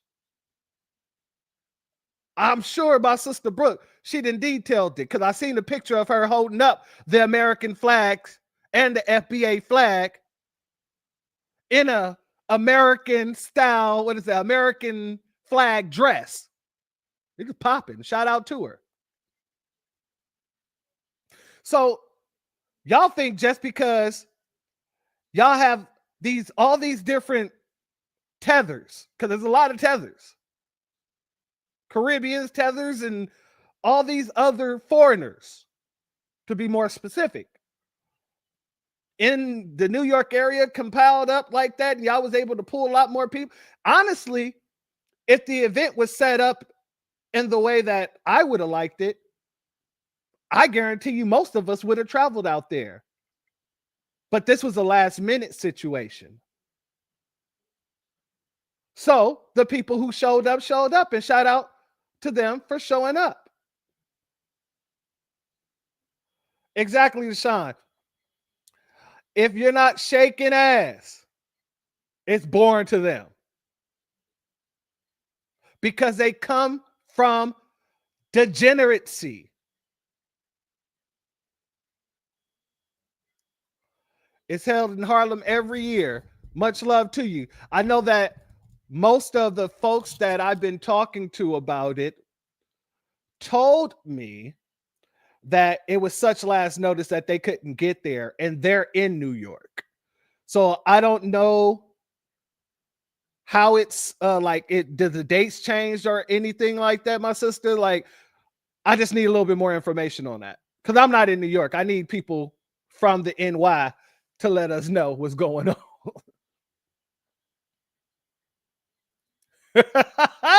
Shout out, Mrs. L. I know this reformed cigarette smoking voice ain't talking ish about us. Yeah. She should be paying attention to her own, though. She should be. And I'm about to show you why. Okay. Thank you for letting me know. The last week of September. Okay. That's good to know. We need to start making sure that that information is blasted throughout these United States too, because I'm sure people would travel to participate. I know damn well I will. Around Memorial Day. Makes sense. That makes perfect sense. But family, let me explain to you why we should be proud of the delineation and moving away from these folks. These folks are getting caught up in scams left and right everywhere. Across seas, but more specifically, in the interest of time, I'm only going to show you over here. Very small. Just a couple of things. Let's go here, family. This tether that I'm about to show you here is getting deported. Well, technically, he was sentenced in a COVID fraud. And he's afraid of being deported because of it. Let's go here, family. Sylvester Adequane walked out of Baltimore's federal courthouse to an uncertain future. Sentenced to a 1.5 years behind bars for his role in one of the nation's biggest COVID fraud schemes, his lawyer told the judge of the millions stolen, Adequane personally received very little and stands to pay a heavy price. He's on the verge of losing everything and possibly his life for $6,000, she said. He will likely be deported to Cameroon. It's a country that embraces torture and murder, and a country he fled facing death threats years ago. Adequane had been living legally in the U.S. under resident alien status. My prayer is I shouldn't be deported because I really want to stay together with my family, be with my family, and be my family because I've learned a lot from this, and I've learned to become a perfect gentleman. The indictment says Adequane. Because I learned a lot from this, I have learned to become a perfect gentleman. So please do not deport me back to my land where I have to chase bushmeat up and down the trees. I cannot chase bushmeat up and down the trees because I grew a big belly out here. The belly that I grew in America is going to stop me from chasing bushmeat up the tree. So please don't send me back over there because I don't want to be able to lose all the weight that I have because I know that I'm not going to be able to eat like I eat over here because I cannot catch the bushmeat with this belly. I just thought I'd do a translation.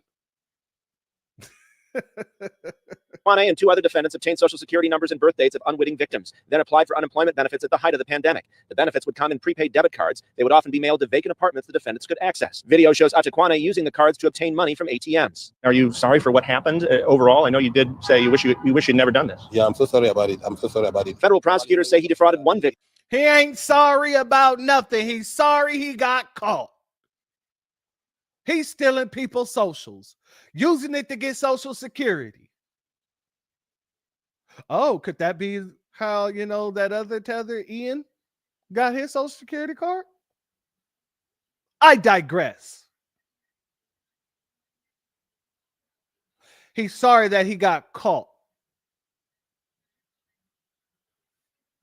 With limited mental capacity who was in his care at a group home. The overall scheme involved $2.7 million in fraud and 600 victims, prosecutors say, using COVID relief as a piggy bank to line their own pockets. Co-defendant Gladstone Nyokum got a 54-month sentence. Martin Tabe received 24 months behind bars. Prosecutors say Nyokum stole one person's identity while falsely claiming to sell puppies. If you find yourself among a bad company, you can always find yourself in problems. Maryland federal judge Richard Bennett called the abuse of pandemic aid programs nationwide shocking, saying the whole thing opened up a cookie jar for people to raid at their pleasure. I've been working, I've been struggling. It's too much opportunity for you to better yourself. I've been working, I've been struggling. There's too much opportunity to better yourself. Yeah, he's sorry he got caught scamming. And this is what these tethers do. He didn't see a problem with it because that's what he did in his homeland, scammed. Then he got here and did the exact same thing, scammed, thinking it was a hustle. Because that's what they call it, They call it hustles. Y'all just mad because we got all those hustles. You mean a hustle like selling counterfeit bags? Let's go here. How long have you been in the United States? Probably 2 years. Did most of you across the border here? Yes. How much money does somebody make here on Canal Street selling fake Gucci? I sell in 2 months. I make 20,000. I can. Notice what just happened, family. The dude asked him, how much can he make selling counterfeit bags? Let's go back and let's hear it again because I want you to hear what happens in the background. 2 months. I make 20,000. I can. He got called out by his fellow tethers. He was called out by his fellow tethers. How much money do you make off these counterfeit bags? He said, in 2 months, I've made $20,000. And in the background, you hear, hey, yo. And then he walks away. He's like, hey, man, don't be telling them that. God dang it. You putting the heat on us. You're putting the heat on us. And I guarantee you that's what he was saying, because I'm about to show you another person who's basically just going to, I don't know, maybe. Play it again. I make 20,000. He made 20 grand in 2 months selling illegally here on Canal Street. Did he just reveal the cash cow of selling here on Canal Street? I have no idea. What country? You see that, family? Does this man look guilty or not? I have no idea. Oh, yeah, you have an idea. And you know what you're doing. The tether boss says, stop snitching, nigga. That's exactly what happened. And he's probably the boss.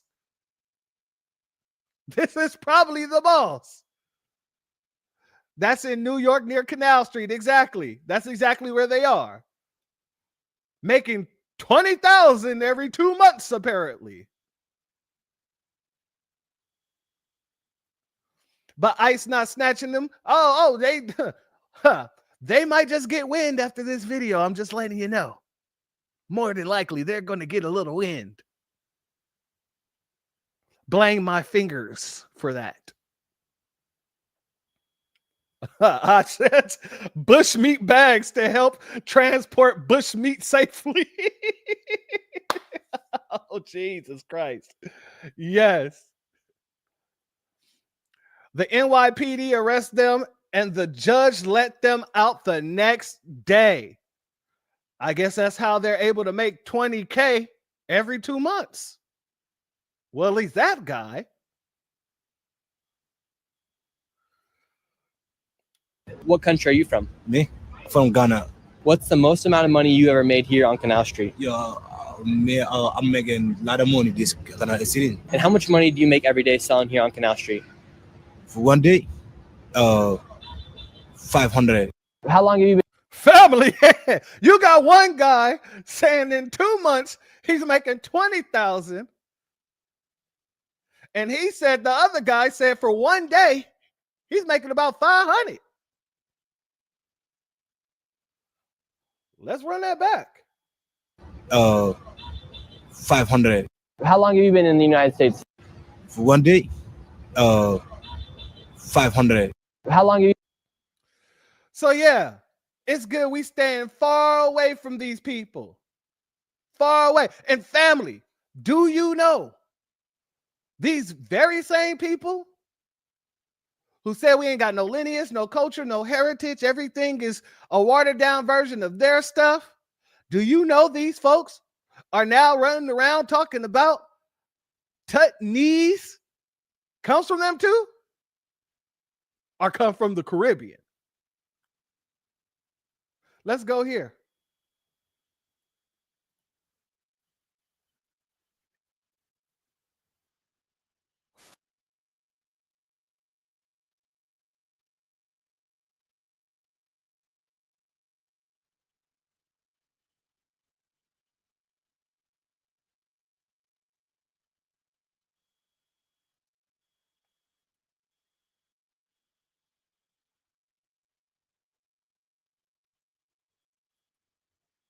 So this is the tether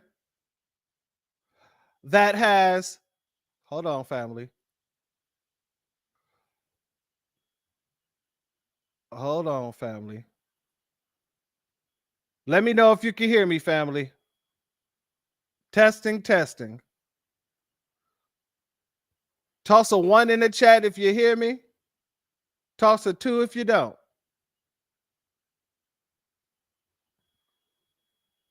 Give me a second, family.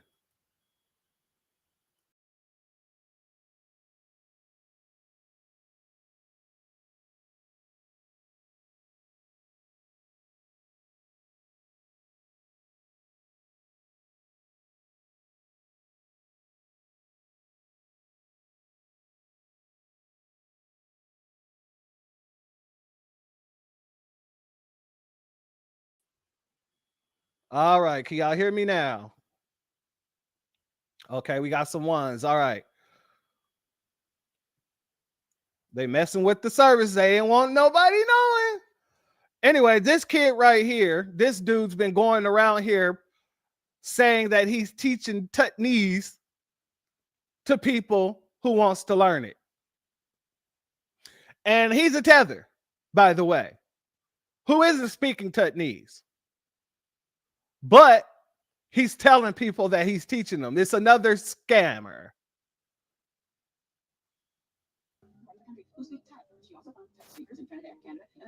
Whoa, whoa, whoa, whoa, whoa, whoa, whoa. Bring that back. What? What?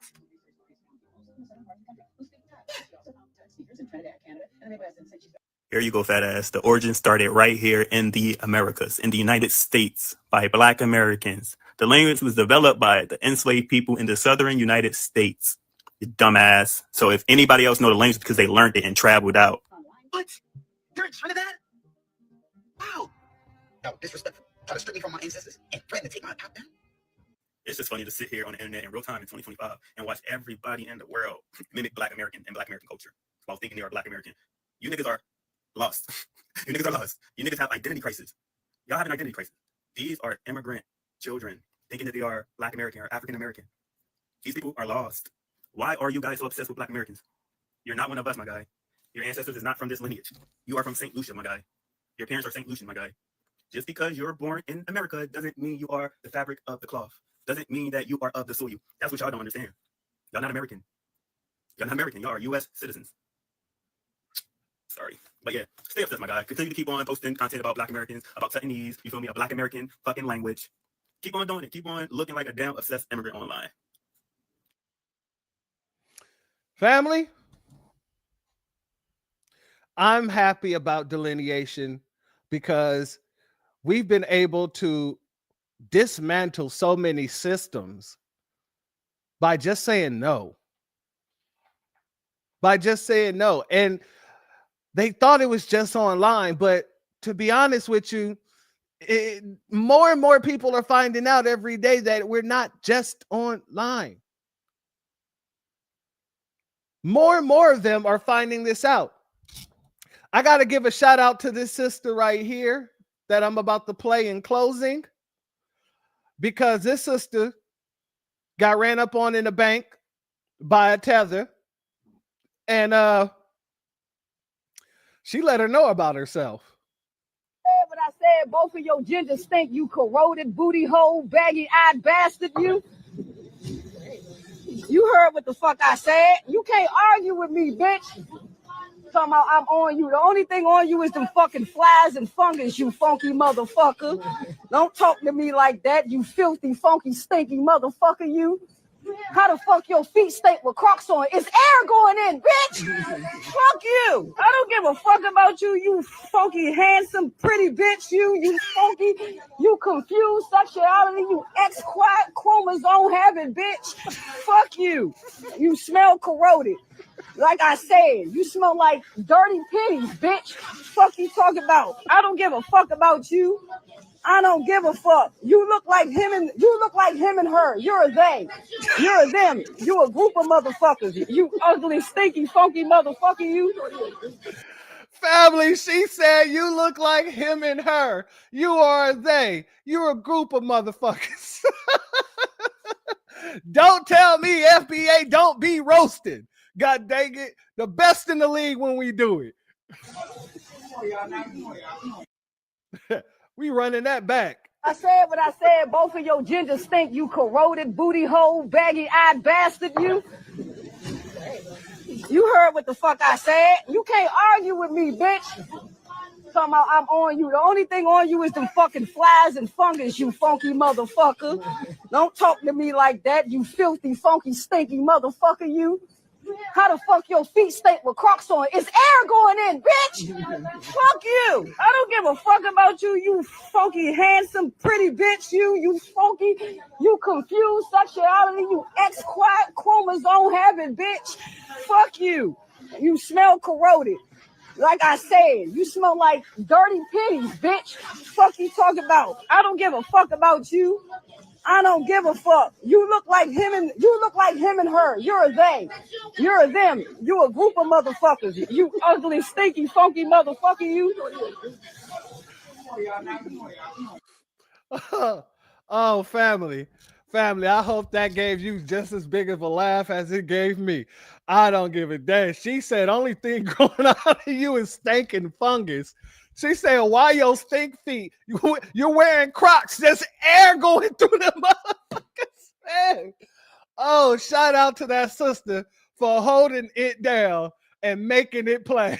Because god dang it, we're not in this whole era where you're just going to be disrespectful to us. We're not in the era where you're just going to sit here and think that you can cosplay us, take what you get from us, and then turn around and talk to us any kind of way.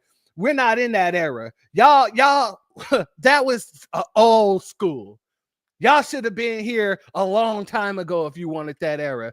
This era, this day and age, oh, people getting the front hand, backhand. And if you don't like it, you can catch another front hand, backhand. I got two hands to do it with. And I might just hit you with a front foot, back foot. Let's be very clear about this.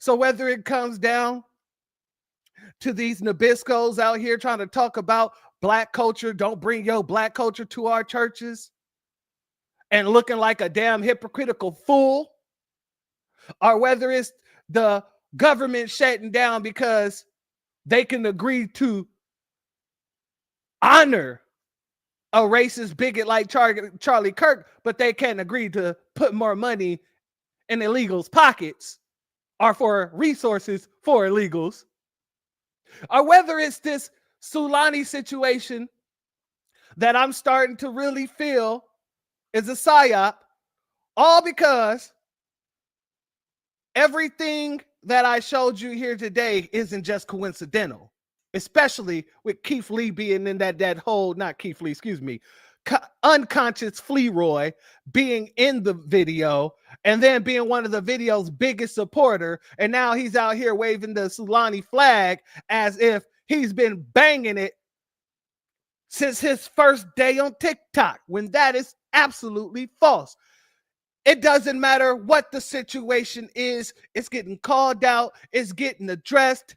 We're bringing it to the forefront so nobody would be blinded by these situations. And we're making sure people understand that we are not stupid. We are some of the most advanced people that you will ever come across. And because of that, these folks are jealous as hell.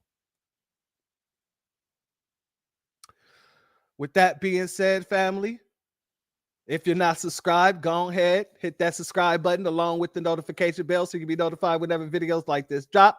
Please make sure you hit that like and share button so we can beat up the algorithm. Make sure we get this message out to the ears that need to hear. And if you have not done so yet, please click the link in the description. Go to change.org and put your signature on the petition for reparations. Shout out to Mrs. L. Much love to you. She says, I will gladly stab my FBA church. I'm cool. As you should.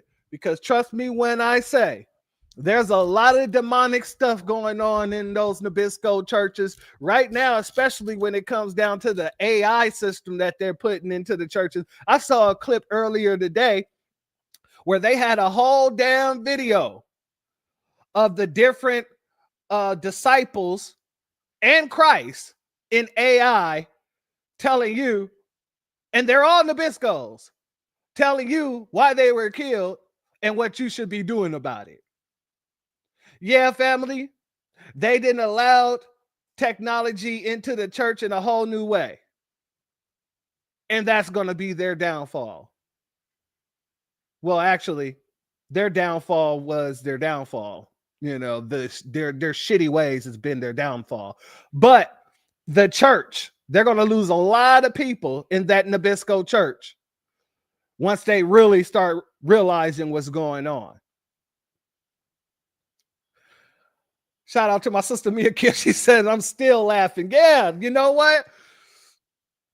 Before we get up out of here, let me just do this one more time. Much love to each and every one of you guys for being here. Much love to all my mods, my members, my Patreons. Much love to everybody who's going to catch this on the replay. Much love to everybody who donated by Super Chat or by Cash App. Much love to each and every one of you. And I hope that I kept it very simple and very plain for those ignorant fools out there that think we don't know it or know nothing. And before we get up out of here, I'm going to play this one more time. I said what I said. Both of your gingers stink, you corroded booty hole, baggy-eyed bastard, you. You heard what the fuck I said. You can't argue with me, bitch. Talking about I'm on you. The only thing on you is them fucking flies and fungus, you funky motherfucker. Don't talk to me like that, you filthy, funky, stinky motherfucker, you. How the fuck your feet stink with Crocs on? It's air going in, bitch. Fuck you. I don't give a fuck about you, you funky, handsome, pretty bitch. You funky, you confused sexuality, you X-quiet chromosome having bitch. Fuck you. You smell corroded. Like I said, you smell like dirty pennies, bitch. Fuck you talking about? I don't give a fuck about you. I don't give a fuck. You look like him and her. You're a they. You're a them. You a group of motherfuckers. You ugly, stinky, funky motherfucker, you.